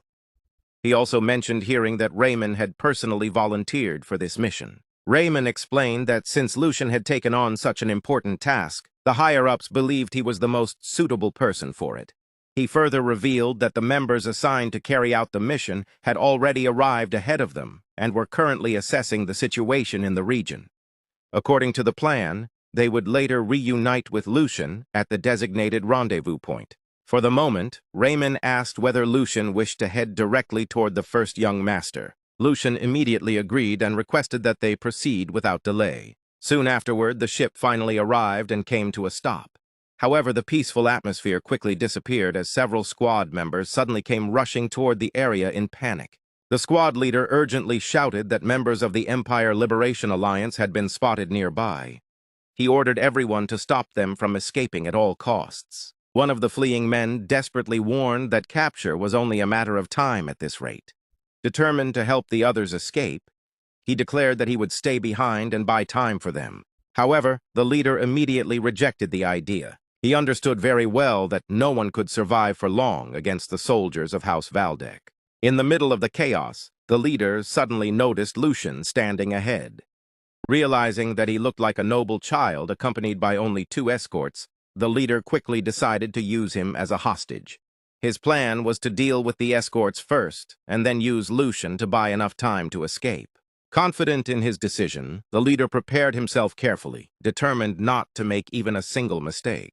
But before he could react further, Lucian moved faster than a flash of light. In an instant, Lucian unsheathed his sword and appeared directly beside the squad leader with a smirk spread across his face. The sudden movement completely terrified the leader. Still smiling casually, Lucian mockingly suggested that he should be allowed to join in on the fun as well. As the fog slowly began to fade, the bandits noticed a lone figure standing ahead of them. When the mist finally cleared completely, they saw that Lucian had already knocked down several of their members. The remaining bandits panicked, unable to understand what had just happened. The squad leader sensed Lucian's overwhelming aura and immediately realized that he was far from an ordinary child. The fact that their leader had been subdued in a single strike without even reacting filled them with terror. What shocked them even more was that Lucian had done it using only his scabbard. To them, he looked like an outright monster. At the same time, Lucian glanced toward his sword and formed a strange grin. He could finally feel his body moving exactly as he wanted. With his heart now 87% recovered, the sensation inside him burned like a volcano. Mana spread throughout his entire body in response, releasing power that could not even be compared to his previous state. The performance of this body had surpassed all imagination. Lucian then coldly reminded the bandits that they still failed to grasp the situation. His words alone made them flinch and gasp. An overwhelming and energetic aura burst out from him as he warned them that there would be no more chances. He ordered every one of them onto their knees. The squad leader immediately understood that they could not endure even a moment against such an opponent. For the sake of their so-called great cause, survival became their only priority. One by one, the bandits threw away their swords and knelt down in surrender.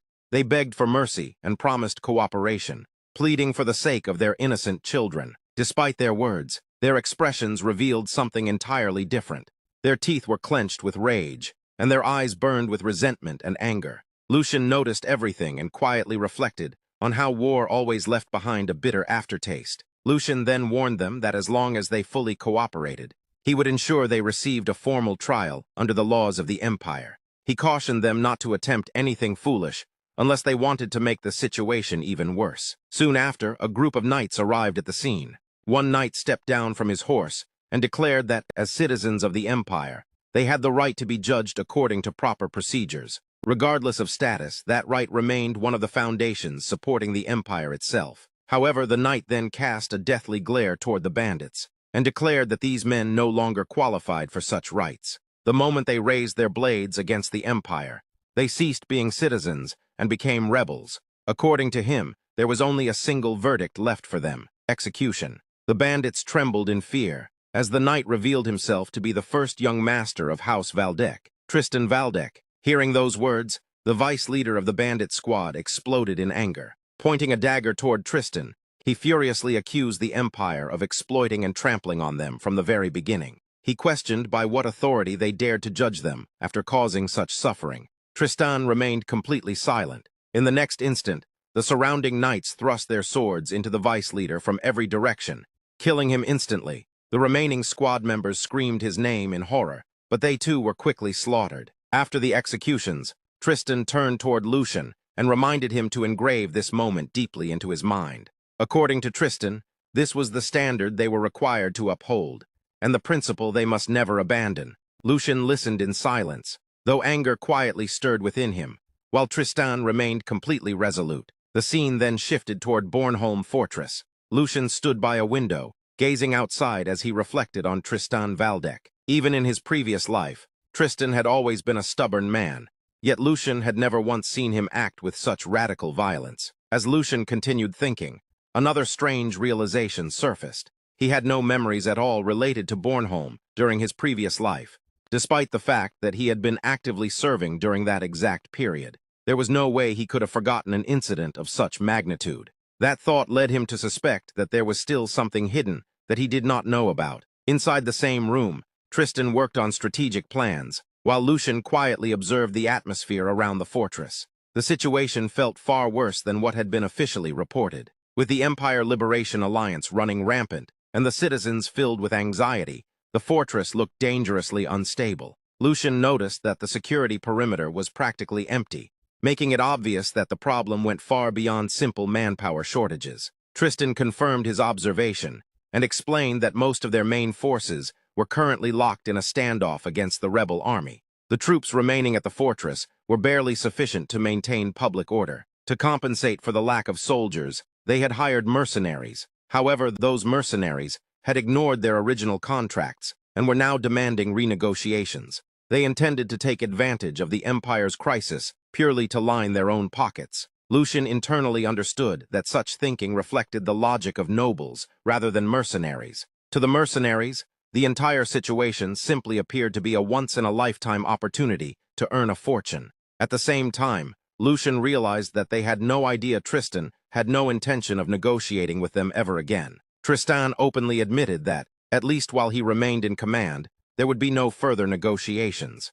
Even so, he confessed that he did not expect much from Lucian. He assumed Lucian had been half-forced into coming there in the first place. Tristan only asked Lucian to keep an eye on the mercenaries and stop them from fleeing if the situation worsened. Since Lucian technically held authority over them, the mercenaries would not act recklessly so easily. According to Tristan, that alone would be enough. After remaining silent for a moment, Lucian calmly stated that Tristan was mistaken about several things. Tristan questioned what exactly he meant. Lucian then placed a letter on the table and clarified everything. First, he had not been forced into coming there at all. He had volunteered of his own accord. Second, he already knew a way to resolve the entire situation. Since their father had delegated full authority over the mercenaries to him, all negotiations and control over them now officially fell under Lucian's jurisdiction. Because of that, he told Tristan to put his mind at ease. As night finally descended over the fortress, Lucian and Tristan headed towards someone's residence together.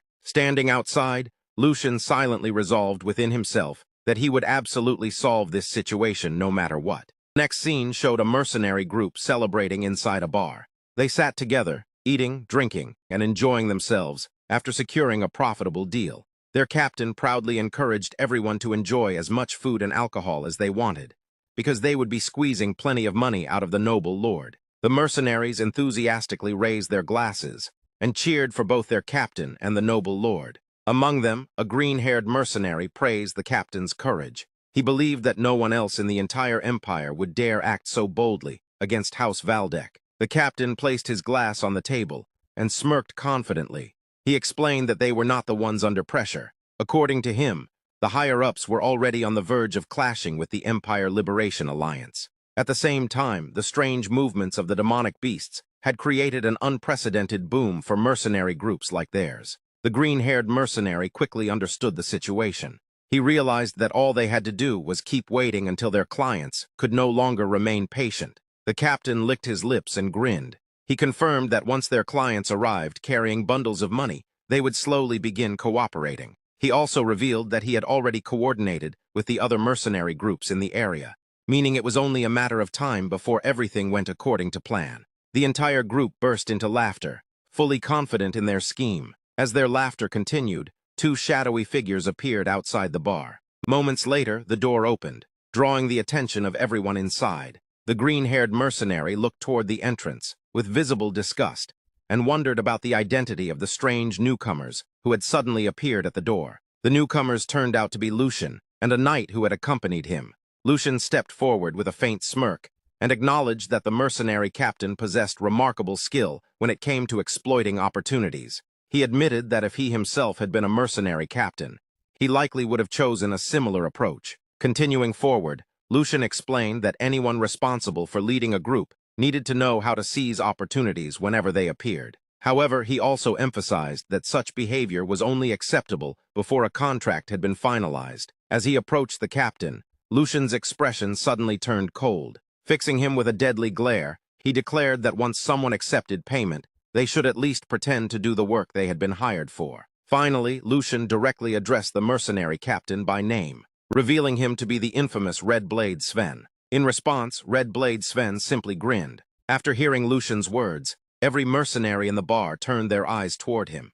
Instead of feeling threatened, Red Blade Sven suddenly burst into laughter. Amused by the situation, Sven mockingly instructed his men to show their respect. He sarcastically remarked that House Valdek had arrived carrying bundles of money for them. The mercenaries immediately joined in the ridicule. They loudly expressed their gratitude to the noble lord, claiming that thanks to him, they would be eating well that night. Some even joked that life would be perfect if there were more noble lords willing to hand over money so easily. As the mocking continued, Sven calmly poured himself another drink. He suggested that the discussion ahead would be a long one and encouraged everyone to relax first. He also claimed that if there was any misunderstanding between them, it would be better to clear it up. According to him, he had been anxiously waiting for House Valdek's arrival. Lucian remained completely unfazed. He pointed out that there should not be any misunderstanding between House Valdek and Sven's group. In his view, their relationship was based solely on a contract, leaving no room for unnecessary complications. He further reminded Sven that his group had already received half of the advance payment. Sven casually continued eating while dismissing the payment as nothing more than pocket change. Placing a hand on the shoulder of the green-haired mercenary beside him, Sven mockingly compared the payment to alms given to poor commoners. He argued that the amount was far too pathetic for a mission as dangerous as confronting rebel forces. In his opinion, the money should have at least been enough to cover their meals. Sven then turned to his vice-captain for support.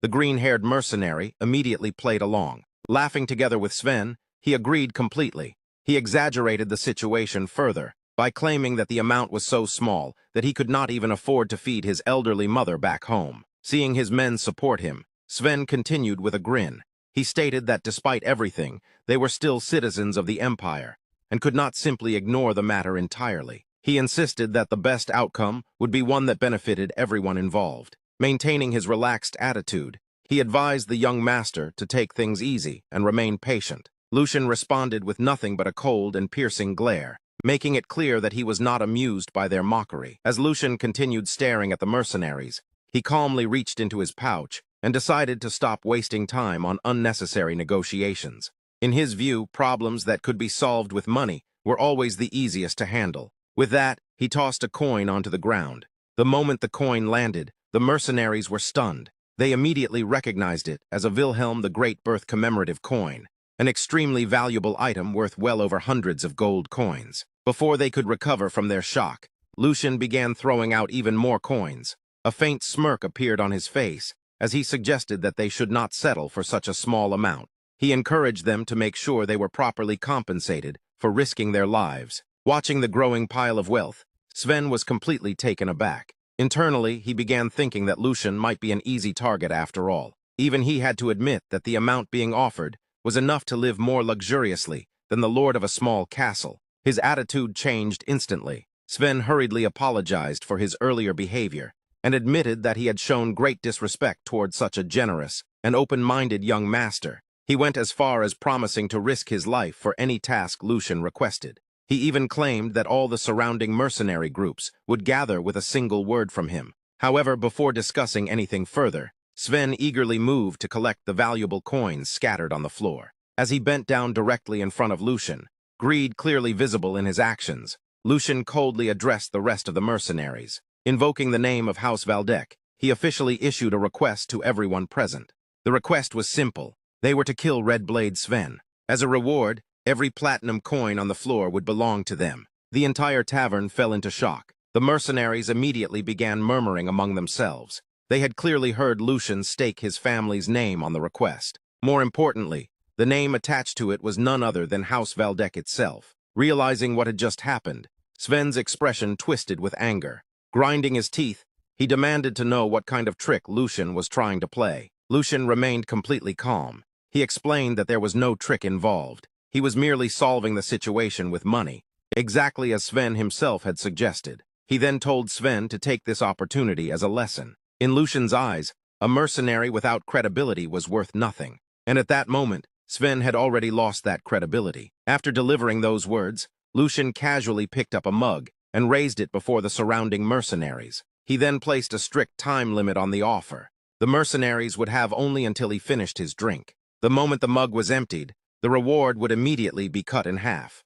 The moment Lucian announced the bounty, the atmosphere inside the tavern changed completely. One after another, the mercenaries drew their daggers, swords, axes, and other weapons. Their attention shifted away from Lucian and focused entirely on Red Blade Sven. Seeing his own men preparing to kill him, Sven erupted in anger. He desperately tried to convince them that they could not possibly believe such an offer. He reminded everyone that he was Red Blade Sven and warned that the first person to approach him would be killed. However, the greed in their eyes only continued to grow. Realizing the danger he was in, Sven quickly turned toward Lucian.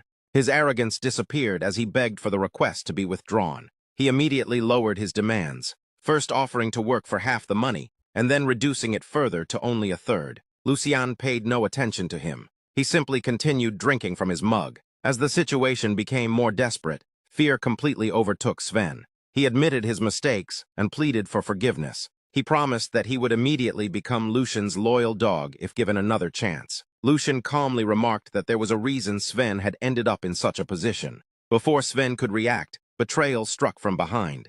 The green-haired mercenary, the very subordinate who had stood beside Sven all this time, suddenly swung his axe toward Sven's neck. Shocked and wounded, Sven cried out in disbelief at the betrayal. The green-haired mercenary only grinned in response. He pointed out that Sven himself had climbed to his current position through the exact same kind of betrayal. The only difference was that this time someone else had acted first. He even thanked Sven for all the hard work he had done as captain. Then, without hesitation, he finished the attack. Sven's head was severed and sent flying. The severed head crashed onto the floor, leaving everyone in the tavern stunned. The valuable coins scattered across the ground became stained red as Sven's blood spread around them. Standing amidst the gruesome scene, the green-haired mercenary was covered from head to toe in blood. Yet he wore a satisfied grin as he turned toward Lucian. Confidently, he informed the young master that the task had been handled swiftly and efficiently.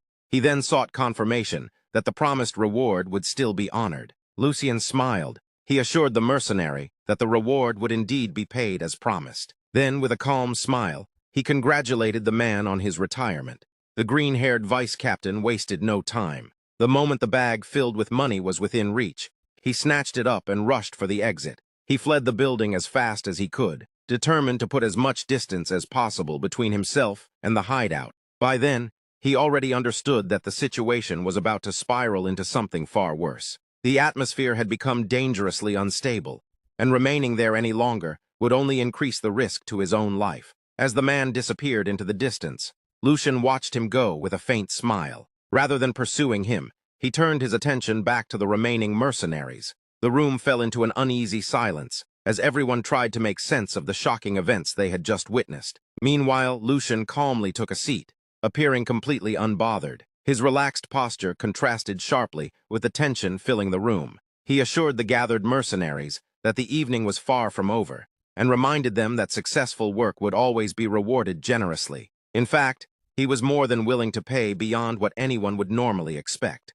Reflecting on the former captain's words, Lucian acknowledged the dangers of their profession. After all, hunting down the Empire's most notorious criminals was never a safe task. He deliberately paused, allowing the weight of his statement to settle over the crowd. Every mercenary present listened closely, waiting to hear what would come next. A broader smile spread across his face as he finally revealed his true proposal. From that moment onward, he intended to make every one of them obsessively pursue the fugitives. The reward he offered was staggering: 1 platinum coin for every target captured. The effect was immediate. The atmosphere throughout the room shifted almost instantly. Lucian sat quietly, fully aware that his offer had struck exactly where he intended. Such an enormous bounty gave the mercenaries a powerful incentive, transforming the night's events into an opportunity too valuable to ignore. He continued by raising the stakes even further. Any target brought back alive would earn an additional reward. Once that condition was revealed,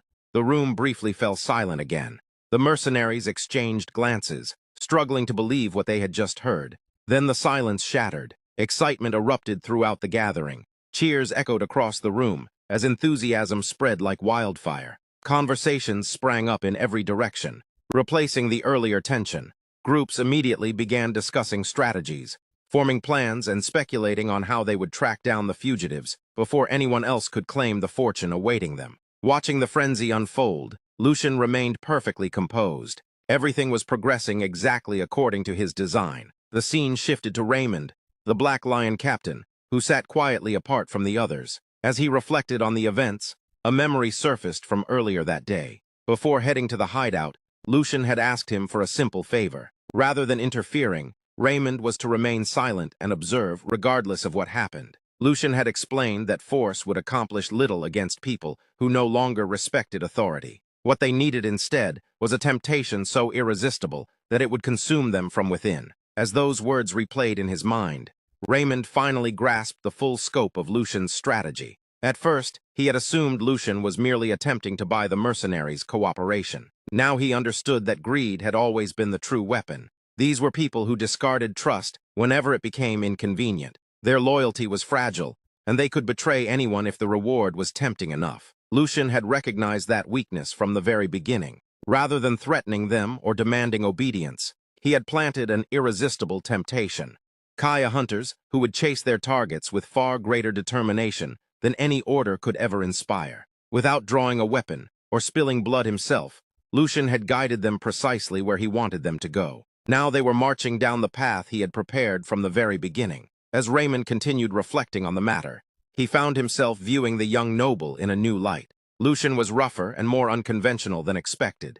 Yet beneath that exterior lay an unsettling level of precision and calculation. The scene changed once more. Platinum coins lay scattered across the ground among pools of blood. The aftermath painted a grim picture all on its own. Standing in the middle of the carnage was the green-haired vice-captain. Consumed by his desire to keep everything for himself, he had murdered the companions who followed him. The greed that Lucian had carefully cultivated had finally reached its inevitable conclusion. Yet despite securing the treasure, the man's victory brought him little comfort. His hands trembled uncontrollably. His breathing was uneven.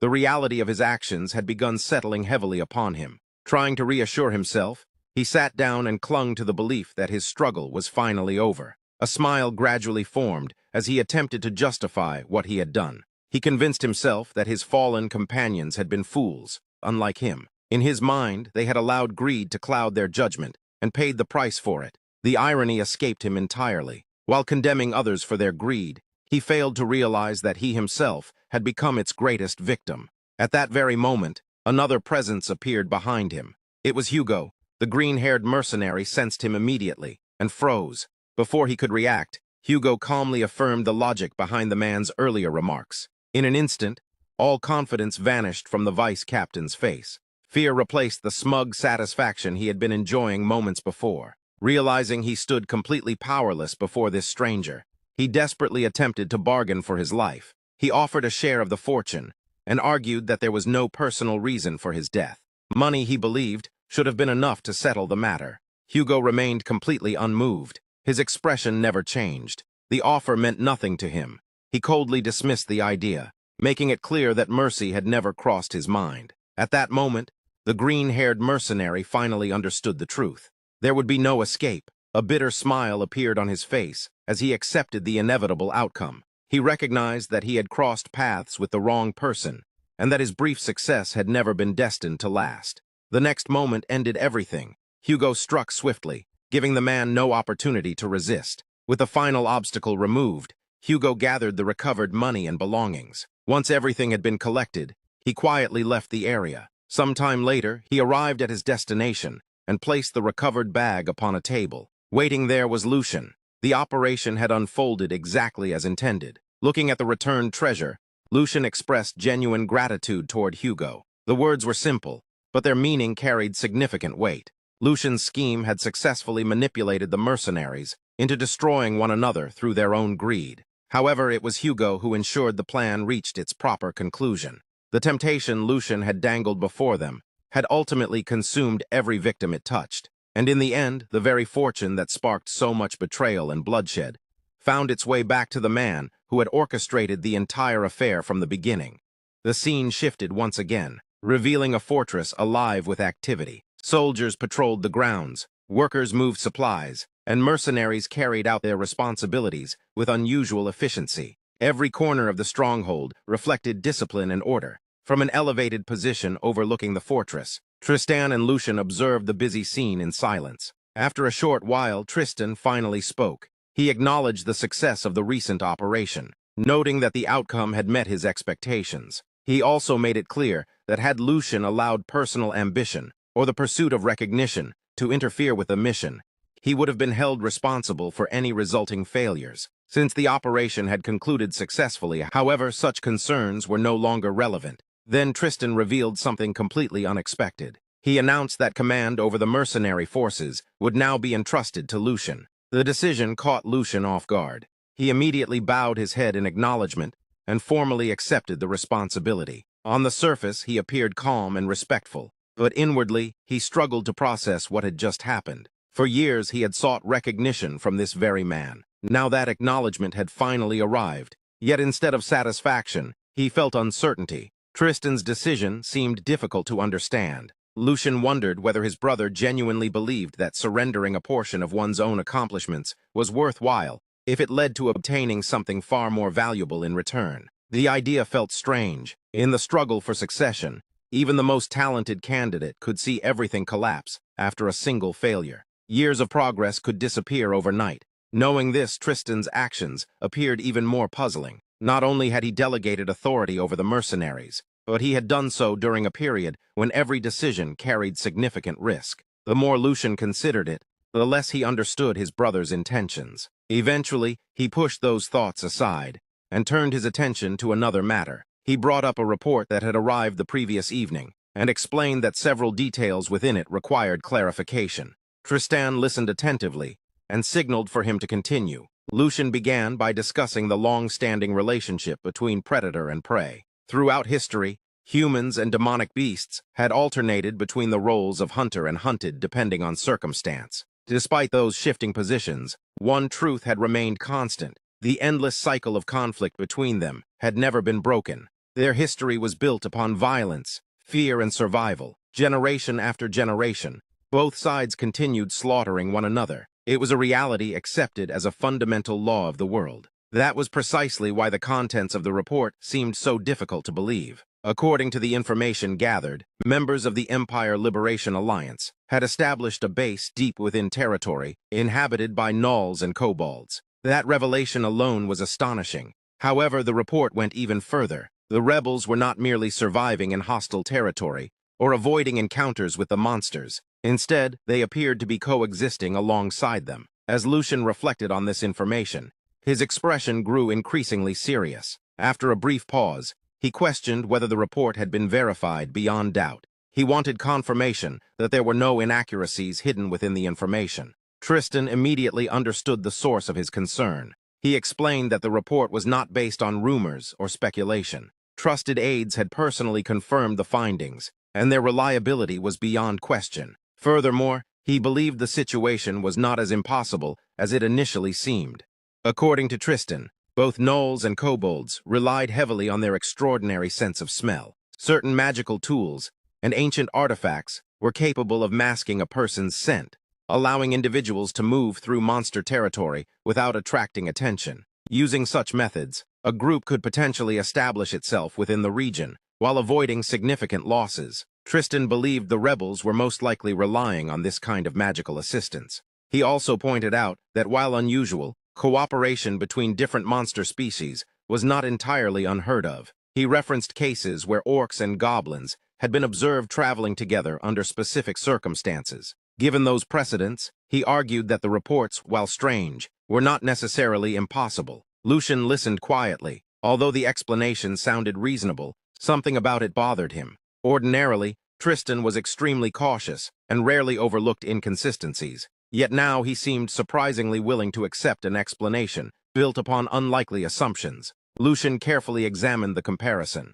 Orcs and goblins often shared a clear hierarchical relationship that allowed them to function together. Even then, such arrangements were exceptions rather than common occurrences. What the report described was fundamentally different. Gnolls and kobolds possessed no such relationship. They occupied entirely separate ecological roles and belonged to different positions within the natural order. Their instincts, habits, and methods of survival were incompatible. Under normal circumstances, coexistence between them should have been impossible. If they encountered one another, violence would be the inevitable result. The more Lucian considered the issue, the more convinced he became that a crucial piece of the puzzle was missing. Finally, he voiced his doubts. Placing those species together, he argued, was comparable to locking a starving predator in a cage with a defenseless child. The outcome would be obvious regardless of precautions. Their nature simply would not allow peaceful coexistence. As that conclusion settled in his mind, a new possibility began to emerge. If ordinary explanations could not account for the situation, then perhaps the answer lay outside ordinary circumstances altogether. Lucian's thoughts turned toward a more troubling possibility. Perhaps some external force existed that could suppress instincts and alter natural behavior, a force capable of bending the established order itself. With that possibility in mind, he raised a question he could no longer ignore. Could mages be involved? The significance of that suspicion was immense. Magic was not viewed as a simple tool or another source of strength. It was considered a forbidden art that defied natural law and manipulated the fundamental principles governing reality. Only a select few individuals possessed the sensitivity and talent necessary to perceive and control the energies required to wield it. Those who mastered magic were terrifyingly powerful. A sufficiently skilled mage could become a walking disaster capable of leveling fortresses and changing the outcome of entire wars. Their existence alone was enough to threaten kingdoms. 3 centuries earlier, mages had nearly destroyed the empire. A rebellion led by them had pushed imperial authority to the brink of collapse. Only through enormous sacrifice and relentless struggle had the empire survived. The memory of that catastrophe remained deeply ingrained in imperial history. Since then, mages had been classified as enemies of the state. Any sign of their involvement was treated as a direct threat to imperial stability. Even the slightest evidence of magical activity could trigger a massive response, involving armies, noble houses, and military occupation of entire regions. The empire would tolerate no risk where mages were concerned. The moment Lucian raised the possibility, Tristan's demeanor changed. His expression hardened immediately. Though his words remained controlled, the warning behind them was unmistakable. Speculation of that nature carried consequences far beyond what Lucian might anticipate. In a nation already plagued by unrest, reckless accusations could ignite a crisis on a massive scale. Maintaining eye contact, Tristan reminded him of the authority he had been granted. His responsibilities extended only to the mercenary forces, and the defense of the fortress. Everything occurring within the territory would be handled under House Valdic's authority. The message was clear. No outside power would be allowed an excuse to intervene. After delivering the warning, Tristan sought confirmation that his younger brother understood. For several moments, Lucian remained silent. The two brothers stared at one another as tension settled between them. Neither looked away. Lucian studied Tristan carefully, searching for something hidden behind his composed expression. Eventually, he lowered his gaze. He acknowledged that he had spoken beyond his place, and attributed his behavior to the enthusiasm of a first deployment. A faint smile accompanied the apology, though it revealed nothing about what he truly believed. Outwardly, he accepted the correction. Internally, however, his doubts remained unresolved. Without allowing the conversation to continue further, he shifted the topic. He stated that he would focus on organizing the mercenaries now under his command. Given their reputation for causing trouble whenever discipline weakened, keeping them under control was a task that could not be neglected. With that, he turned and departed. The story then moved far from the fortress. Deep within a remote forest, darkness dominated the landscape.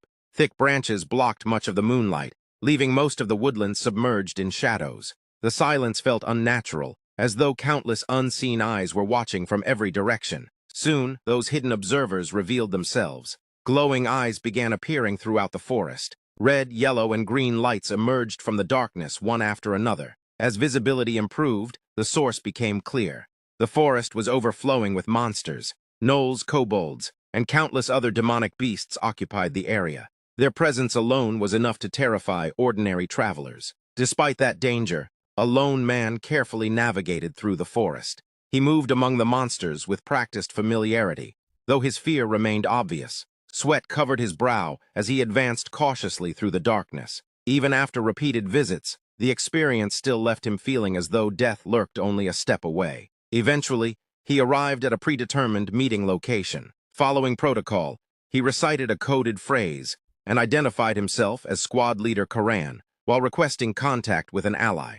For several moments, nothing happened. Then another figure emerged from the shadows. After confirming Karan's identity, the newcomer questioned the reason for such a late-night meeting, especially with their operation approaching a critical stage. Karan immediately explained his concerns. According to him, Lucian of House Valdic had become a serious obstacle. In a single night, the young noble had resolved the mercenary sabotage issue and dramatically improved fortress security. As a result, intelligence gathering had become far more difficult.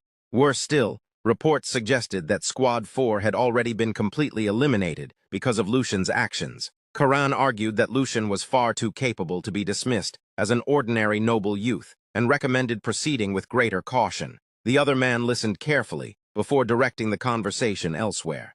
He questioned whether Karan was equally certain about another matter. As he spoke, the surrounding monsters became more visible in the darkness. Numerous demonic beasts watched silently from nearby positions. Karan immediately understood the implication. Even if the creatures were relatively weak, controlling them through magic was far from normal. He admitted that he did not fully trust the mysterious ally responsible for such a feat. The other man shared similar reservations. Nevertheless, he pointed out that House Valdic's elite forces had already arrived. Their own resources were insufficient to achieve their objectives alone. For the time being, cooperation remained necessary. Then a faint smile appeared. Rather than abandoning the plan, he believed the current situation presented an extraordinary opportunity. An opportunity to eliminate both Valdic heirs at once. The moment that thought was expressed, a third voice interrupted from the darkness. Its tone was casual and almost amused, yet it immediately sent a chill through everyone present. Both men froze.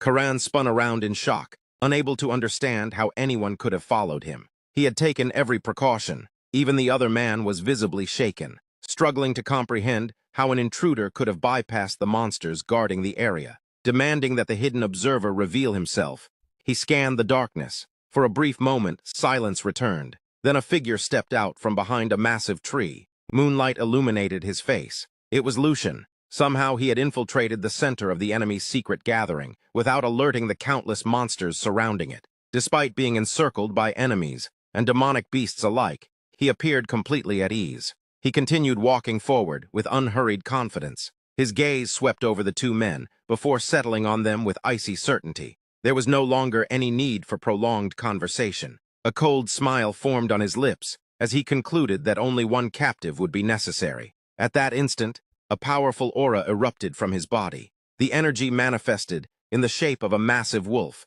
radiating overwhelming pressure throughout the forest. With the terrifying wolf-like presence looming behind him, Lucian calmly raised his dagger and prepared to strike. After defeating most of Karen's men, Lucian faced the final remaining leader.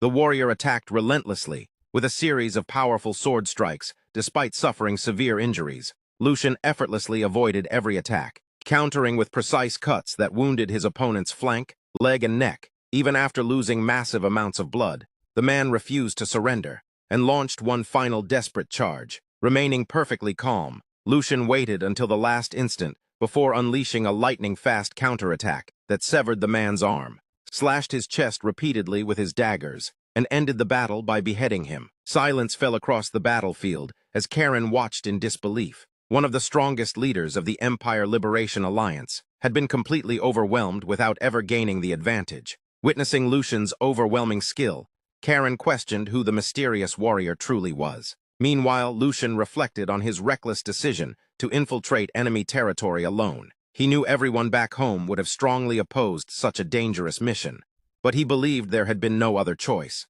The threat facing Bornholm had become too serious for him to remain a distant noble. Karen broke the silence by dismissing Lucian as nothing more than House Valdek's loyal servant. He insisted that one swordsman could never stop the Empire Liberation Alliance's righteous cause, and declared that he would never reveal any valuable information. Rather than becoming angry, Lucian pitied Karen. He believed the rebels had no idea they were being manipulated, and that despite their noble intentions, they were unknowingly leading Bornholm toward disaster. Confused, Karen demanded an explanation. Lucian revealed that once the Imperial family learned black magic was being used in the region, the Imperial army would erase Bornholm without hesitation.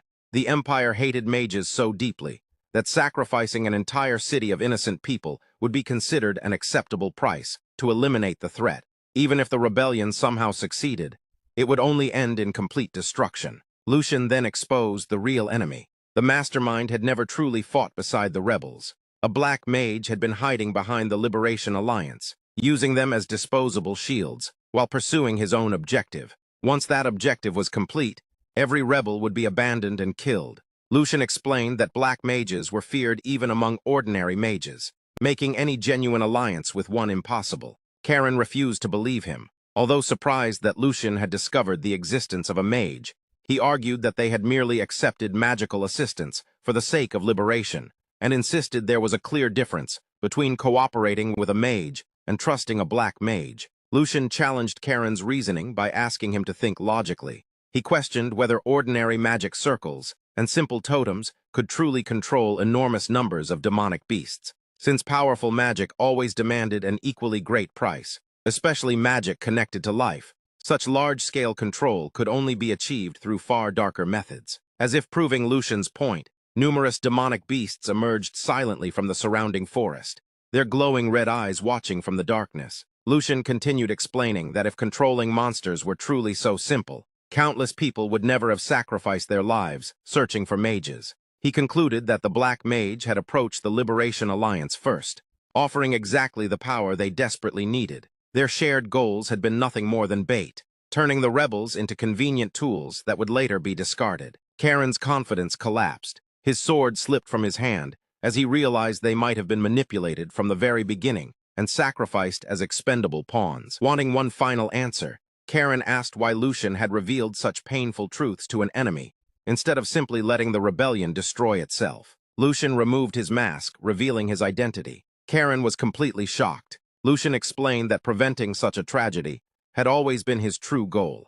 He gave Karen a choice: continue serving as a disposable pawn destined for death, or work together to stop the catastrophe threatening Bornholm. The story then shifted back to Lucian's chamber. Holding a parchment, Lucian announced that he had uncovered the complete truth behind the entire incident.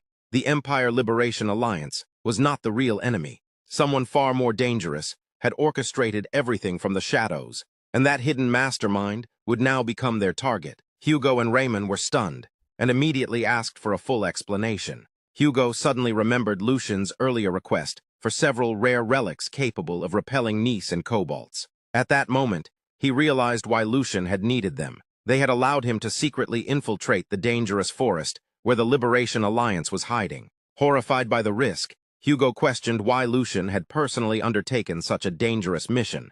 Instead of sending trusted subordinates or mercenaries, Lucian brushed aside the criticism, saying there would be plenty of time to complain later. Showing them the document, he explained that personally confirming the truth had been essential. Only by witnessing everything firsthand and connecting every clue, the unnatural movement of demonic beasts, the unexpected rebellion inside supposedly impregnable Bornholm, and every suspicious event, had he reached the correct conclusion. Lucian finally identified the true mastermind as the black mage Jude Dig. He explained that Jude was a terrifying black mage, capable of controlling demonic beasts and grotesquely fusing them into horrific new creatures. Every abnormal monster movement throughout the region had been carefully orchestrated as part of Jude's plan. Even the Empire Liberation Alliance, believing they fought for freedom, had merely served as disposable pawns in the Black Mage's scheme. Lucian warned that if Jude Dig was not stopped immediately, the entire region would suffer an unimaginable massacre. Having finally uncovered the truth, Lucian declared that from that moment onward, they would act independently, even if accomplishing that goal meant opposing his own brother, Tristan. He had already accepted that consequence. Deep within a forest at night, a hooded man observed a star tied to Bornholm's fate. Instead of fading, it shone brighter, making him uneasy. Looking at the contract mark on his hand, he regretted ever making a deal with the Black Mage Jude. He realized he had become trapped with the Empire Liberation Alliance, and that its members foolishly believed all mages were the same, unaware that black mages were embodiments of true evil. His attention turned to a secluded house, where a sister desperately tried to save her younger brother from the cold and exhaustion. Both children ultimately died. A ruthless black mage killed them without mercy, harvested a crimson life orb from their bodies, and examined it. Although the orb's quality was acceptable, it was far too small for his plans. Even after gathering sacrifices across the valley, he consumed it, unleashing a surge of dark mana as he laughed madly, believing his world-changing plan was nearing completion. His eyes transformed into black sclera with glowing crimson pupils. The following day, at the Heian front, Tristan received a report that the remaining Valdec knights had left Bornholm and would rejoin the main army in 3 days. The report also revealed that Lucian had been purchasing relics to repel Nice and Kobolds, while hiring numerous mercenaries, indicating he had uncovered the truth behind the crisis. Tristan was unsurprised. Knowing Lucian's determination, he chose not to interfere, believing the boy's independent actions would eventually serve his own greater ambitions. Edwin, Tristan's aide, questioned the strategy. Intelligence suggested the Empire Liberation Alliance alone could not stage such a massive uprising. Strange movements among Nice and Kobolds, combined with evidence of mages aiding the rebels, pointed toward a major assault on the nearly undefended Bornholm castle. Yet Tristan had committed the army to attacking the rebels, instead of reinforcing the fortress. Tristan acknowledged Edwin's concerns, but declared them irrelevant. In his eyes, Bornholm was no longer worth preserving. Once a prosperous and strategically vital region, supported by the Empire, it had fallen into corruption, as its nobles enriched themselves and neglected their duties. Tristan believed both the corrupt nobles and the rebels were weakening the Empire from within. He therefore intended to use the coming war as a complete purge. By allowing the region to suffer devastating destruction, the nobles would lose their power and be forced to submit to imperial authority. Though countless lives would be lost, Tristan accepted the bloodshed as a necessary sacrifice for the Empire's future. The story then shifted to a hill overlooking a coastal city, where a mysterious man met several hooded agents. They reported that they had successfully delivered crucial information to the Black Lion, Raymond, while concealing their own organization's involvement. Reflecting on recent events, the man noted that Lucian and Tristan had now chosen completely different paths. Tristan embraced bloodshed to achieve his goals, while Lucian rejected that path. He reminded his subordinates that their organization's duty was only to observe, gather intelligence, and report the truth, not interfere in the brothers' conflict. Despite remaining neutral, he quietly wished both brothers success on their chosen paths. The man's identity was finally revealed. Edwin, the legendary Golden Eye, and leader of the Valdec intelligence organization, who continued watching events unfold from the shadows. Several days before Lucian's Bornholm assignment, Edwin met privately with Sigund to discuss the decision. As expected, Lucian had been chosen. Sigund explained that while his other sons had little to gain from such a dangerous mission, Lucian, whose influence was growing, would naturally seize the opportunity to strengthen his claim in the succession battle. Edwin worried that Lucian might instead become the greatest victim once the hidden truth behind Bornholm emerged. Sigund replied that if Lucian failed to question Tristan's motives, he would become nothing more than Tristan's pawn and lose any chance of succeeding him. He had intentionally raised his children through hardship, so they would forge their own paths. If Lucian recognized the truth and chose a different path from Tristan, Edwin was ordered to remove every obstacle before him. Before parting, both men looked at the portrait of Lucian's late mother, Edwin's longtime friend, giving the promise a personal meaning. Edwin accepted the responsibility without hesitation. Back in the present, dawn broke as Bornholm's gates opened, and soldiers, along with numerous mercenary companies, marched to the front. Families tearfully bid them farewell. Watching from a nearby room, Lucian and Hugo realized nearly the entire garrison had left, leaving only a minimal force behind. Lucian bitterly recalled that he had already sent Tristan all the intelligence he gathered about the Empire Liberation Alliance and the Black Mage, hoping to stop the campaign. Tristan had dismissed it as a rebel diversion. Lucian finally understood the truth. Tristan already knew everything and had deliberately chosen to sacrifice Bornholm, its nobles, and countless innocent lives to achieve his political goals. Horrified by the scale of his brother's ruthlessness, Lucian abandoned all hesitation. Edwin's intelligence operatives then arrived, confirming that every preparation was complete. Lucian gave the order to launch the operation that very night, against their true target. The scene shifted to a heavily guarded tower, hidden deep within the great forest, where the mages were operating. 2 guards complained about protecting the old mage, disturbed by the constant screams from inside, the enormous demand for magical materials, and the blood-soaked aura surrounding him. One believed the mage had killed hundreds of people. The older guard reminded his companion that the mages were essential to the rebellion's plan. While the allied armies distracted the Empire, the mages would breach Bornholm Castle and capture its lord, giving the rebels valuable leverage. He also recalled seeing one mage control demonic beasts and another capable of summoning a meteor, making them terrifying but indispensable allies. Unbeknownst to them, Lucian's strike force had already infiltrated the area. One guard was silently captured and strangled to death before he could make a sound. When the other realized something was wrong, one of Edwin's elite operatives instantly slit his throat. The disturbance startled a flock of crows, drawing another patrol to investigate. Before they could react, both guards were swiftly beheaded. Standing over their bodies was Lucian, who had personally led the flawless infiltration into the enemy stronghold. As the main force of the Liberation Alliance gathered on the front lines, they faced the combined armies of Valdek and Bornholm.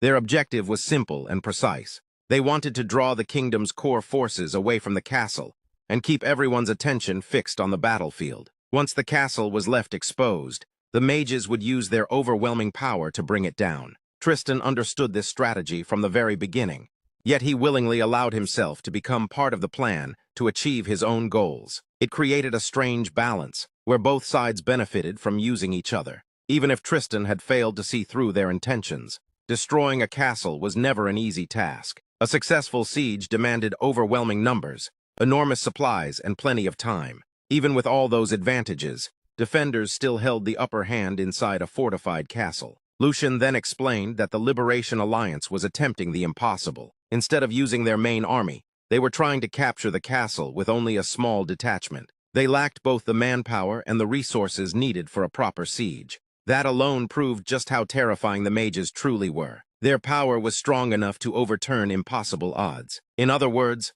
those mages were the Alliance's greatest weapon, and the very core of their entire strategy. With everyone's attention focused on Tristan's brother, Lucian realized this was the perfect opportunity to change the course of the battle. His plan was to eliminate the mages before they could launch their attack and stop the invasion before it even began. The scene then shifted to the cave, where the green-haired mage was overwhelmed with fear. He believed the entire situation had become completely insane. In his eyes, the mastermind behind everything was nothing short of a psychopath, whose actions defied all common sense. He desperately tried to understand how everything had reached this point. His thoughts drifted back to the moment the Liberation Alliance rescued him from the Imperial Army. He also regretted accepting their tempting offer. Then he remembered the old man, Jude, who had manipulated him without hesitation. Jude had convinced him that casting a single lightning spell at the right moment would earn him his full reward. The mage foolishly believed those promises and even signed a binding contract. That contract carried a brutal condition. If he ever broke it,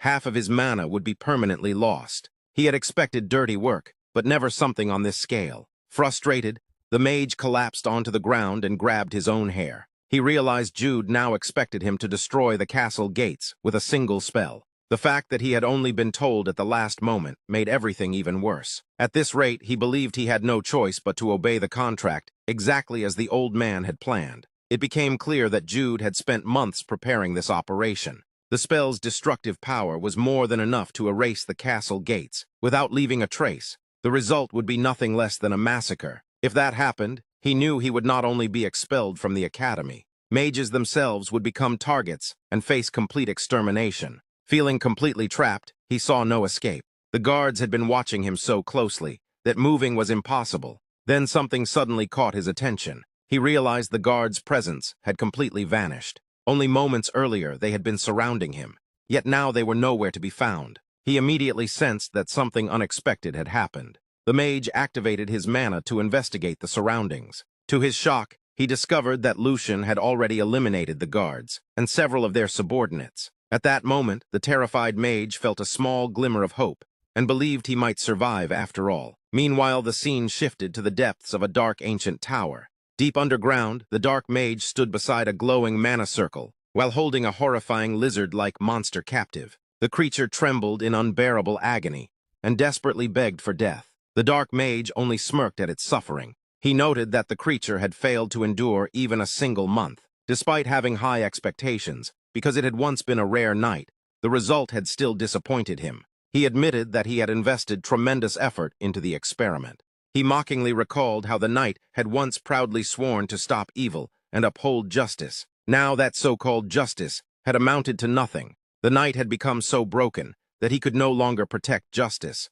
let alone avenge his fallen comrades. The dark mage urged him to endure just a little longer. He revealed that the knight's inevitable fate was to become nothing more than a lifeless slab of meat hanging on a hook. The horrifying creature trembled in terror. It was then revealed that the lizard monster had originally been a human knight. The dark mage had transformed him into that monstrous form through his twisted experiments. Meanwhile, the scene shifted to the remaining knights and their captain. A group of terrifying monsters surrounded them from every direction, leaving everyone frozen with fear. One of the comrades was suddenly seized by a monster. Before he could even react, the monster brutally killed him on the spot. As the chaos unfolded elsewhere, the scene returned to the dark mage and the transformed knight. The lizard-like creature continued trembling in despair as it desperately resisted its fate. The dark mage clicked his tongue and decided that the failed experiment would have to be disposed of. Even so, he considered the experiment far from a complete failure. He had confirmed that bodies capable of handling mana